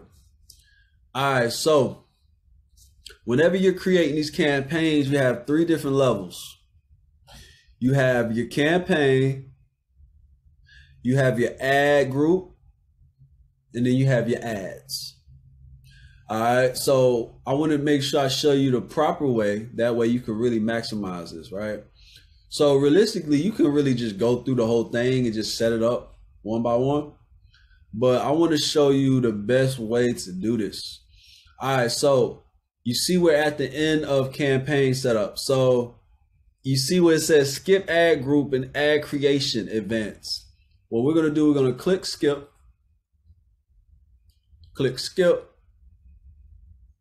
and then we're going to come back to the bottom where it says create campaign. All right, we're going to click continue to campaign. All right, so now your campaign is created. All right, your campaign is created. All right, so now what I'm going to do is I'm going to make sure that the campaign I just created is highlighted, which it is. Now, if you look next to it, it has, you know, the same menu on the left side, but now instead of saying campaign, it says ad groups. Now we're in the ad group section. All right, so now I'm going to click on ad group, and then I'm going to click on the blue button with the plus button as well. Now I'm going to create the ad group. All right, so this is where you're going to set up your target settings. Like, how are you going to target, you know, your fan base? How are you going to reach the people? All right, so what I normally do, is I'm going to name this ad group. Let's see, the first one I'm going to show you, we're going to do, let's see, we'll do placements. So I'm going to name this placements. Skip line placements line one side too fast fish video. All right, so the reason why I'm naming this placements is because the focus is going to be placements. All right, so what is a placement? So placement is basically you're telling Google or YouTube, these are the YouTube channels and these are the YouTube videos that I want my ad to run in front of. All right, that's pretty much what you're telling YouTube. All right, so since I know that his style is very similar to Little TJ, No Cap, and Polo G, these are the channels and videos that I'm going to first focus on. So the first one, I'm going to say Polo G. All right, so I type his name in, then you see all of these things that populated. So I'm going to go to channels first. Now it's allowing me to select Polo G's YouTube channel, Polo G's official channel, and then all videos that are similar to his channel. All right, so basically it says your ad can appear on any eligible Google Display Network placements and only on the following YouTube placements. All right, so basically you're telling Google, I want my videos to play in front of these YouTube channels, of the channel and every video on this channel. All right, so then I go back to videos. So just to be super safe, I also click on, because some of these videos are going to be on the channel as well, but I just like to, you know, I want to make sure like, hey, I want to make sure that it's playing in front of these videos. So I also click on the individual videos as well.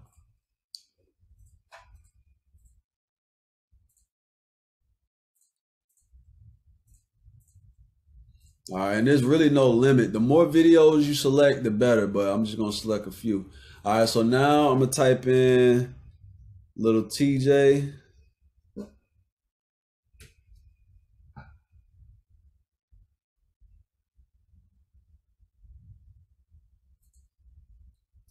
All All right, clicking on his YouTube channel. Then I'm gonna click on some of his videos.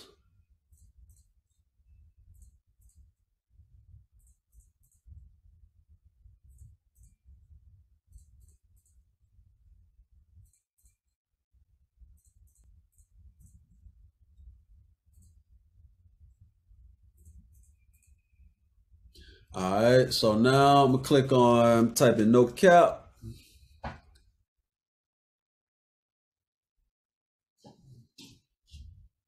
All right, click on his videos.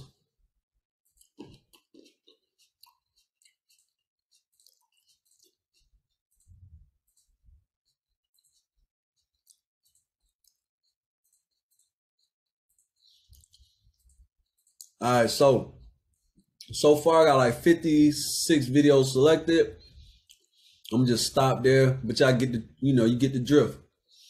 You select as many artists, as many videos as you can humanly possibly select.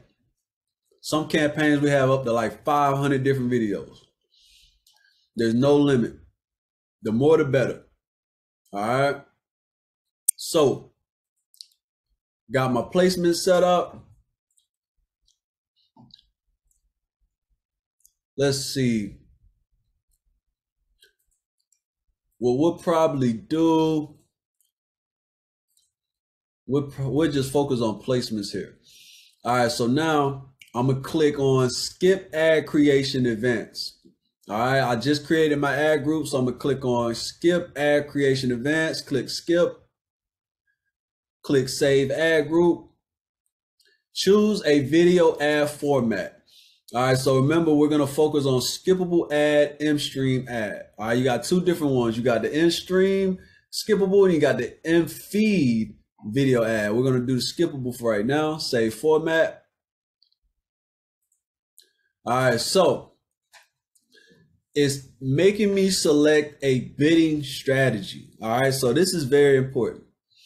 This is very important. So what is a bidding strategy? So a bidding strategy, you're going to see this, you're going to see this. This is a very important role. So this is very similar to an auction.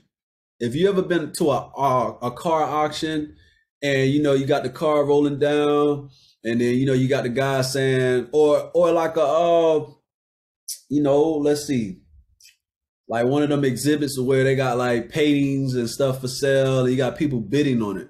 It's the same thing. All right. So let's say, okay, we got a painting starting at 5,000.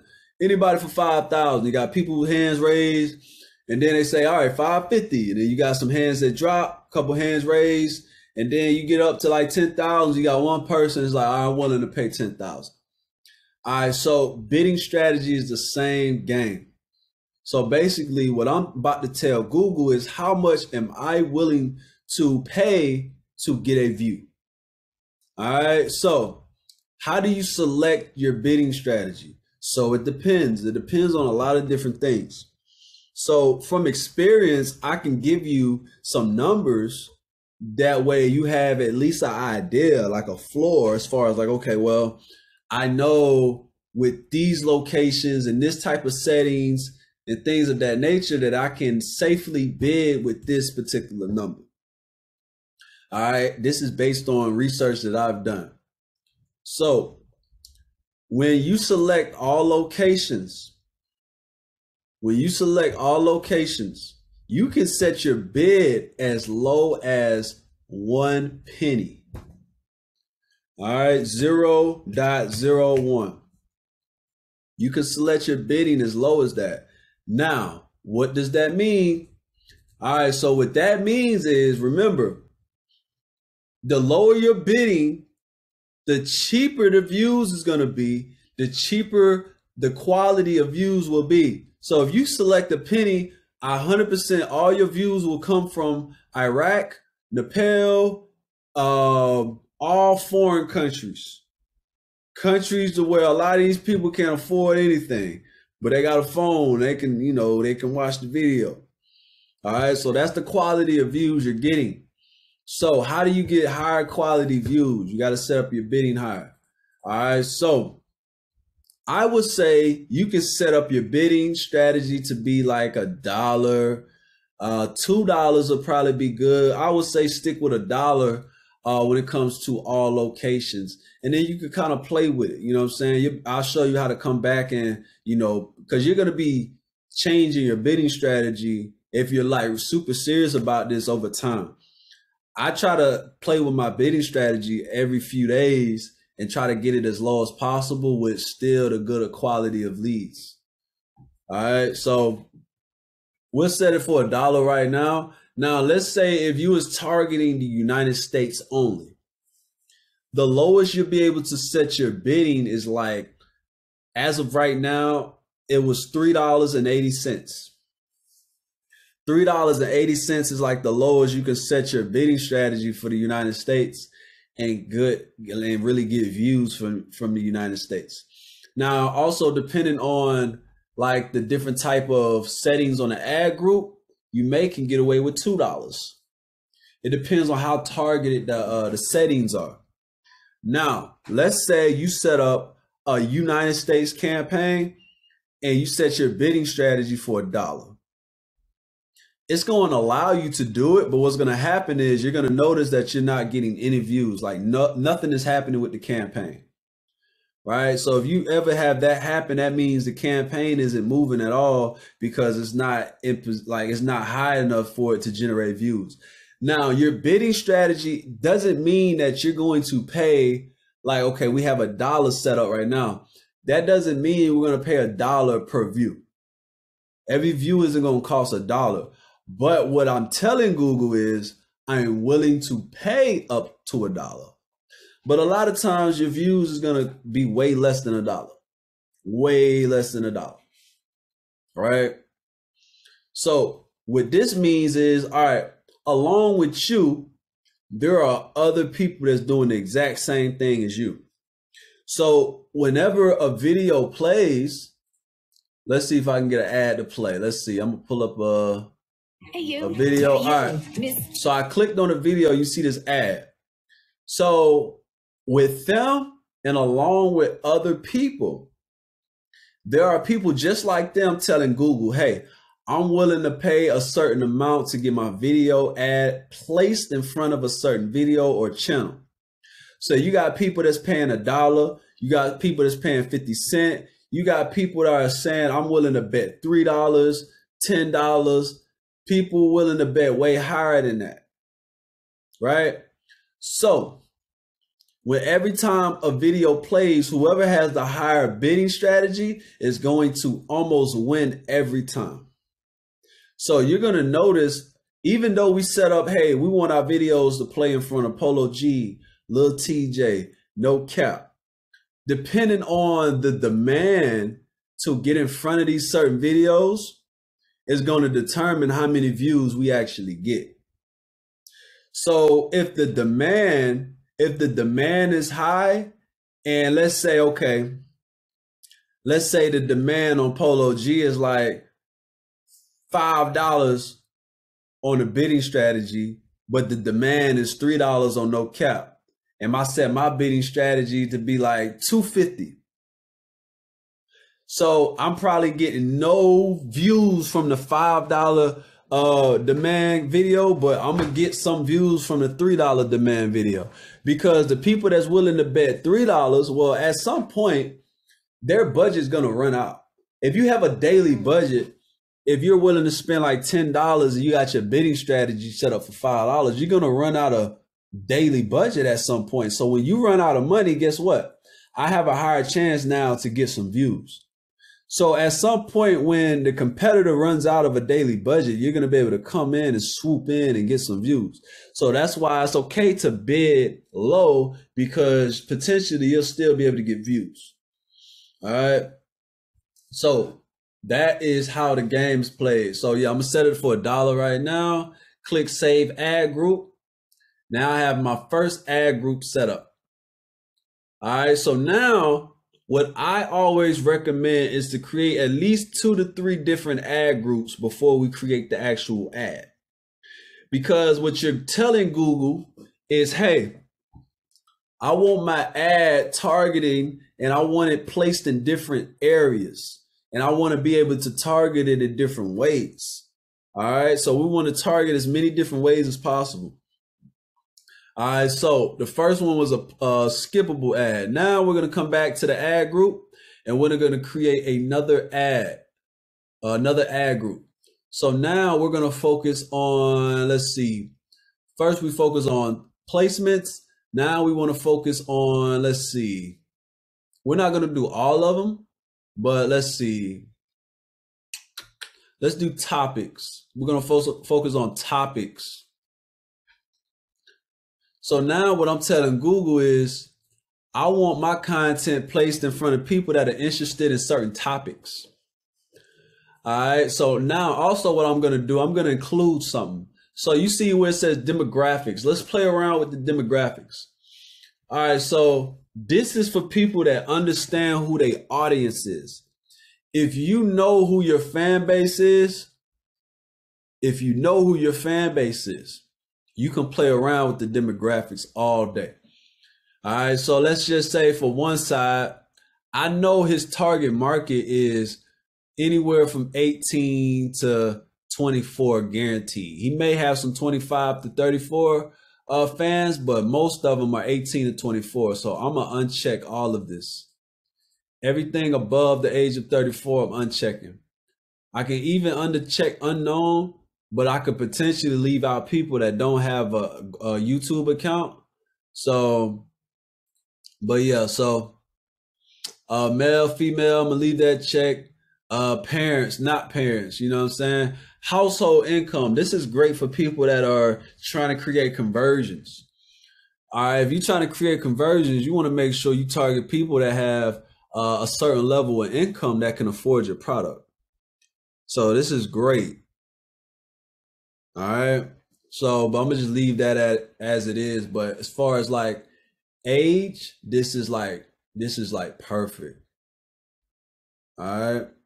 All right. So we'll leave that alone. The next thing is, okay, topics. All right, let's focus on topics. So this is a hip hop artist. So of course I want to target people that focus on, you know, their target market, like all they listen to is hip hop. I don't want to focus on nobody else but people that are interested in hip hop. So I already know that it's in the arts and entertainment section, but I can actually type it in. All right, so I'm gonna type in hip hop. Oh.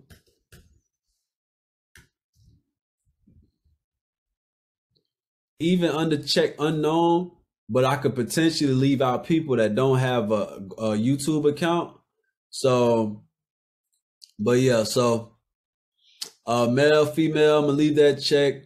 Parents, not parents, you know what I'm saying? Household income. This is great for people that are trying to create conversions.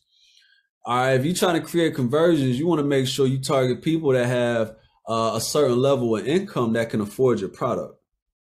So this is great. All right. So, but I'm gonna just leave that as it is. But as far as like age, this is like perfect. All right. All right. So we'll leave that alone. The next thing is, okay, topics. All right, let's focus on topics. So this is a hip hop artist. So of course I want to target people that focus on, you know, their target market, like all they listen to is hip hop. I don't want to focus on nobody else but people that are interested in hip hop. So I already know that it's in the arts and entertainment section, but I can actually type it in. All right, so I'm gonna type in hip hop. Oh.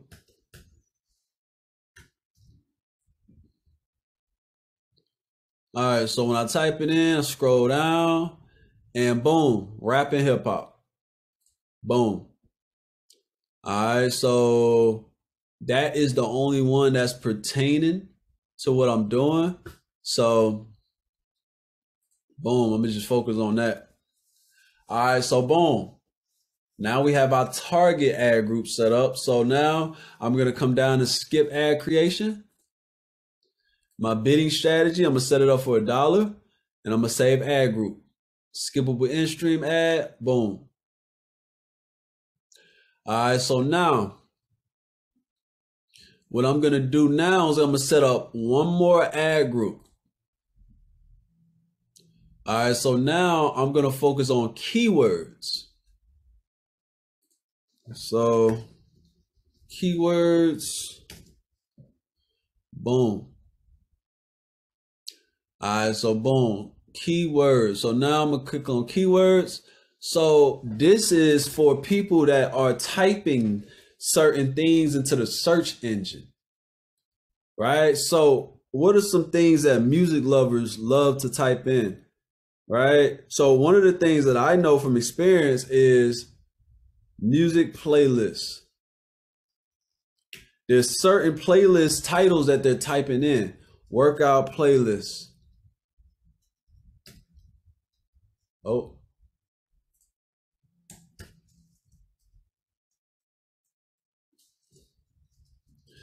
New Music Fridays. All right. What else we got? We got New Music Fridays. We got what else we got? New Music Fridays. We got let's see. New Music 2022. And then we can start typing in artists. If I know that, okay, his style is similar to, No Cap, let's see if No Cap dropped a new song. What's No Cap most recent song? He dropped one 10 days ago. So it'll be smart to type in the name of this song because it's trending right now. All right, so I can take the name of the song. I can also put No Cap's name. I can also put Lil TJ's name.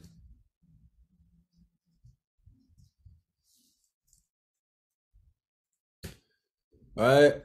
So this is just some examples of some keywords that you can use. Boom. So now I have my keywords set up. Then I'm going to come down, skip ad creation, skip bidding strategy for $1, save ad group. Skippable in-stream ad, save format. All right. So boom.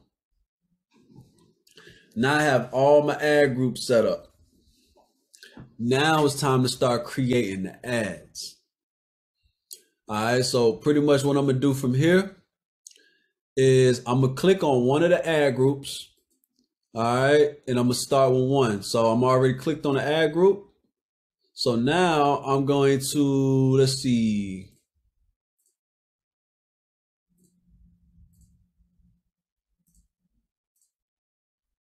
All right, so I clicked on one of the ad groups, right? I clicked on it. So now after I clicked on it, now it's taking me to another section that's titled ads. All right, now I did the campaign, I did the ad group. So now I'm in the ad section. All right, so now I'm going to click on the blue button. All right, and now I'm going to create the ad, which is the easiest part of it all. So now I'm going to go back to one side's video, so I can get the actual YouTube link.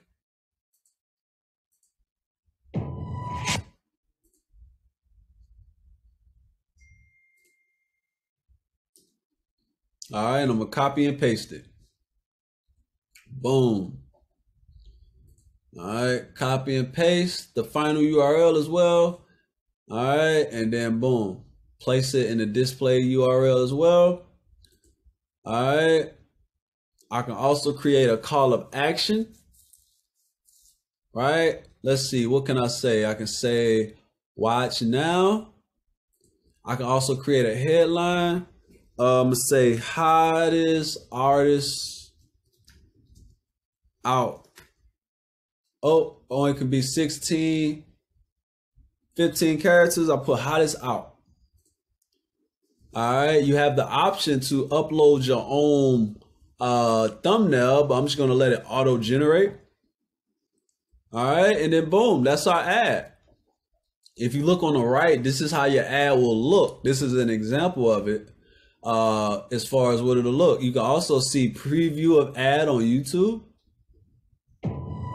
So this is the preview of how it'll look. This is exactly how it'll look.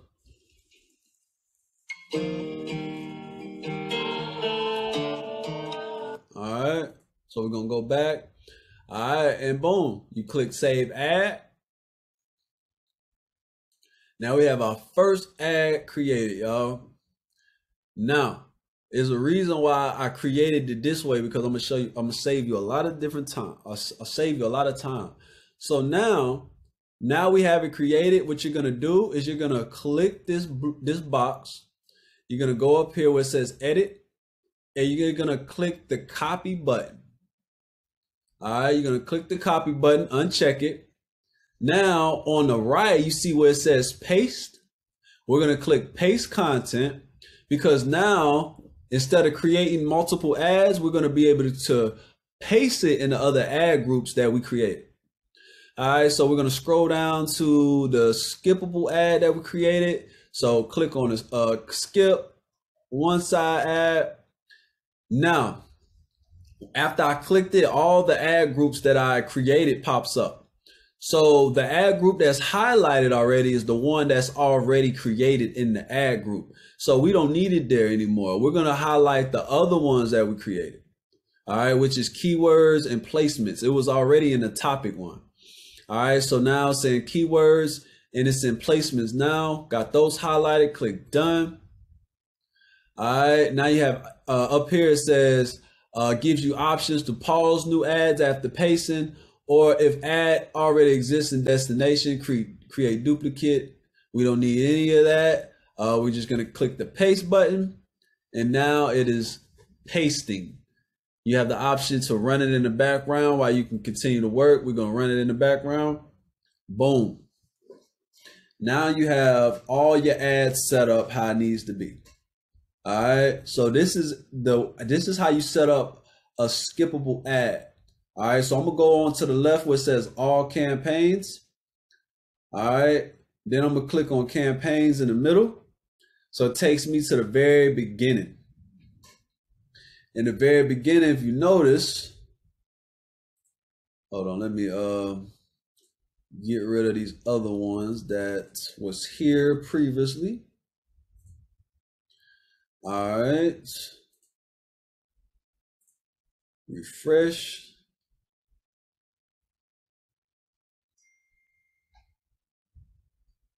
All right, so now we're back at the campaign level. As you see, this is the campaign we created. If we click on the campaign, now it shows us all of the ad groups that we created. We got 3 of them. All right, we got 3 different ad groups. So why did we create 3 different ad groups? Because you want to be able to see which ad group is performing the best, because you're marketing. These are 3 different ways of marketing. You're targeting by topics, people that are interested in hip hop music. Then you're targeting by placements, people that are interested in specific types of videos and channels.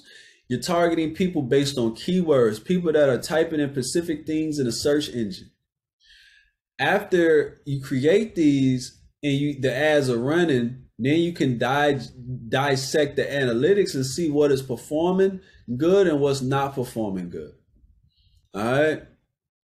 So boom, that's how we set up our campaigns. And we click on the actual ad groups, you see that we actually have the ads as well. All right. So now this is a skippable ad. So this is an ad that shows up. This is the ad that shows up in front of a video. Once you click a video, ad shows up. That's a skippable ad. Now I want to show you how to create a a discovery ad. All right, this is a discovery ad. So what's the difference between the two? A skippable ad is an ad that is giving you no option to see. Now you have the option to skip at a certain amount of time, but you have no other option but to see the skippable ad. A discovery ad is an ad that pops up in your feed, right? So if I'm on YouTube and I go to my home section and I'm just scrolling, let's see if it shows me an ad after a while. So normally you'll see an ad in this section. This is a discovery ad. Well, this is what they show. Let's see if it's going to show. Not showing me yet. Let's see. What if I do explore?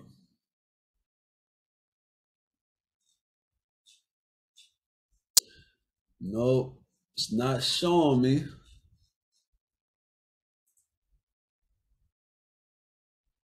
All right, here it goes. All right, so I'm on the home section. If you see at the very top on the left, you see this. This is an ad. This very first video is an ad. That's a discovery ad. So it's not forcing me to watch it. It's giving me the option to click on it. But if I click on it, anybody that clicks a discovery ad, they're highly likely to watch the entire video or it really engage with it. So this discovery ads are very good for generating subscribers.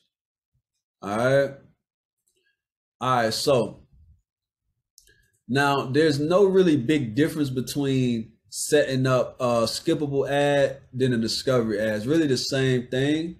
So this one to be a little quicker as far as setting it up. So I'm at the campaign level. I'm creating it from the campaign level. Select campaign with our goal guidance, select video, custom video campaign. All right, so now I'm gonna name this. Let's see, let me get my video right.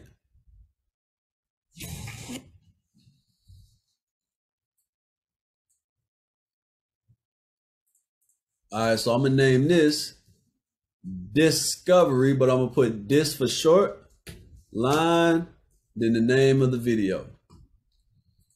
All right, budget, I'm just gonna put $1. That way I don't forget about it. Set up a week campaign. Or I'll just do daily budget. Daily budget, right? No, I'll just do a total. But yeah, sometimes I'll be forgetting about these little testers I'll be doing. All right, so now what I'm gonna do for the location, last time I set it up for all countries. This time I'm gonna set it up for the United States and Canada. All right, so this is gonna be United States and Canada. All right, so actually I'm gonna set up my campaign, be like $10. All right, so I'm gonna keep everything the same. We already kind of went through all of this. All right, skip ad, group, and creation. Skip, create campaign, continue to campaign. All right, so we created the campaign. Now we're back at the ad group. So I'm gonna just create one ad group, just because I already showed you how to create the ad groups. Now what I will do differently is we'll do audience segments. Since we haven't done that one yet, it's very similar to topics, but it's different. But we'll do audience segment as far as a target setting, and it's kind of more in depth. So let's say type in hip hop music. All right, so it's giving me a lot of different options. So it's giving me in-market options, right? So this is people that's like on YouTube searching for these topics. Like they're on YouTube, they're actually searching for these. They're searching for these these names. Maybe not these exact names, but they're searching for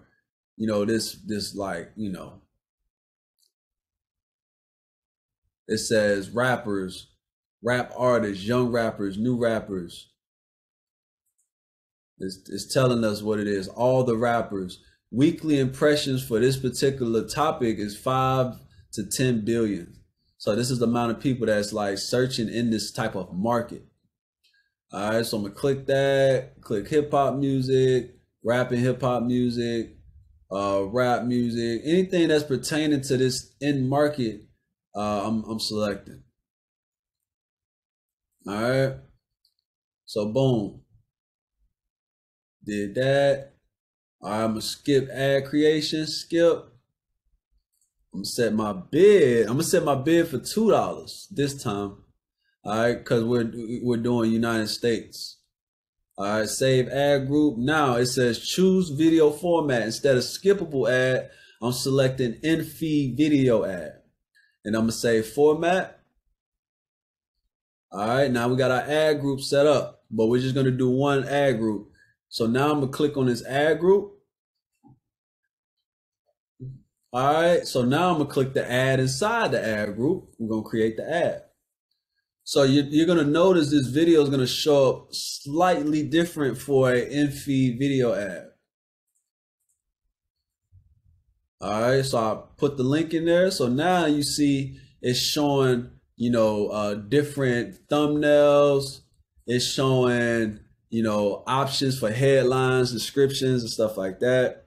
So I'm gonna type in, let's see. I'm gonna just type in some things. Hottest out, bigger than y'all, than you, never outdated. Just typing some stuff. All right, so boom. So, you got a headline, you got a description. So you want to be creative in this area, because if you see on the right, this is how it's going to show. So all these words, this is what people are going to see along with the image. So they have an option, you have an option to say what you want. So you want to make sure, you make it count. All right, click save ad group after you do that. Then boom, now you have a skippable ad. All right, so if we click out and we go to all campaigns and click campaign in the middle, now we see all of our campaigns. All right, we see our discovery ad campaign and our skippable ad campaign. All right, we got both ad campaigns running. All right, and that's how you set it up, y'all. So now, after you set up your campaigns, how do you dissect the information? All right, so we're gonna do an example. I'm gonna go to an actual campaign, a live campaign, so y'all can actually see some numbers. Or it might not be a live campaign, but a campaign that's ran before. Let's see.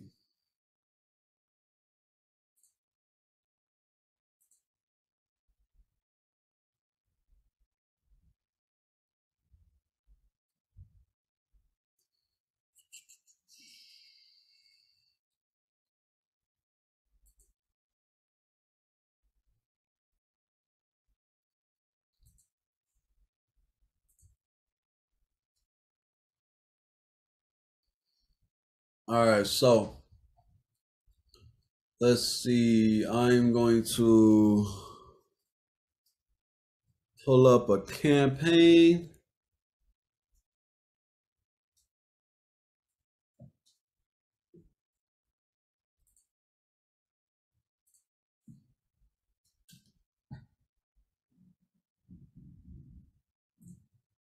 Let's see, who can I use?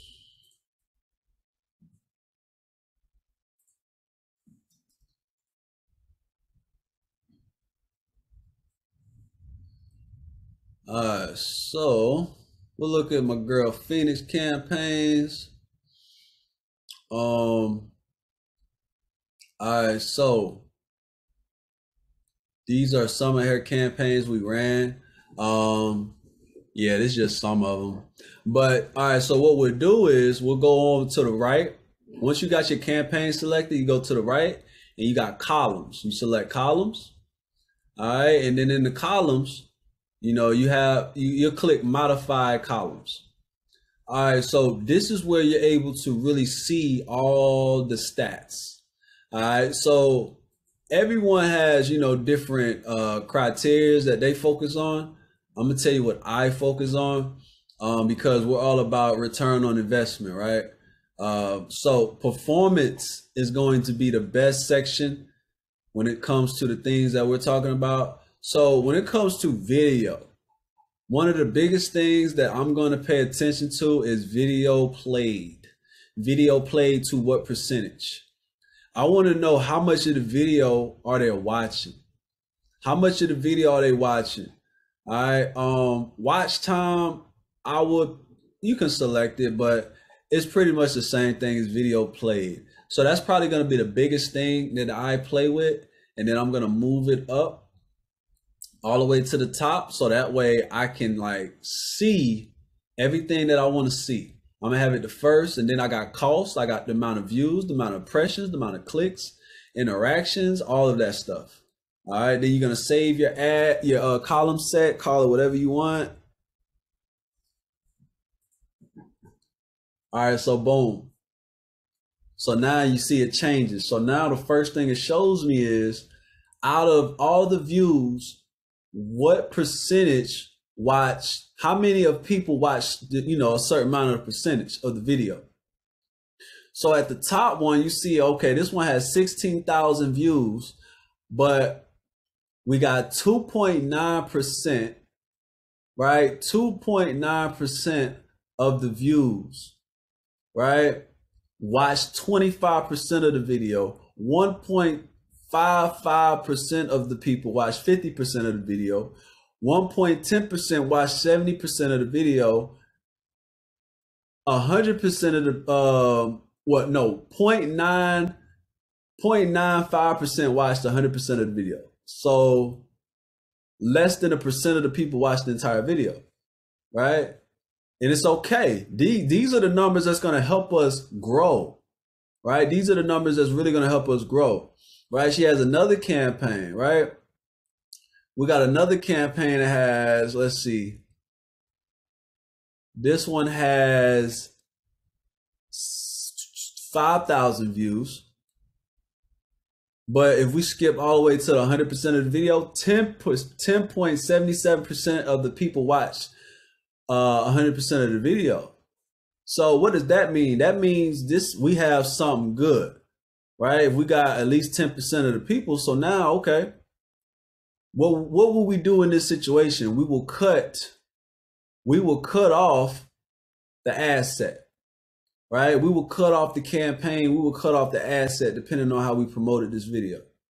All right. So we're looking at the campaign level, but if I ran these a little differently, all right. So let's just say we're at the ad group level and, we got the keywords, we got the placements, we got the topics, we got the artist segment. Whatever campaign performed the highest, we're going to keep going. Anyone that's not performing at high level, we're going to pause and we're going to focus on the ones that's performing high level. I will give it at least like a week for you to get enough data in to where you can really dissect numbers. You know what I'm saying? You don't want to do it after a few days because you're not giving Google enough time to really, really do what it's doing. All right. But these are the numbers that you want to pay attention to. Also, we want to come down to locations. You see locations down on the drop down. Let's go to locations. And this is telling you where's the music getting played, where the videos are getting played. Let's see, it's taking forever. All right, let me click on a particular campaign. So I'm going to click on this one and then click locations.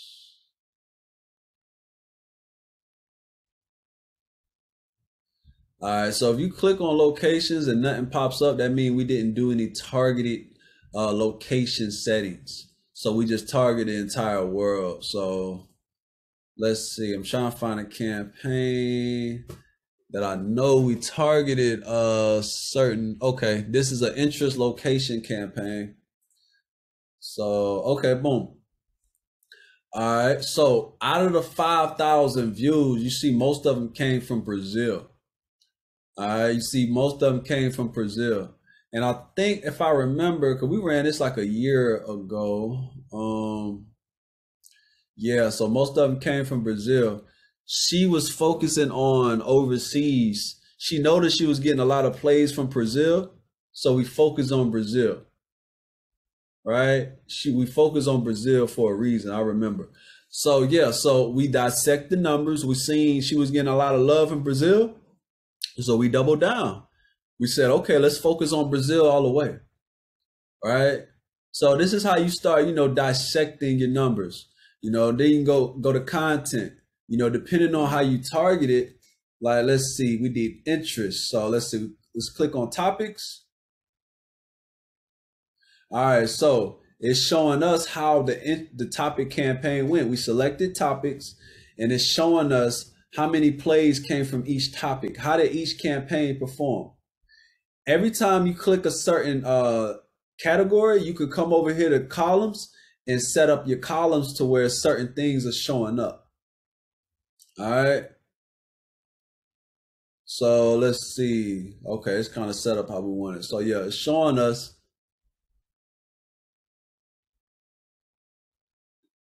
Let's see.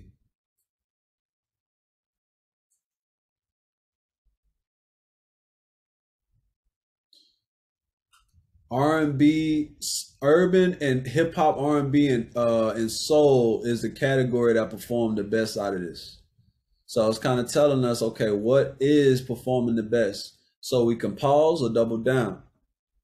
All right. But this is it, y'all. This is pretty much this is pretty much how you do it. This is how you set it up. And this is how you you check it, see what's working, what's not working. All right. Also, it's showing us where the videos was played. These are all the YouTube videos that the content was played in front of.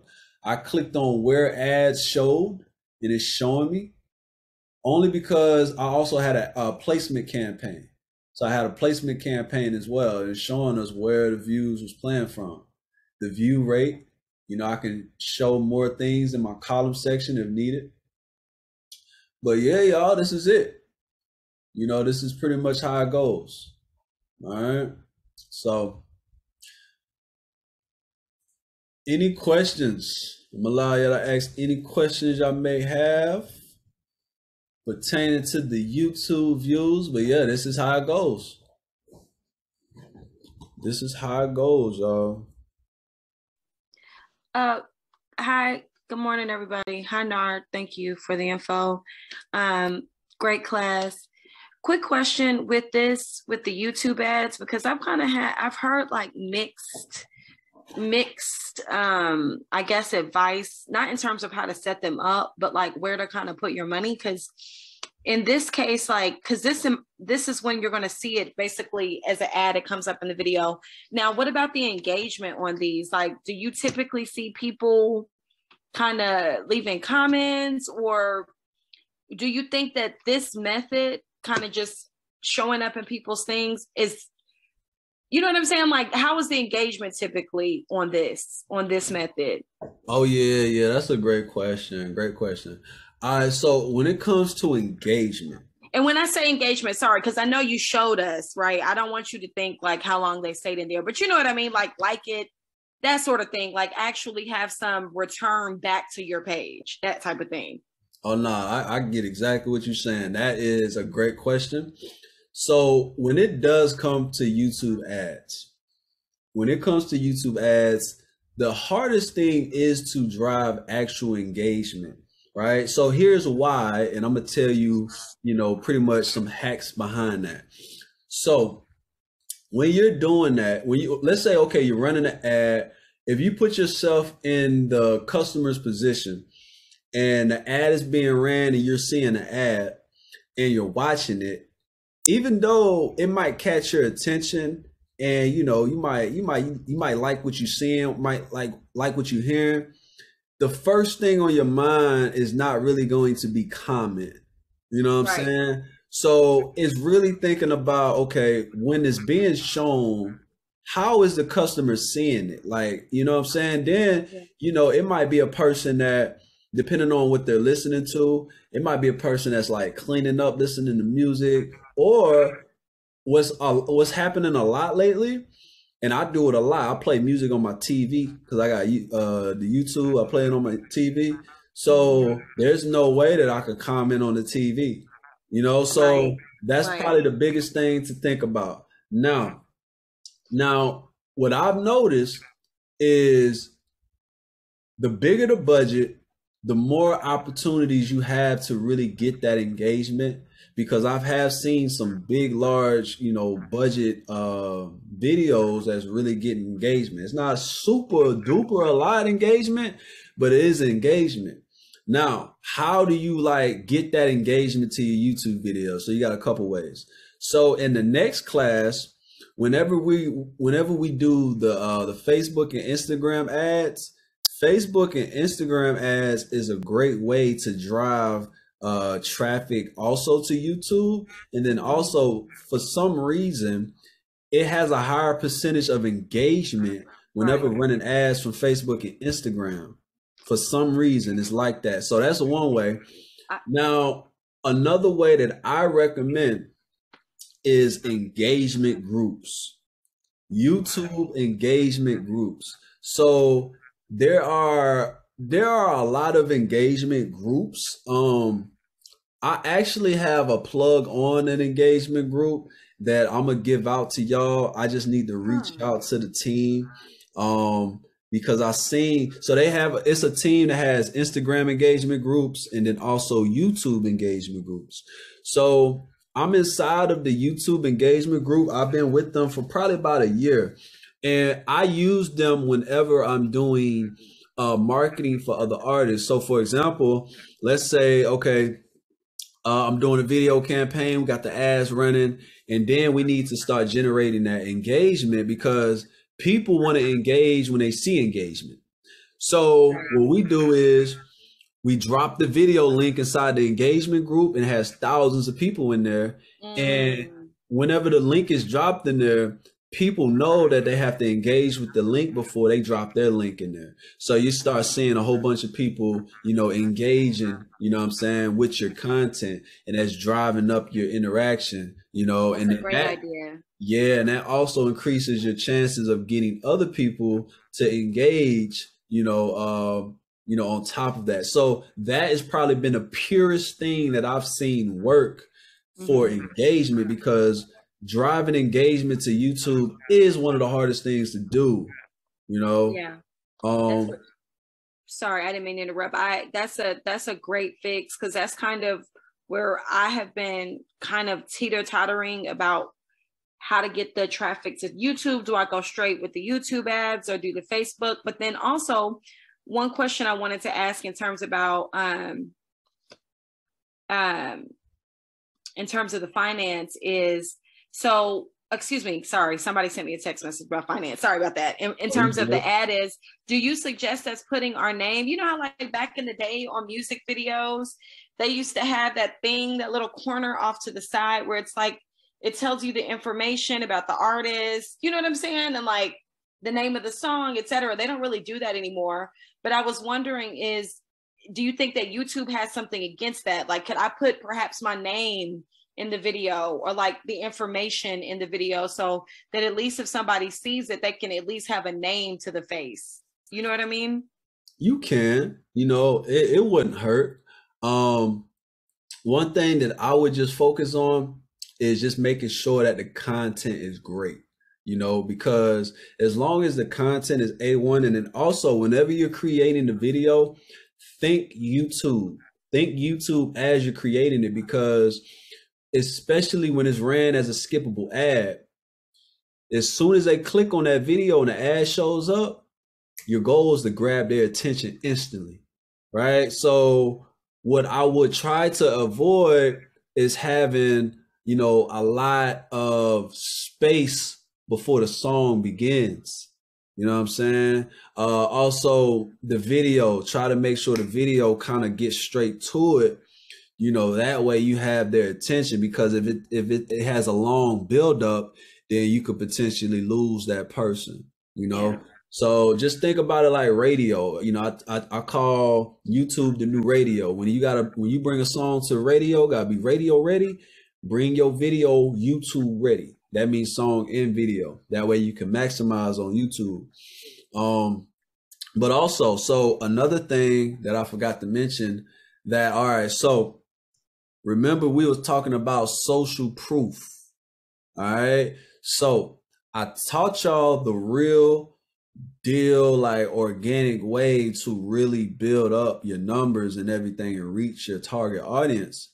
But, you know, Ashton brought up a great point as far as engagement. So yes, comments is hard to get, but also another thing that's kind of hard to get is people to like the content, right? Like actual hit the like button. People gonna hit it, but if you look at a superstar's video, like for example, okay, let's look at this video right here. This video got 3 million views. He got 200,000 likes, 13,000 comments, right? That's hard to do as an up and coming artist. So what I tell people is, and this has been going on since the beginning of time. All right. So I don't want y'all to look at it as fake views or fake likes or whatnot, but think about it as social proof. All right. In the beginning of the music industry, when an artist would drop their cassette tape, they CDs, the label will be buying 20% of the product. That way it can look good in the first week sales, right? Back in 2016, when Instagram did their Instagram sweep, every major label artist and a lot of people, period, lost followers on their Instagram page because they bought followers. Why did they buy followers? Because social proof. People go off numbers. It's human nature. We judge off the first thing we see, and numbers is probably some of the first things we see when we see things. All right, views, the same thing when it comes to these videos. Also, another thing is, whenever you're promoting a video on YouTube, the content it gotta be clean. It cannot be super duper explicit content. Plenty of times we didn't have videos get denied left and right because the content is too crazy. So what's too crazy? All right, so what we learn is, if you can keep the first 45 seconds of the video clean, you have a better chance of getting everything approved. All right. Now, as far as your lyrics, they let cussing slide, but they don't let too much slide. All right. On the visual content, because we get a lot of guns, drugs, you know, body parts being shown. YouTube is very strict on sexual content. Now, YouTube isn't, but when it comes to running the ads, they are very strict. All right. Because the goal is to get to the point where we have 5 million subscribers. Once you have a strong subscriber base, you can damn near do whatever you want. But when you're in the process of building your channel, you got to play the game. All right. So sexual content is key to try to like keep down to a minimum. All right. They're very strict on women.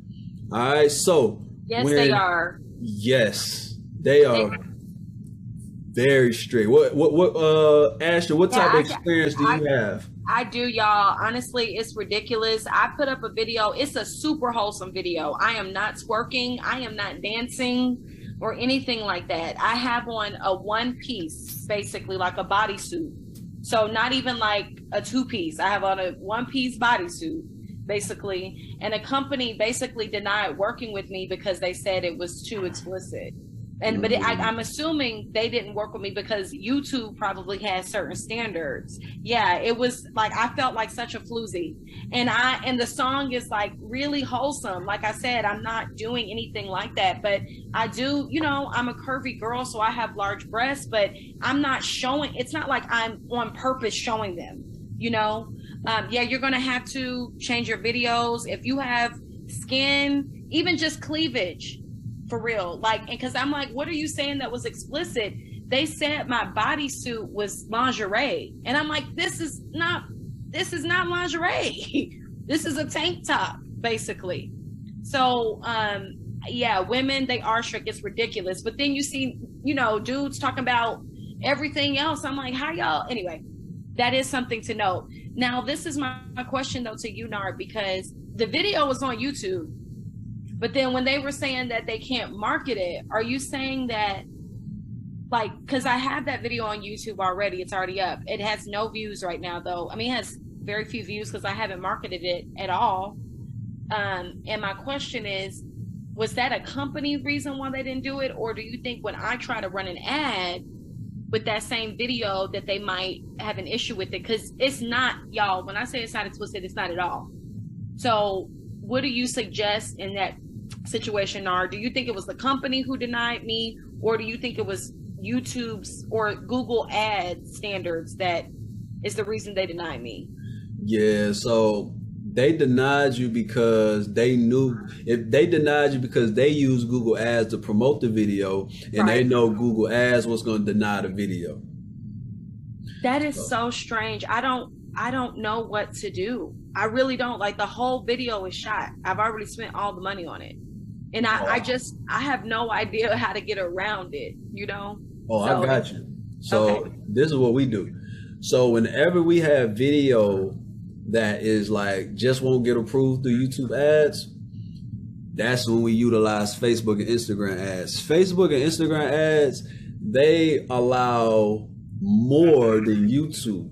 So what we do is we take the video, and you might have seen ads like this all the time. You scroll in, you see a sponsor ad, and it's a clip. Like, we'll take like the best 15-second, 30-second clip off the video, and we promote that through a Facebook, Instagram ad. And the thing that we love about Facebook and Instagram ads is the call of action. The call of action is so attractive, and it's easy to get people to click the call of action versus YouTube. Because the thing about running a 15-second non-skippable ad is the call of action at the bottom sucks. Like, it is so unattractive. It's barely seen. So it's hard to even see it. So that's why I recommend doing it on Facebook and Instagram. So we actually had this situation recently. We had a guy that had guns, drugs, girls in bikinis, the whole nine. So we was able to take clips out the video and run it on Instagram and Facebook, and we was able to send traffic. Now, the only thing is, the sucky thing is, the amount of money that you'll spend on YouTube ads versus on Instagram and Facebook ads to get the same results is going to be outrageous. Well, it's not going to translate the same. 100,000 views on YouTube is going to cost different to get 100,000 views to your YouTube video from Instagram and Facebook. So realistically, if we want to try to drive, let's say we want to drive 100,000 views from Facebook or those other social media outlets, like, what do you think we should account for in terms of budget to get to that point? So that part is hard to gauge. We actually did a study not too long ago. We did like a $50 study on we did a $50 study with the non-skippable ads on YouTube, and then we did a $50 study on the Facebook and Instagram ads, and trying to see, okay, how much does it cost when we spend $50 and how many views is generated. So I think those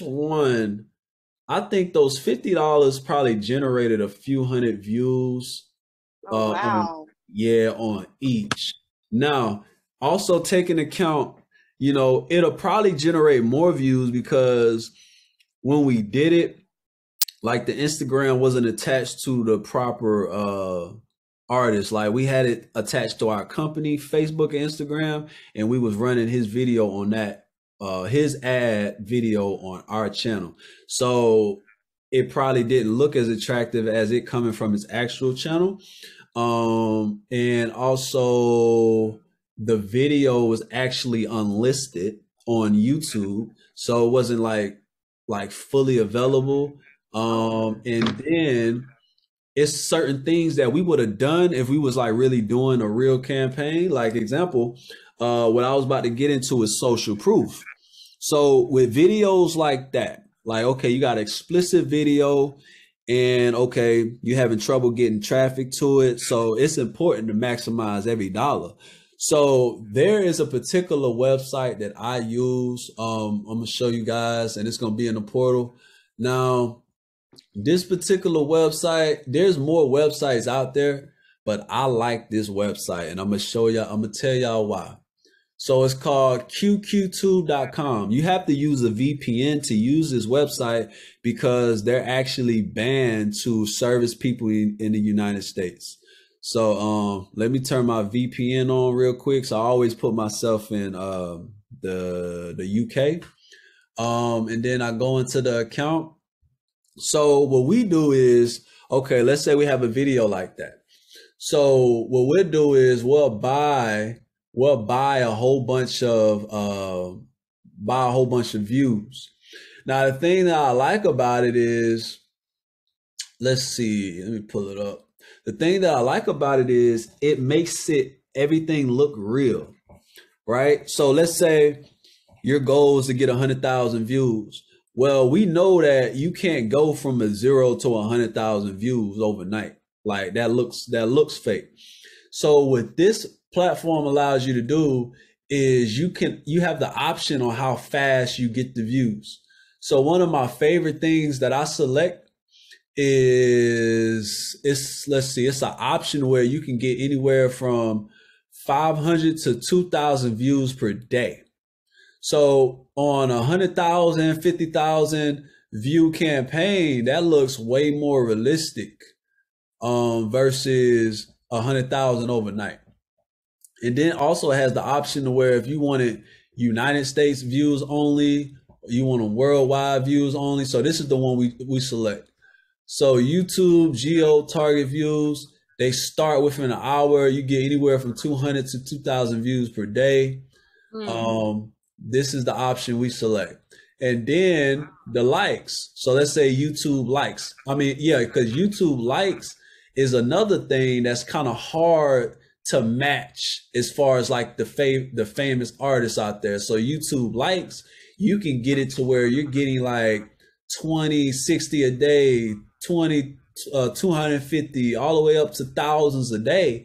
So if you do a campaign on a Google Ads to where you do a 2-week campaign to 50K views, where you could come over here and select, okay, I want 1,000 likes, but I want it broke down over a certain amount of time, you know? Yeah. So this is something great to mix in. You can also do comments. I don't really like to do fake comments unless I'm able to, okay, you're able to customize them. Because if you don't customize your comments, you know, we know how them foreign comments be looking. They be looking all crazy sometimes. So, but yeah, this is what I recommend to mix in with y'all real campaigns, because guys, we're spending real money, right? So don't look at it as like, oh, I want fake views. Like, nah, this is a business move, because you're gonna get higher conversions if your video looks better. People are going to click on it and watch it just because it looks a certain way, versus, oh man, this video only got 20 views. You know what I'm saying? You'll never have the opportunity to get that person as a fan. So, but yeah, this is the website that I would mix in along with your campaigns that you're using.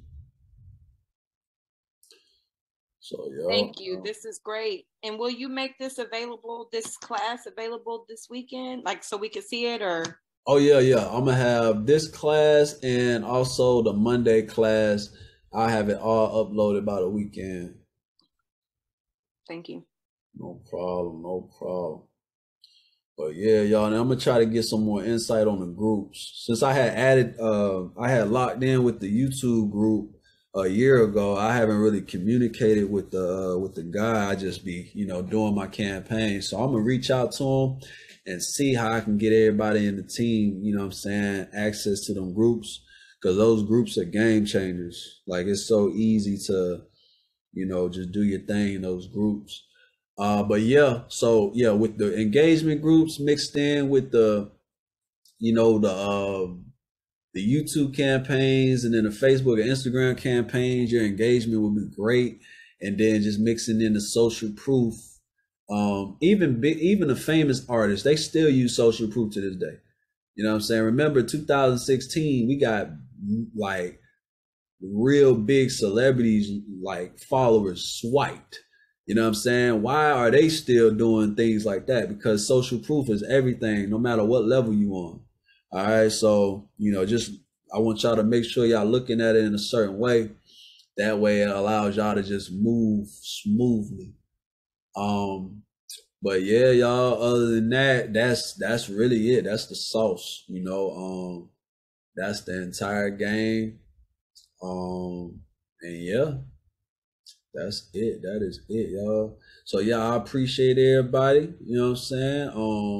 I'm gonna have all this information uploaded in the portal by this weekend, so y'all can start y'all journey on YouTube, start growing. And yeah, that's what it is, y'all. Next class, I will see y'all Monday. Y'all have a good one.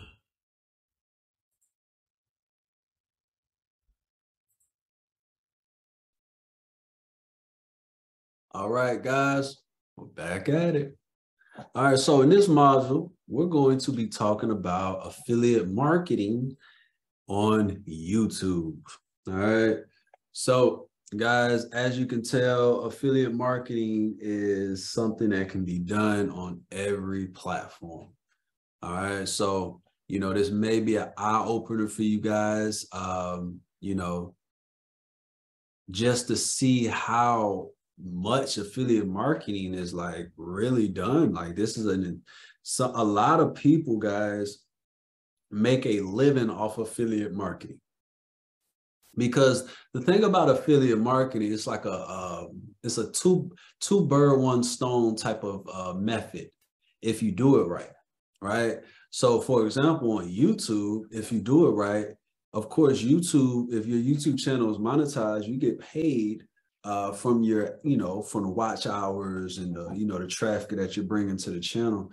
But on top of that, you can get also paid from the affiliate links, right? So I'm gonna show you guys a perfect example. So what I did, I just typed in the search engine, best wired headphones 2023. And there are some companies that popped up, or some channels, I would say, that popped up. One of the ones that caught my eye is actually the second one. It says top 7 picks. All right, so this is the channel right here. All right, so if you notice, if you think about the brand name, so it says top 7 picks. So you can tell that this entire channel is structured. It is structured around, talking about the top products, the top 7 products, right? Like, we just look at all of the different, all of the pieces of content that they're doing. Like, this is, it's pretty smart. Top 7, top 7. All right, so let's see how long this channel has been up. So it's been up for 2 years. Wow. So they've been doing this for 2 years. So it really shows you how long and how much work people really put into this, right? 2 years. That's insane. All right, so let's see. So if we look at the most popular ones, they got some that actually caught fire. So now we're just looking at, okay, out of all the work that they put in, you know, how has it done for them? And obviously it has to have worked for them at some point, because could you imagine doing this for 2 years with no results? You know, if we look at the About Me section, they've generated over 2 million views. Let's see. Thought it'd give us a video count, but they have lots and lots of videos. So I want to see how this one works. 2021. Through extensive research and testing, I have put together the list of options that will meet the need of different types of buyers. So whether it's price, performance, or particular use, we have got you covered. For more information on products, I have included links in the description. Make sure to check it out. Like the video, comment, don't forget to subscribe, and let's get started. Number 1, Spalding NBZO. If you are a serious basketball player and you are looking for a more durable ball but don't want to compromise on feeling and ball handling, then the Spalding NBZO is perfect for you.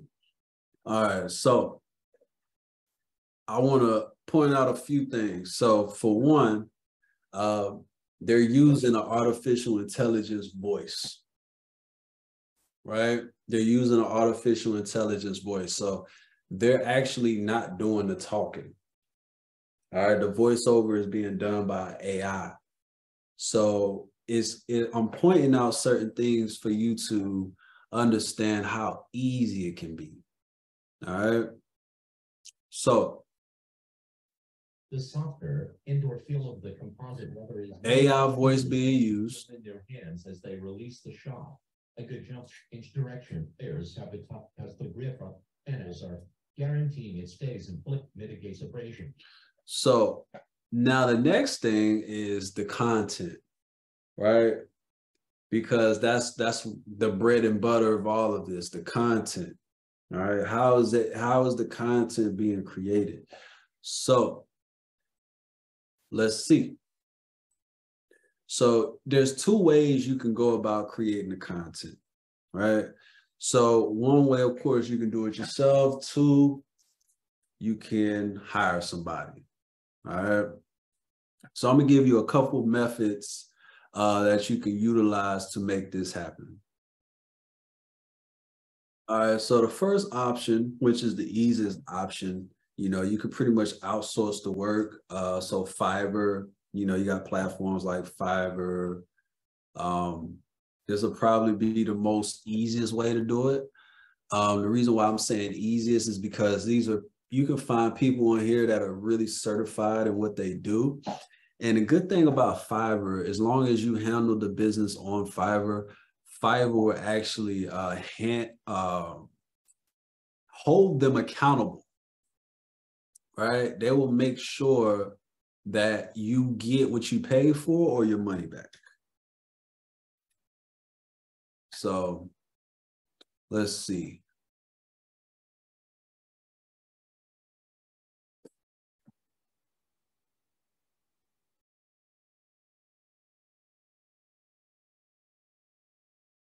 Let's see, video, short, YouTube, affiliate, marketing, video.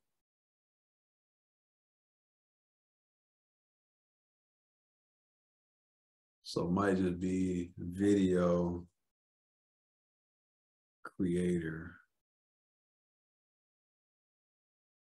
YouTube automation video creator.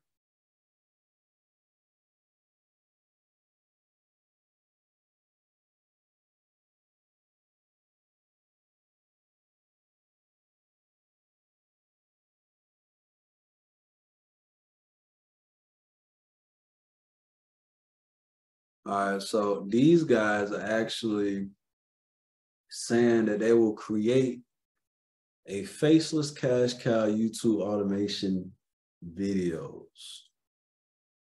I will create YouTube automation channel and automate videos. So not only will they create the content, but they will actually create the whole. All right, so for $25, 4 to 5 minutes video, one video, 4 to 5 minutes with voiceover, script, and thumbnail. Avoid direct over without talk. Huh.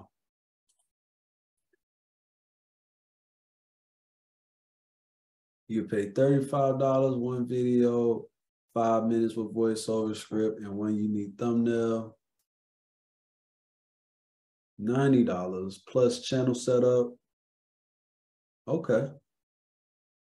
So that's not bad. That's not bad at all. So pretty much for $25. So it doesn't say thumbnail, even though it says thumbnail up here, it doesn't say thumbnail down here. So for the standard one, $35, you can get the thumbnail included. So this is not a bad deal. So like I said, you know, Fiverr, you're going to get people that specialize in this. So you got people that will create you a YouTube automation channel. So when it comes to automation, it's as simple as creating a channel that will generate money off of the channel. Affiliate marketing, like I said, is just a two-headed sword. So it's like you're able to get money from the channel and you're also able to get money from the affiliate link. So what we didn't look at, my apologies, is not only the video, but look at the description. So all of the basketballs in this video are down here. So we click on the affiliate link, it takes us directly to Amazon. So I just wanted to make sure you guys seen seen that aspect of it. All right. But yeah, so Fiverr is definitely an option.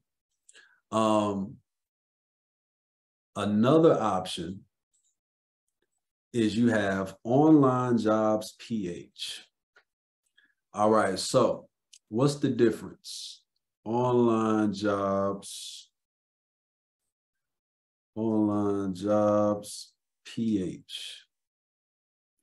All right, so Online Jobs PH is pretty much a platform where you can hire people that specialize in a particular area. So Fiverr is when you're hiring someone, outsourcing the services, pretty much subcontracting the work out, right? You're subcontracting the work out. But on Online Jobs PH, you're actually hiring somebody part-time, full-time, or it could be project-based. But it's a lot cheaper when you do it through Online Jobs PH. The reason why it's cheaper is all of the people that are on here looking for work, they live in the Philippines. And the Philippines, the exchange rate when it comes to currency, it is extremely lower compared to the dollar in the United States. So with this being said, you're able to take advantage of the currency exchange. So your dollar is like $5 in the Philippines, right? Like you can literally hire people, for $2, as low as $2 an hour. Now, depending on the job title, that can go up way higher than that. $13, $14, $15 an hour, it can get up there. If you're looking for an expert as a web developer or an SEO person or etc. But for the most part, you can hire people pretty low, especially if it's not like a niche specialist field. So for this, which you pretty much need somebody to, video creator, stuff like that, you might be able to hire someone that does everything, right? So Let's see, I'm gonna type in YouTube automation, see if anything pops up. Wow.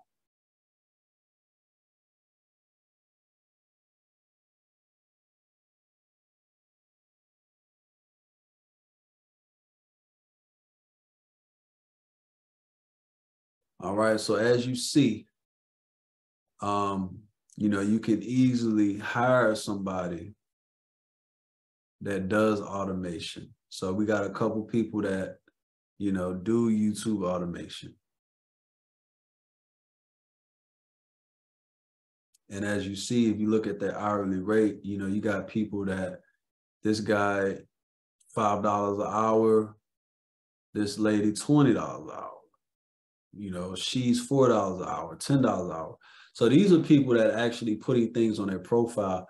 But whenever you put up a job post and you put the actual hourly rate, you're going to see a lot of people that say these certain terms on their certain numbers on their profile, but they're going to accept something way, way lower. So this is another way. So I have a link for this website. I'm gonna have a link for all the websites in the resource section on this module. That way it'll take you straight there. All right, and the next option is, okay, I showed you how to subcontract the work. I showed you how to hire somebody to do it. And then the next option, how to do it yourself. All right, so there is a tool called Pictorial. All right, and Pictorial is a AI content creating software. It can do so much. It has AI voiceover included in it. You know, you'll just have to create a transcript, but you can get the AI to pretty much, you know, create the content for you.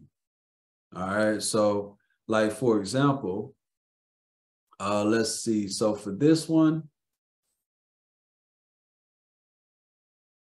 so I actually have a transcript plugin installed. So that's another thing that you want to get. Let's see, the transcript plugin, YouTube and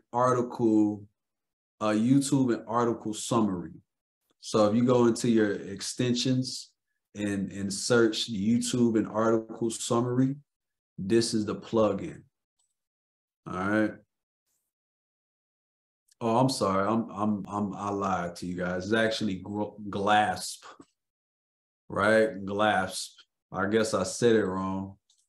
I thought it was the YouTube article summary plugin, this one, but it was a different one. All right. No, I'm correct. This is it. Huh. It is it. So YouTube and article summary. That is the plugin. All right. But as you see, it generated the transcript. So once you have it installed, it'll show up on YouTube on every video. And it pretty much just creates the transcript, creates all the words that was said in the video. So what I can do, I can copy this. And then I can place it, because this says script to video, right? Edit video using text. So what I can do, come over here. I just place the text.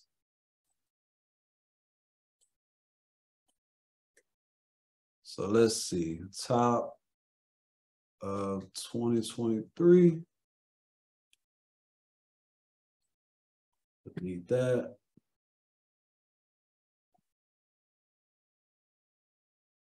Proceed. Let's see, we're going to choose. So now we can choose like a template.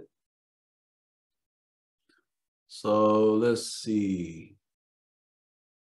We'll do Earth since basketball is outside. Ratio, we'll do 16:9. And let's see how it works.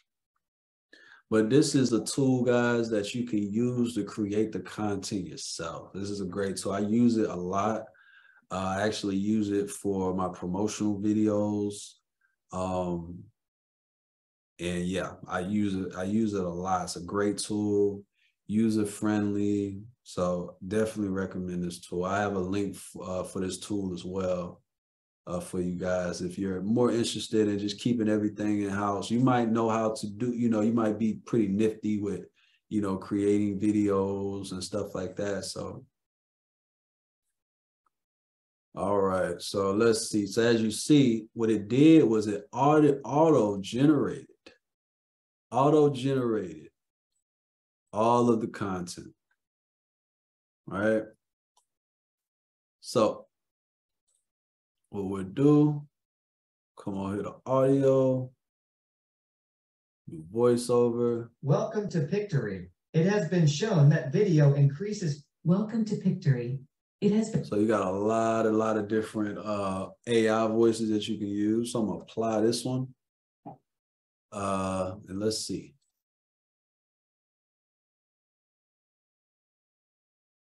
Transcript.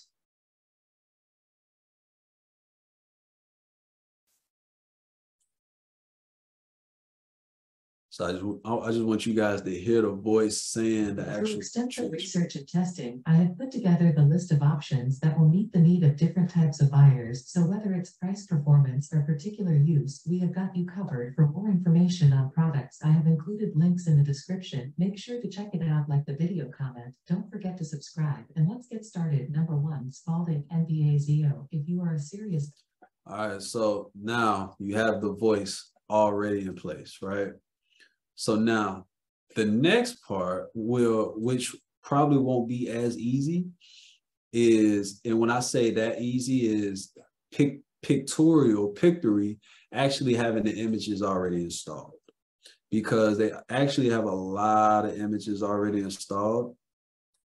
All right, so let's see.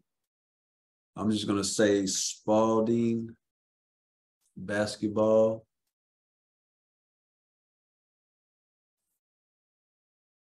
So boom, easily can hide text. Since she's talking, we don't need it to, So you can use in-house images.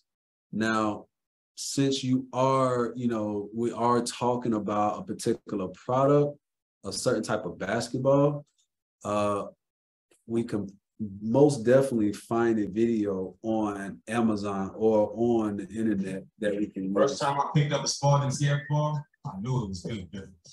You know that feeling in that first moment on it never leaves your hand. It raises you. So we could easily, download this video some kind of way. Lift you to new heights. So we can download the video. So we can find like a video downloader for you for Amazon, but easily, we could easily find a find a basketball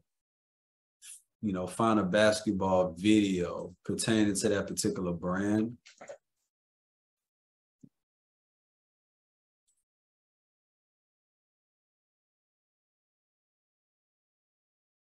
Or we could just take it off YouTube,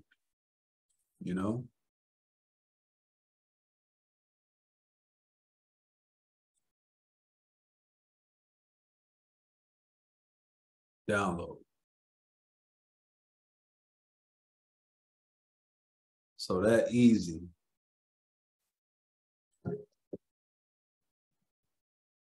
That easy was able to find a video about this particular item. Because what we did, we just copied and pasted the first one. So, we can copy it. We can upload our own content.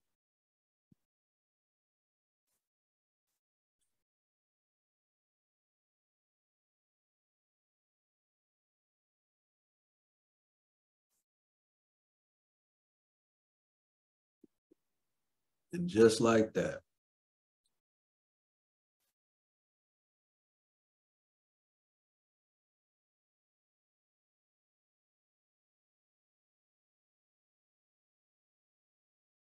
033. For a more durable ball, but don't want to compromise on feeling and ball handling, then the Spalding NBA Zo is perfect for you. The softer indoor feel of the composite leather is really what shooters like to feel in their hands as they release the shot. A good jump shot rolls softly off the fingertips with slow backspin, which requires an artist's touch, which is impossible. Wow. So guys, as you see, like we could literally go through the whole process and just create it. So imagine you getting a rhythm. You're getting a real solid rhythm. You know, you can easily put together these videos in no time. You know, so once I download it, you know, once I complete it, finish it, download it, and I'm out of here. I'm done. I didn't have to do no talking. I didn't have to show my face. I didn't have to do anything. And literally, this is what these people do. You know, they create this type of content all day. So I wonder, I can only imagine how much money was made from this particular content. Off the video and off of the actual affiliate links. So yeah, that's the third way that you can do it, guys. Like I said, I'm gonna have the links in the resource section for these platforms. That way, you know, you can take this thing by the control and knock it out. You know, but that's how you do it on YouTube. You know, it's easy. All you do, as you see, guys, is, you know, just like this channel has been doing this for 2 years. You know, all they're doing is just choosing the top 7 in different categories, and they're creating the content. You know, they got the thumbnail, they got a cool, a very cool, unique type of template thumbnail. After that, they go on find 7 items on Amazon. They get the Amazon links. They probably use a tool like Pictorial to create all the content, AI voice, and they move to the next video, move to the next video.